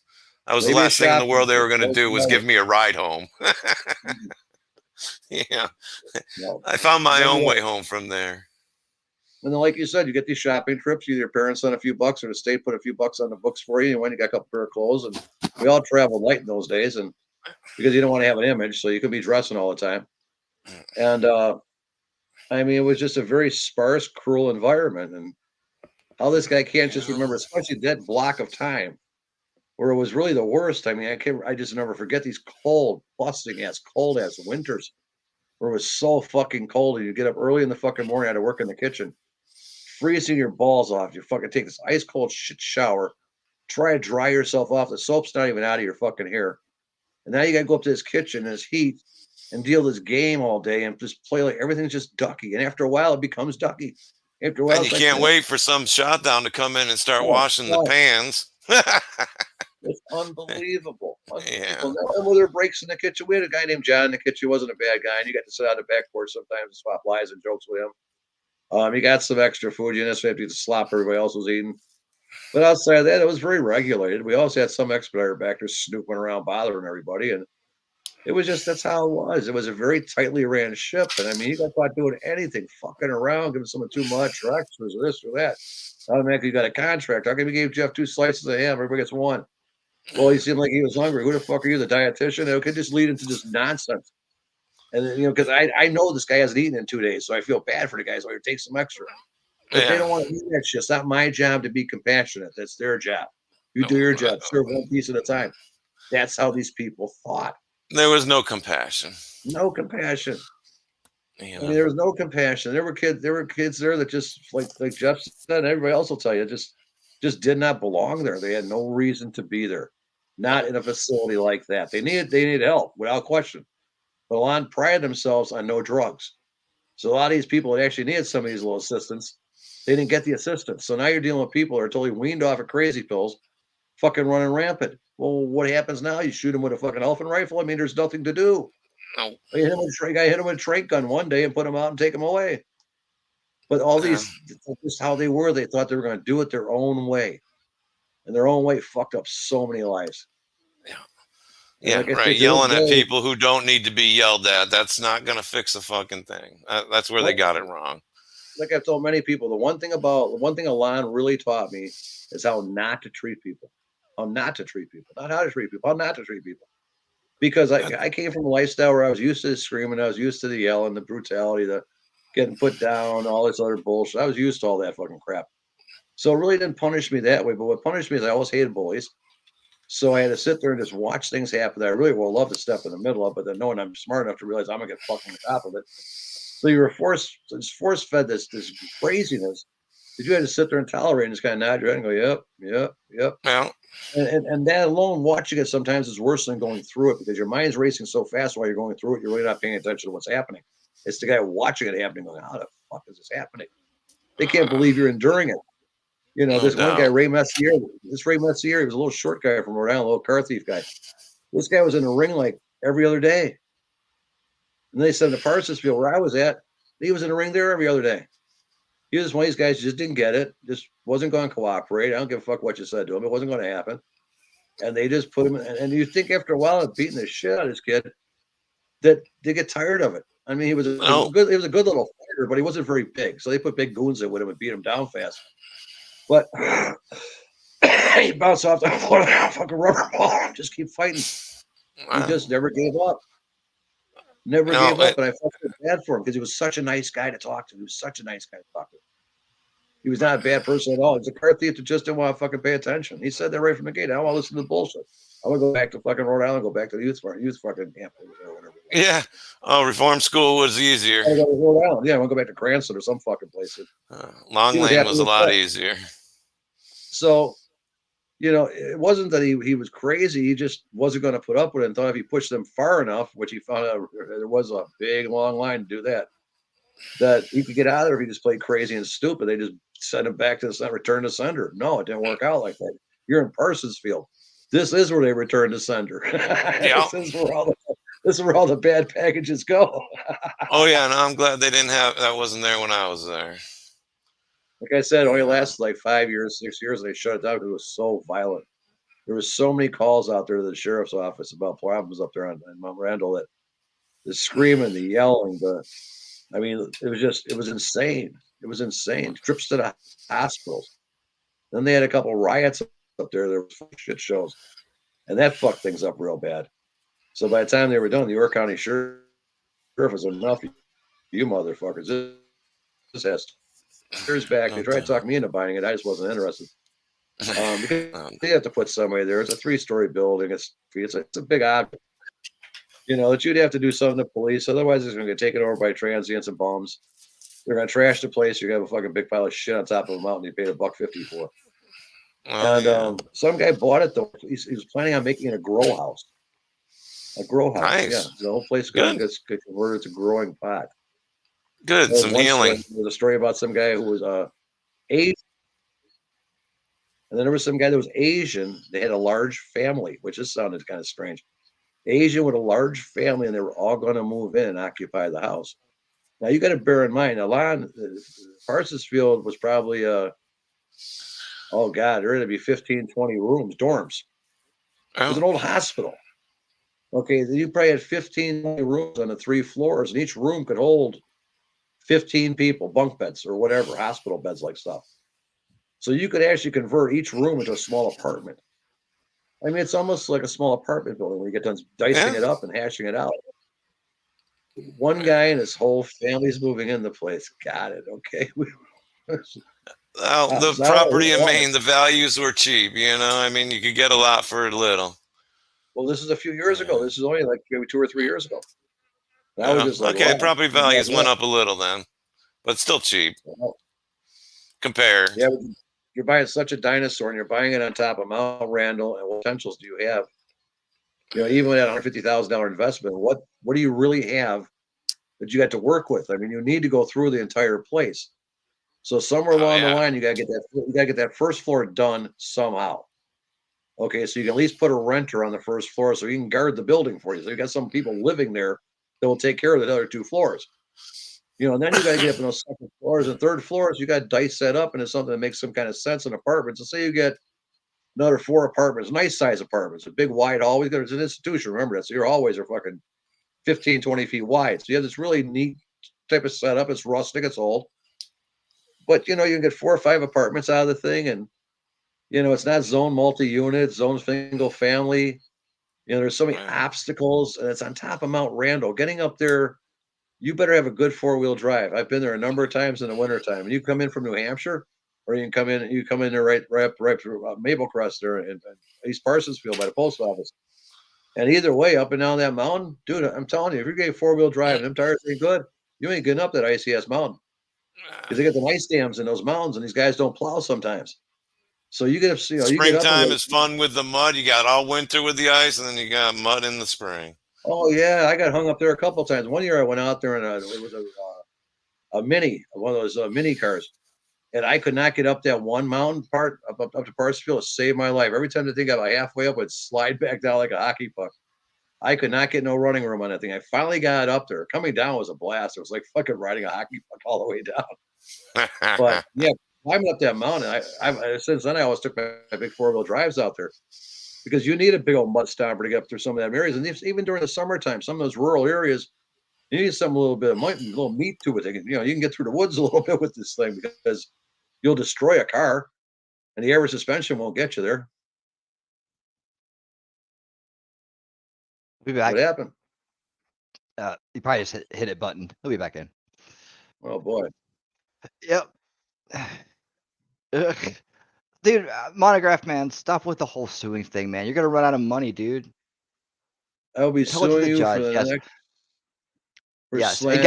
guess what? Go to If the you actually judge. do find out me and you don't try to sue my landlord until they get arrested by him, you will I will be insisting that they determine who you actually are. Because, your story doesn't make sense, dude. Like kind of like the Elon story, Is right? this like a game people play? Is this like a I don't know you, man. I tried to get to know no? you. Are I these tried like to the ask are you these, to have a conversation with me. I mean, you pushed me, man, right? You gotta respect the game a little no? bit. You created it. You're the architect of this fucking little thing. I don't want to play. I mean, I'm gonna get out, but you know, no one cares what you're doing either, Monty. That's my point to you. Is like this is old school stuff, man. You're like a dinosaur running around here with your identifying and locating shit. I don't get what you're doing. Like you're not gonna win a lawsuit against Google and YouTube. You're dreaming, dude. You should stop right now. All right, sober, and realize your sober fuck up. potential. Or the face Check turn, your dude. I'm telling you. check Talk to yourself and your see you in make court. sure you're Yeah. not taking Okay. too many. Okay. So what do you think a lawyer's gonna do after the morphonius thing that you did and after this Mercator thing that you're doing? Because you're not gonna win that one either. Even Well, though, you know, he didn't need to say that to you, man. screenshotting all of I his, don't I especially don't while agree you're with him saying that to you, man. Okay? Hear me on that. I don't especially agree when with him saying that to you. Hold on 1 second, Mark. I'm gonna make sure it's and clear. I don't agree with him saying that to you, Monty. All right? I don't agree with it. I think it's wrong. And hey, look, if that can be one piece of common ground we can have, that's fine. I would just say to you, the reason why he's that way is because he's got so many things coming at him at one time that it's unbelievable. 7 kids, and then he's at that rock star status on YouTube. Dude, it never stops. I used to roll with rock stars, and it never stops. You're constantly having people come at you. So when somebody comes at him, he's like, he can get really edgy sometimes. He's going through his shit. You're going through your shit. We're all going through our own shit, man. Can't we just like all you guys, every single person from the old school in the chat too? On top of that, can we just like all agree to let's just end the troll thing once and for all? Okay, fine, dude. Monty, everybody here knows that you have skills and you deserve respect in some level. And I know they're going to give you a hard time because that's what they do. And that's what you're asking for by the way you act sometimes. You're talking to a therapist. Seriously, man. I'm happy to hear that. I hope it works out for you. I really want to see you come around and be like, I finally came to my senses one day and I you sound realized I've like been doing this shit wrong. you sound like Rodney I'm King. optimistic. Yeah. Can't we all just get along? I really just, I mean, it's just a dumb old game, man. And like, it mattered back when you were, 10 years ago, all this shit, I guess, mattered, but it doesn't now. People are just, right now, it's only associated with the worst of the worst. And it has to do with something that needs to go away. And you could actually be part of making that go away, Monty. Not by you going away, but by you changing the tide of what you're doing. Like I think we really want to do, and just start teaching the game to other people so they don't do it. Like they can actually avoid people playing the game. Like write a book about everything that happened in Now the you last sound 15 years, dude. I'll buy fucking 10 copies of that book, man. It'll be the most interesting thing to read ever. now Like you when you sound like just like Dog the let it all Bounty Hunter. fly, I'm just saying, man. Now you sound like Dog the He Bounty does Hunter. have Ever something to somebody add out to of the follows up with this? world, right? I mean, he does have something to add to the world. So far, And if he just like would open his eyes and get this fucking rage out of his system and stop having to be that way, it matters when that sharp. Yeah. So what, Monty? So what? Great. Let him knock on the door, and and then when you realize you have the wrong person, you have to start over again. It's gonna be stupid. I don't understand why you don't get it. I mean, I've already explained it to you, dude. Guy's a nut job. I mean, I'm not slandering you, bro. I'm not slandering What are you, you dude. slandering? He thinks I'm slandering you. Well, how am I slandering you? Tell me right now. I'll take it back if it's slander. What Tell me what it exactly is. did you say that wasn't true? Haven't I produced evidence for everything I've tried to do? It's basically a research project. It's what it's turned into. You're And sitting here on a site, getting snapshot on everything you post, and you're actually gonna call yourself a victim? You're kidding me now. You called everybody liars and assholes and bitches and all these other languages and misspelled all your words and just a complete rant from the way you're typing, and you actually think you have something to talk about? You look like a joke. Stop. I mean, dude, Just I stop. thought you had. I thought you I mean, you don't have any I reached out to skills. these guys. I reached out to these guys, Monty, because I was I was hoping that the survivors group, if you were a survivor, Elon, all you needed was to be reconnected with them to kind of like get your head back together, and like realize you don't need the old life anymore. You won the game, dude. You are the king of trolls. You won. Let's stop playing. Yeah. Seriously, dude. I A mean, lot if of us you like to see a new Monty, and I think that we could get behind a new Monty. But this guy, this old school, this guy needs to just say, okay, I won, game over. All right, just call the game. You created the game, call it off. You won. All right. Can we all just say Steve won the troll game and let it go? I mean, I'd like to solve this problem. If you want to be part of the community, join the community, but just be who you are. I'm not going to slander you, Steve. I'm not slandering you, bro. Tell me how I slander you. I never even bring up I don't bring up the melon thing. I don't bring up the whole like JonBenet Ramsey thing. I told you in a video, I think it's bullshit. All right.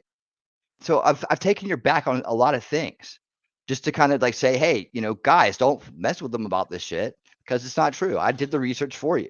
All right. Agent What is 19's not true gonna be is what you part do to other either. people. See, I will never see the inside of a Agent courtroom in regards to anything involving you, Mr. Marshall. So I mean, Agent hey, 19. Agent 19, are you confirming that? Are you confirming it's Roy Marshall too?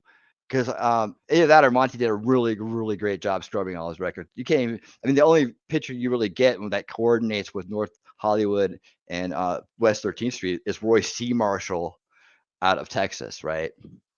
That's who that is. And like, if you alter a passport to get your name changed, then that's pretty easy too, right? But I don't know. I have no idea because guess what? He won't tell us who he really. He does lead quite an anonymous trail for somebody who's so public and wants to be so well heard. He sure is hiding the shadows quite a bit. I went to that's verify fair. your story, bro. I didn't go to disprove you. I went to prove you right. You don't seem to get that. It could have went one way or the other. I guess it was a day of truth.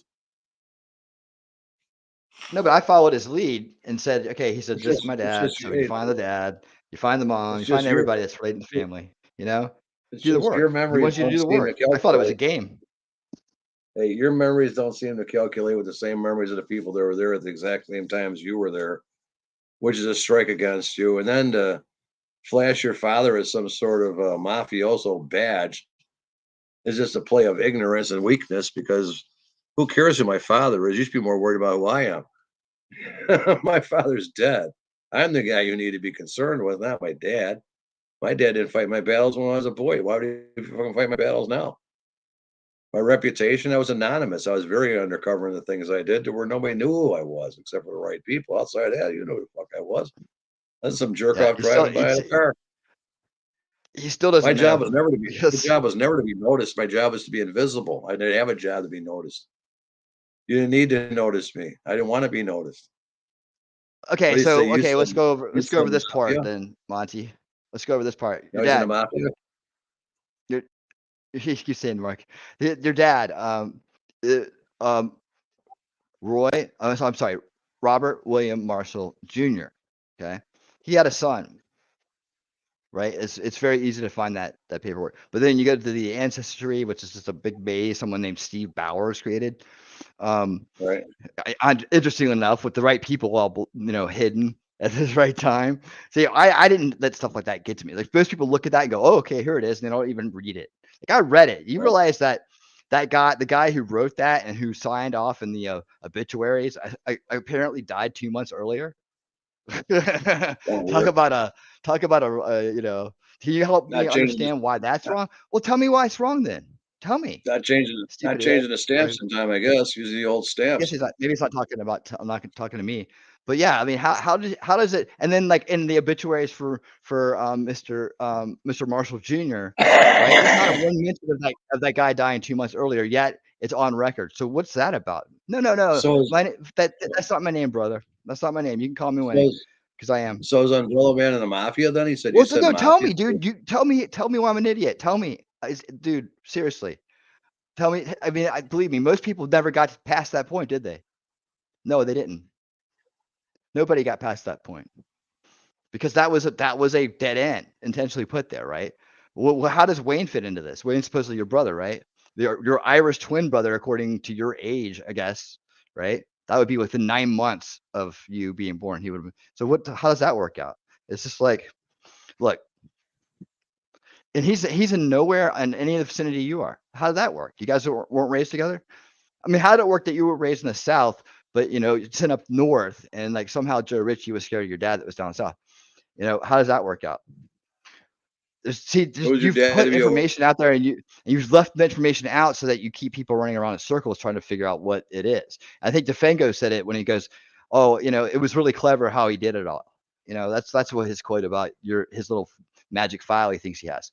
It's just like, then he tries to blackmail you for $2,000 over the watermelon video. Everybody here in the chat has the video, so I mean, you can't tell. I mean, you could always say, "I wasn't actually doing it."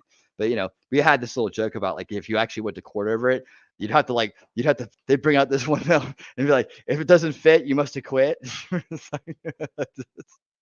Anyways, okay, little humor. well, too, like I told you before, you get into the right courtrooms and stuff, and you're known to just be a lawsuit fool. They just don't pay attention to you no more, man. You're one of those people that sue McDonald's because the coffee's too hot. They're past all that shit with frivolous Yeah, lawsuits. they'll look at you before And you God even forbid you file it. They're lose. gonna be, this is his third You're one. gonna- It's like your third. This is your Your third lawyer one. brings that right to him. Here, this is something this guy does. Yeah, Who it's he immediate. is. He You don't think threatens. Nick's gonna try to get that put on your record after all this shit? What's that? It's most This guy's definitely. just a whack job. Let's see what he says. Can't get anything. No, see, you can say that all day long. No, I know I'll when your catch name up with change you occurred. later. Oh, you take it off? Yeah, you can't get anything right. My name change occurred in 95, not 93, as you I didn't falsely say said. that, Who said dude. 93? No, I did not, dude. Stop putting words in my mouth, you gaslighter. Is that all you got? All you can do is gaslight, right? No, dude, I did not say that. I have the case number. I have the full case in my hand, dude. All right. I didn't say it. I wouldn't say it. I said I think that maybe you came up with the name in 93 yourself, and then you decided, I'm gonna change my name to that. But no, you filed it in 94, December of 94. Okay, then it clicked through all of 95 with the little conversion codes that we got translated, right? And then 96, evidently something happened, right? There you have it. I know the entire case history. I didn't Paperwork say don't lie. 93. I mean, Stop it's putting what words in it my is. mouth, dude. That's your problem. It's Is you all put freedom words of in people's information. mouth and you cross boundaries. It's all freedom. It's all freedom of information. And now the gig's up on too. You can go to any courthouse and find out. And that's the pricey coffee Oh, goes that's up. the What? price of coffee. Dude. Yeah. I did. Oh, You did 10 minutes, I so stop it's trying to recorded, do your little moron. edits. I have the whole thing recorded too. All right. But by the way, I'm clarifying it right now. So if you, what are Always you gonna record do? your trolls. Edit Recording out your this- trolls is the best. You always record Yeah. the troll. Oh yeah, yeah. Dude, believe These me. trolls And are always I'm not the victims. only That's why one. Everybody here is doing it. and trolls, and This the whole best crew's part doing about it. trolls is they're like a part of your family. A troll is somebody you can get online with. I found that out on Fornits if you watch my Fornits history. And there were certain he little was there. trolls out there I wrote my book on trolls. It was like a 4-page thing. And then how nice they are if you have an aggravating day and you're pissed off at the world, you don't like your wife no more, you wish the kid would move out. You can go home and beat on a troll for a good 2 hours on a computer, or even a half hour sometimes, and take out so much aggression and hatred in you that all you can do is turn around and hug your family. You pet the dog, Yeah. you want to go for a walk, you relax. Trolls are stress relievers. And after a long, tiring day, it's nice to go home, hit the keyboard. You chum the troll in, he's out there somewhere. You say something, send him a post or something, and you bring him out of the woodwork, and there he is. And you run him in circles for a couple hours or a half hour till you're tired, and you sign off. Say, I'll catch you tomorrow. So I love the way you come running. A well-trained troll, good troll. and then you bait it so fast. It's just ridiculous. So yeah, I would You know, Steve, no I'm birth going records to for change Roy. my name. Marshall.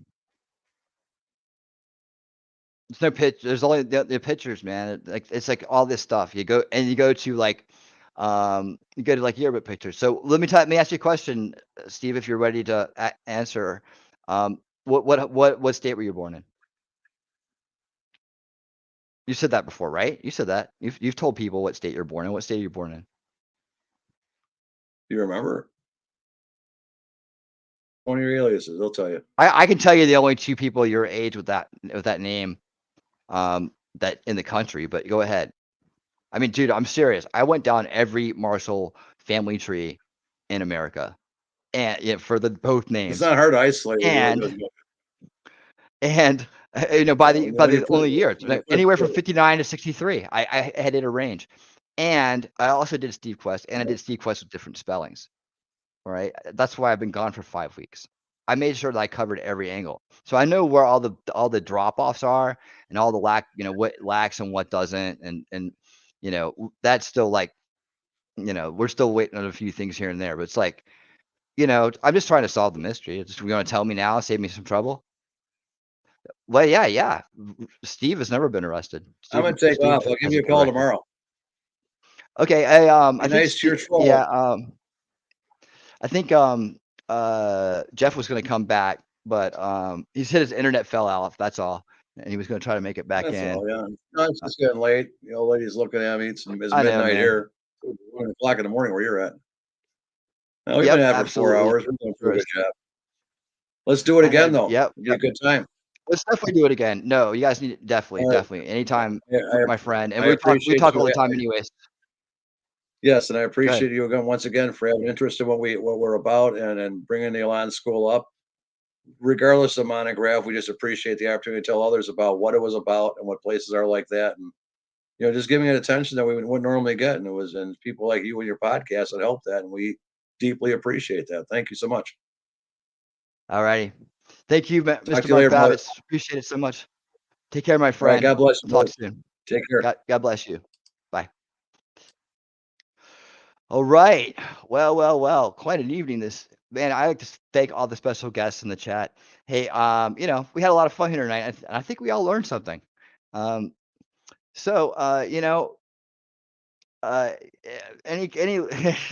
there's so many dudes here, man. I want to keep it going, but I know how this goes, right? It just goes and goes and goes and goes around in circles. Look, Bonnie, dude, just tell us. That's what I'm saying, man. Just like be done with it. Be done with it, bro. You're gonna take like 1,000,000 pounds off your shoulders. You're gonna be whistling and walking around whistling, and then you're skipping in your step, man. All this stuff's be behind you. Your movie sucked. Typical libtard production. Oh my goodness. It's like look. You need to tell a doctor about this. Write in your journal about this moment, because you need to stop doing that. Like whatever happened when you got stuck in that mode right there, this mode right here, dude, bro, man, you could be like an older brother, and to see an older brother like acting like that is like disheartening, man. You don't have to be this way. I ain't slandering you for anything, man. I dare you. It's like I ain't slandering you. Just you want to file charges to make people spend money. Come on, bro. Seriously, you don't think that I came prepared back to the table this time? I mean, this is just nothing right here. And I know you just think, right? But come on. I don't want to. Can we just be done here? Can we just be done, bro? Can you just like say, okay, look, you bothered to go out there and learn about me. You bothered to go out there and debunk a lot of things, right? On your video twice. Okay. Though you don't have any slander, bro. I'm not slandering you. I'm telling you right now, I'm not slandering you. What did I say? Spill it out right now then if you're going to say that. Let's settle it right here. Don't run. If I actually slandered you, I will take it back. So go ahead and put in the chat what I said that was slandering you. Retract and apologize. What should I retract? What should I apologize for? Which one? What do you want? Tell me what you want. No. We're doing this right here. We're not. I got no more time for that. I need to be moving forward my life, and so do you. You got bigger things to worry about than this. The only reason this came up, dude, is because you didn't talk to me about it. And when I went to go figure out who you were, so the video was right, and ask anybody if they wanted to help this poor survivor who obviously had fallen away from the flock and is not getting the support that he needs. I actually had your best interest in mind when I went there. I was really hoping that that was the answer. I really was hoping that you went there because I figured, hey man, a group of survivors from this school, tough as they are, man, they're probably the only people in the world he'll listen to. And maybe he'll listen to them when they say, hey, later in life, this PTSD kicks in. Peter Arnold said it in the movie. And that's what made me think of it. I was like, that sounds like Montagraph. I bet you the guy thinks he's in the middle of the ring or a general meeting all the time. And like all these trolls that came at him and said all these nasty things about him, it's just eating at him like he's in a general meeting, but now he can do something about it. And you ask any of my friends, I've said that, I must have said that 100 times now about that in my course to get to where I'm at. And it's just like, hey, had they been like, yeah, that's him right there, that would have been it. I would have stopped right there. But what am I supposed to do when they say that? I have to find out the truth. Of course, the whole video I made then was like, the point of it was like, you go back in time to that point, you realize you're acting like Joe Ritchie, you decide you don't want to be that person, you go through this whole time portal back, you pass by all the people you've conquered along the way. It was a nice little tribute to you. You get to the future, and then you're met with the choice where you can either go forward, doing the things you've been doing, right, or you would leave like October Reigns and all your old personas behind, and you'd walk through this mirror and you become this new person. You would have loved it. It was very artistic. I still probably will finish it. But when I got there, what was I supposed to do? What would you have done? I mean, was I supposed to just like create a new life for you? I don't know what to say. I mean, I don't know. I wouldn't want to do that. You said you need to know who you're messing with. You need to like learn the history. You need to do. So everything you said, I took to heart and did. So what are you mad at me for? I'm not slandering you, dude. This is the truth, isn't it? Right? Go get the plaque. Get the plaque. All right, Roy Marshall, you're gonna go with Roy Marshall? Should be on the plaque, right? Just settle it. That's what I'm trying to tell you. Settle this old shit so you can move on. Like seriously, bro, you don't need this. You don't need this, right? You got things. You could teach a whole generation of people how to do something incredible that's not about crossing boundaries and hurting people. You could teach them how to protect themselves from people.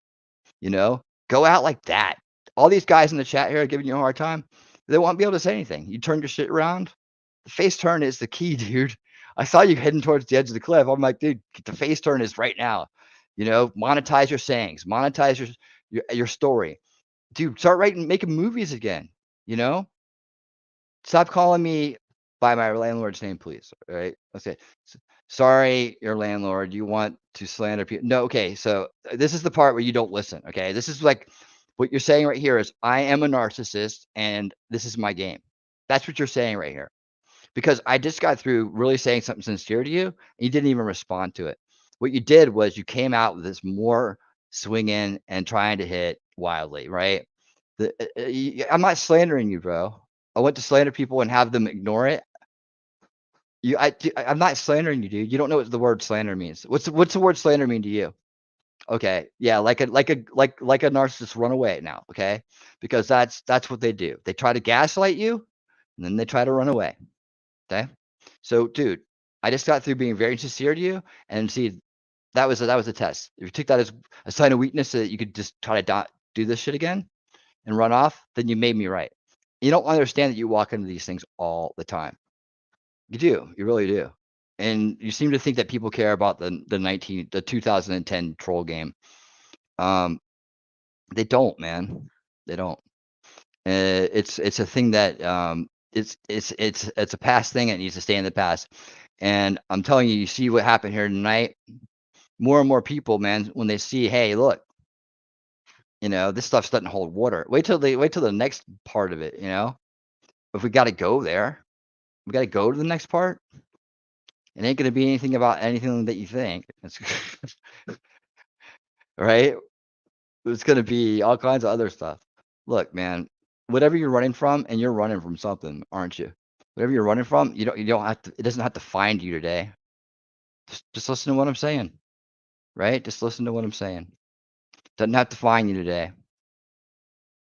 No one else has to get brought up. No, companions have to be named. Nothing has to happen, right? Just leave people alone. All right. Focus on your lawsuits. Leave people alone. Leave the small creators alone that stumbled into your web of games and antics. Just leave them alone, dude. If your chat loves you, let's stick around, man. You don't gotta hurt people for them to love you, man. Just keep doing what you're doing. Go room raid and be happy. Happy old Uncle Monty just popping in to say hello. Be that dude, man. That dude's cool. You're funny. You can be funny as can be sometimes, dude. I don't know why. Anyways, so let's just pretend like you left, I guess. All right, ladies and gentlemen. Let's do this then. Hey, well, let me get it set. Now is the time on the show where we're gonna just talking to the chat, man. You know what I'm saying?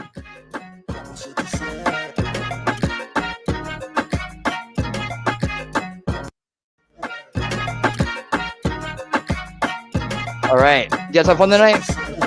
Oh, that was interesting. Thank you for all the old school guys who showed up. Randy from Reality, 9 of the 3. Agent 19 lurking somewhere in the background. Probably a whole bunch of y'all too, man. Hey, if you guys see Drummer 828, Monty seems to think that he's passed away. I would like to know the truth about that.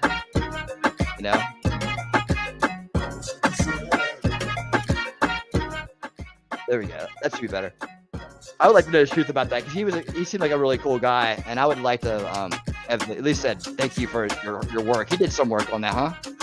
Funny how my situation turned out like his. It's like, okay, so when the place says free internet, and you put your best network under it, yeah, you better check that. You better check that feed coming in. Or else your landlord might get really mad at you. Thanks, man. Thanks, Sean D. Thanks, everybody. Woo! I didn't expect all that, but thanks for everybody for coming and showing up and being part of it. I hope you enjoyed it, man. These guys were from Elan were something else, aren't they? They're really cool dudes, man. People who've survived stuff like that. I got all the respect in the world for them, and spread the word about Elan School. Let people know. Let them know the truth that you learned here tonight. And I guess we'll just have to all hang out and wait until Monty comes back with his plaque or his next frivolous lawsuit, which will obviously just go in a stack of other ones that make sure that he can never sue anybody again. Hey, one way or another, I told him earlier, people that walk over people to rise to the top, generally the ones that beat them on themselves, they beat themselves in the end. So it's just a matter of time. It's like there's an inescapable pattern. All right, guys. Thank you so much, man. Dancing Monty says thank you. Yeah, Sean D is.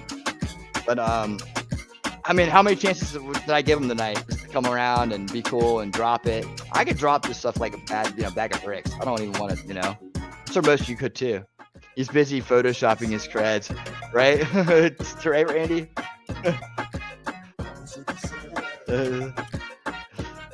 It's like, you guys know, both you guys, I've hit both you two. I've tried to talk to you as time's gone on. You guys know that I've been working. Hey, why not? I like the question to the void. That's my problem. Some people would call me the deep sea diver.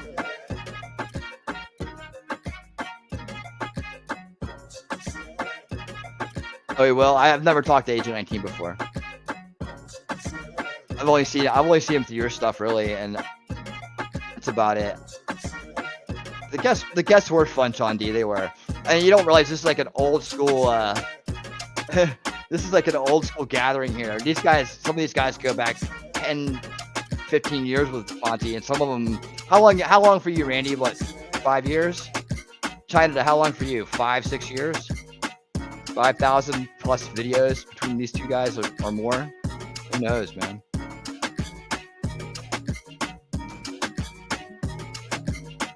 Yep.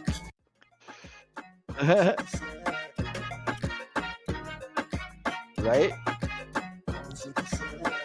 Oh, I gotta do something before I stop this one.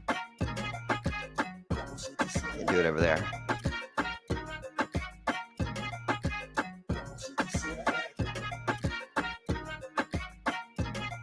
Oh, look, the expert's on. I wonder. Expert, are you sniping me, bro? I might go over there and talk to him for a minute. He's around. horse walks into a bar. Just kind of doing something here on the back end. Want to make sure. Thank you guys so much for all the new subscribers, man. Make sure you stay subscribed. Make sure you ring that bell because, you know, YouTube doesn't like guys like me, like guys like Monty.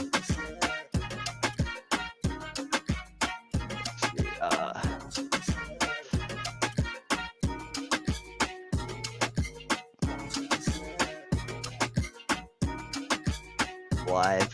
Yep. Just. All right. Can I edit here? Please work. Okay, cool.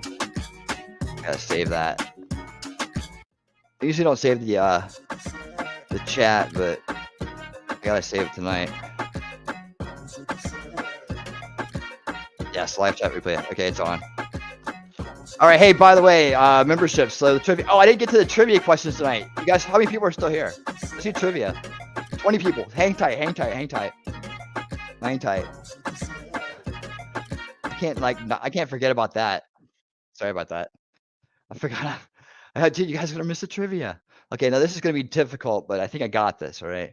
I have to do a little trick here, but you guys will enjoy the trivia. Now you won't be able to answer exactly yet. I'm still trying to figure out how to get this to work, but this is a sample of the kind of stuff that will be part of the membership program here. The winner's circle, as we call it. Let me go to my channel here real quick. I got it kind of saved in the background. Wait till you get a load of this trivia. Not quite perfected yet, but it's getting there. Okay, did it record? I hope so. Okay, looks like it did. Oh, geez. All right, here we go. You guys ready for this? You're not gonna believe this. You're not gonna believe it. Hold on. Present. And just answer in the chat, but you'll see what the answers are eventually. See, that and this. Okay, and there we are.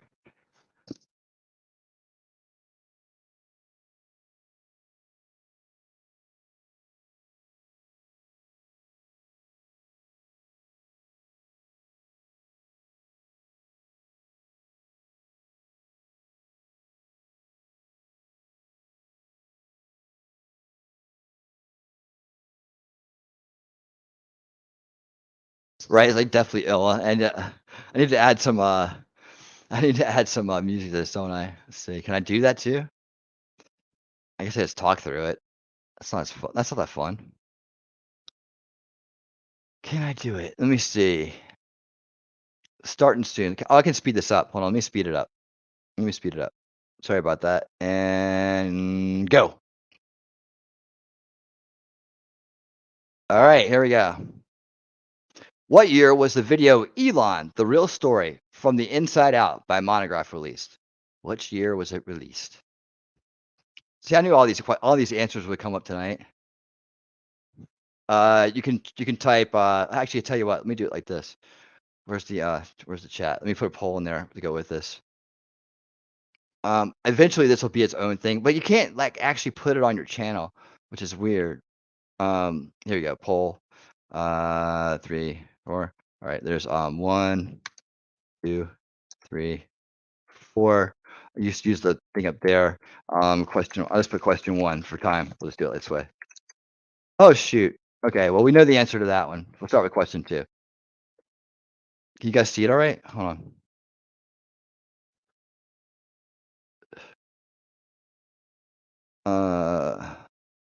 There we go. That might be better. All right. Still a few bugs to work out, but yeah, the answer was number 4, 2010. Sorry about that. I guess the way that I did it, I was trying to avoid the banner up top. So when I redo it, it'll be better. But anyway, you still got the next question, right? 21 seconds. I'm going to speed this up a lot. Let's see. All right, and here we go. Next question. Which Elan building was the lockdown house for court-ordered residents? And I already have the poll ready. And question 2. And here we go. There we go. Now we got participation. Participation. All right. Which Elan building?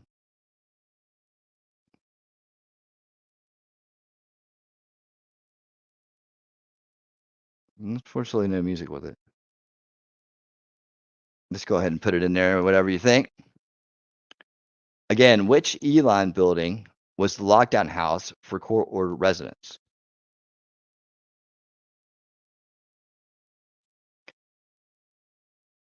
And for what it's worth, most of them will always tell you this too when you talk to them. How many we got? We got. All right, we got 4 votes. Hey, just guess. Guess.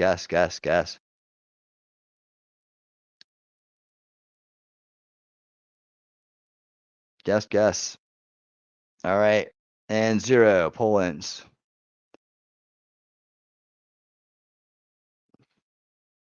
The answer is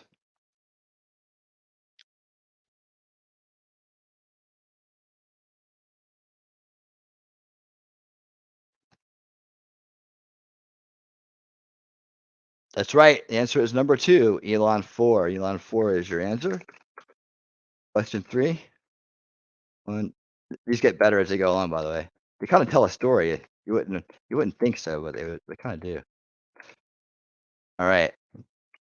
For the next one, and I'm going to jump ahead and go. 22 seconds. In the video, Elan, the real story from the inside out, which Elan building did Monty claim to be a resident of? No, this is from his video, and he says it right up front. So ain't no slander going on here.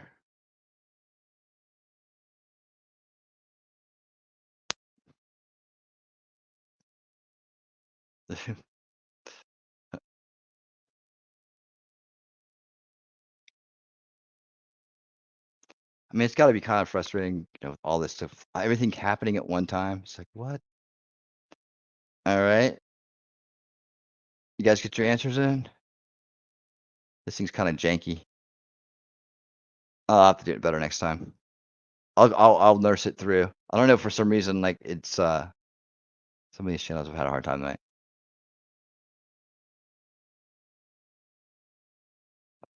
The answer is, of course, number 1. And pull. There we go. Thanks to everybody who's playing along. All right. Question 5. Got to keep my promises here. Like, if anybody paid attention the entire time, then they kind of know what was going on.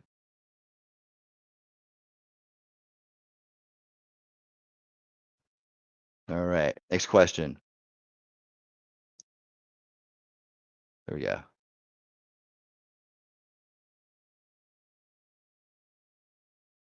Why do you go so slow? Oops.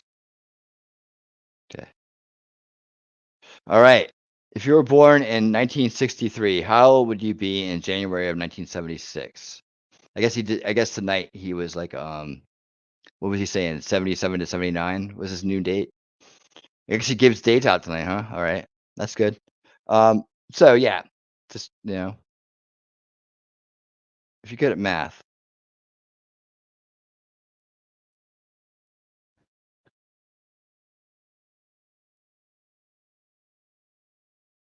Of course, this is internet trivia.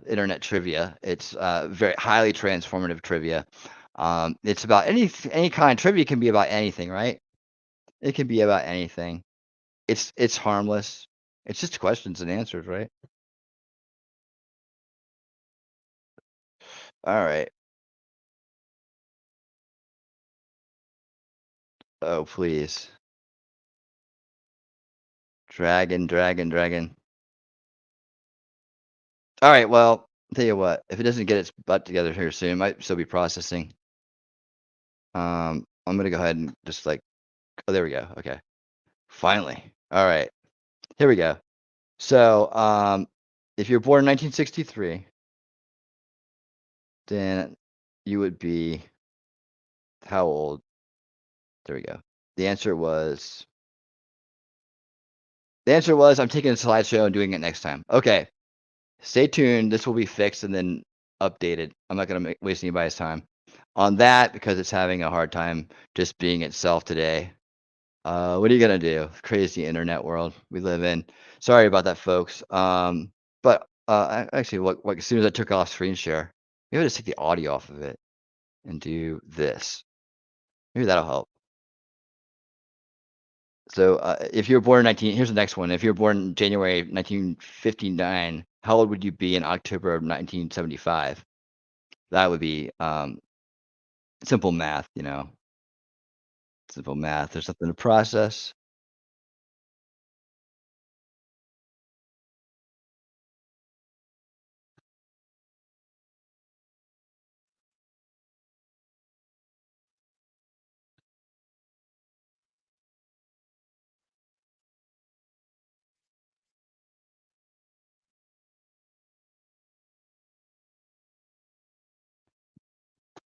All right. That'll be it for tonight. I gotta fix that. I'm not really happy with the way that turned out. So let me fix that, and we'll be all good. And let's go ahead and get on out of here, man. Thanks again so much for being here tonight.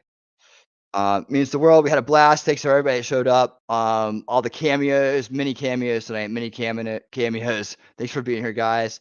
And take care. Have a good one.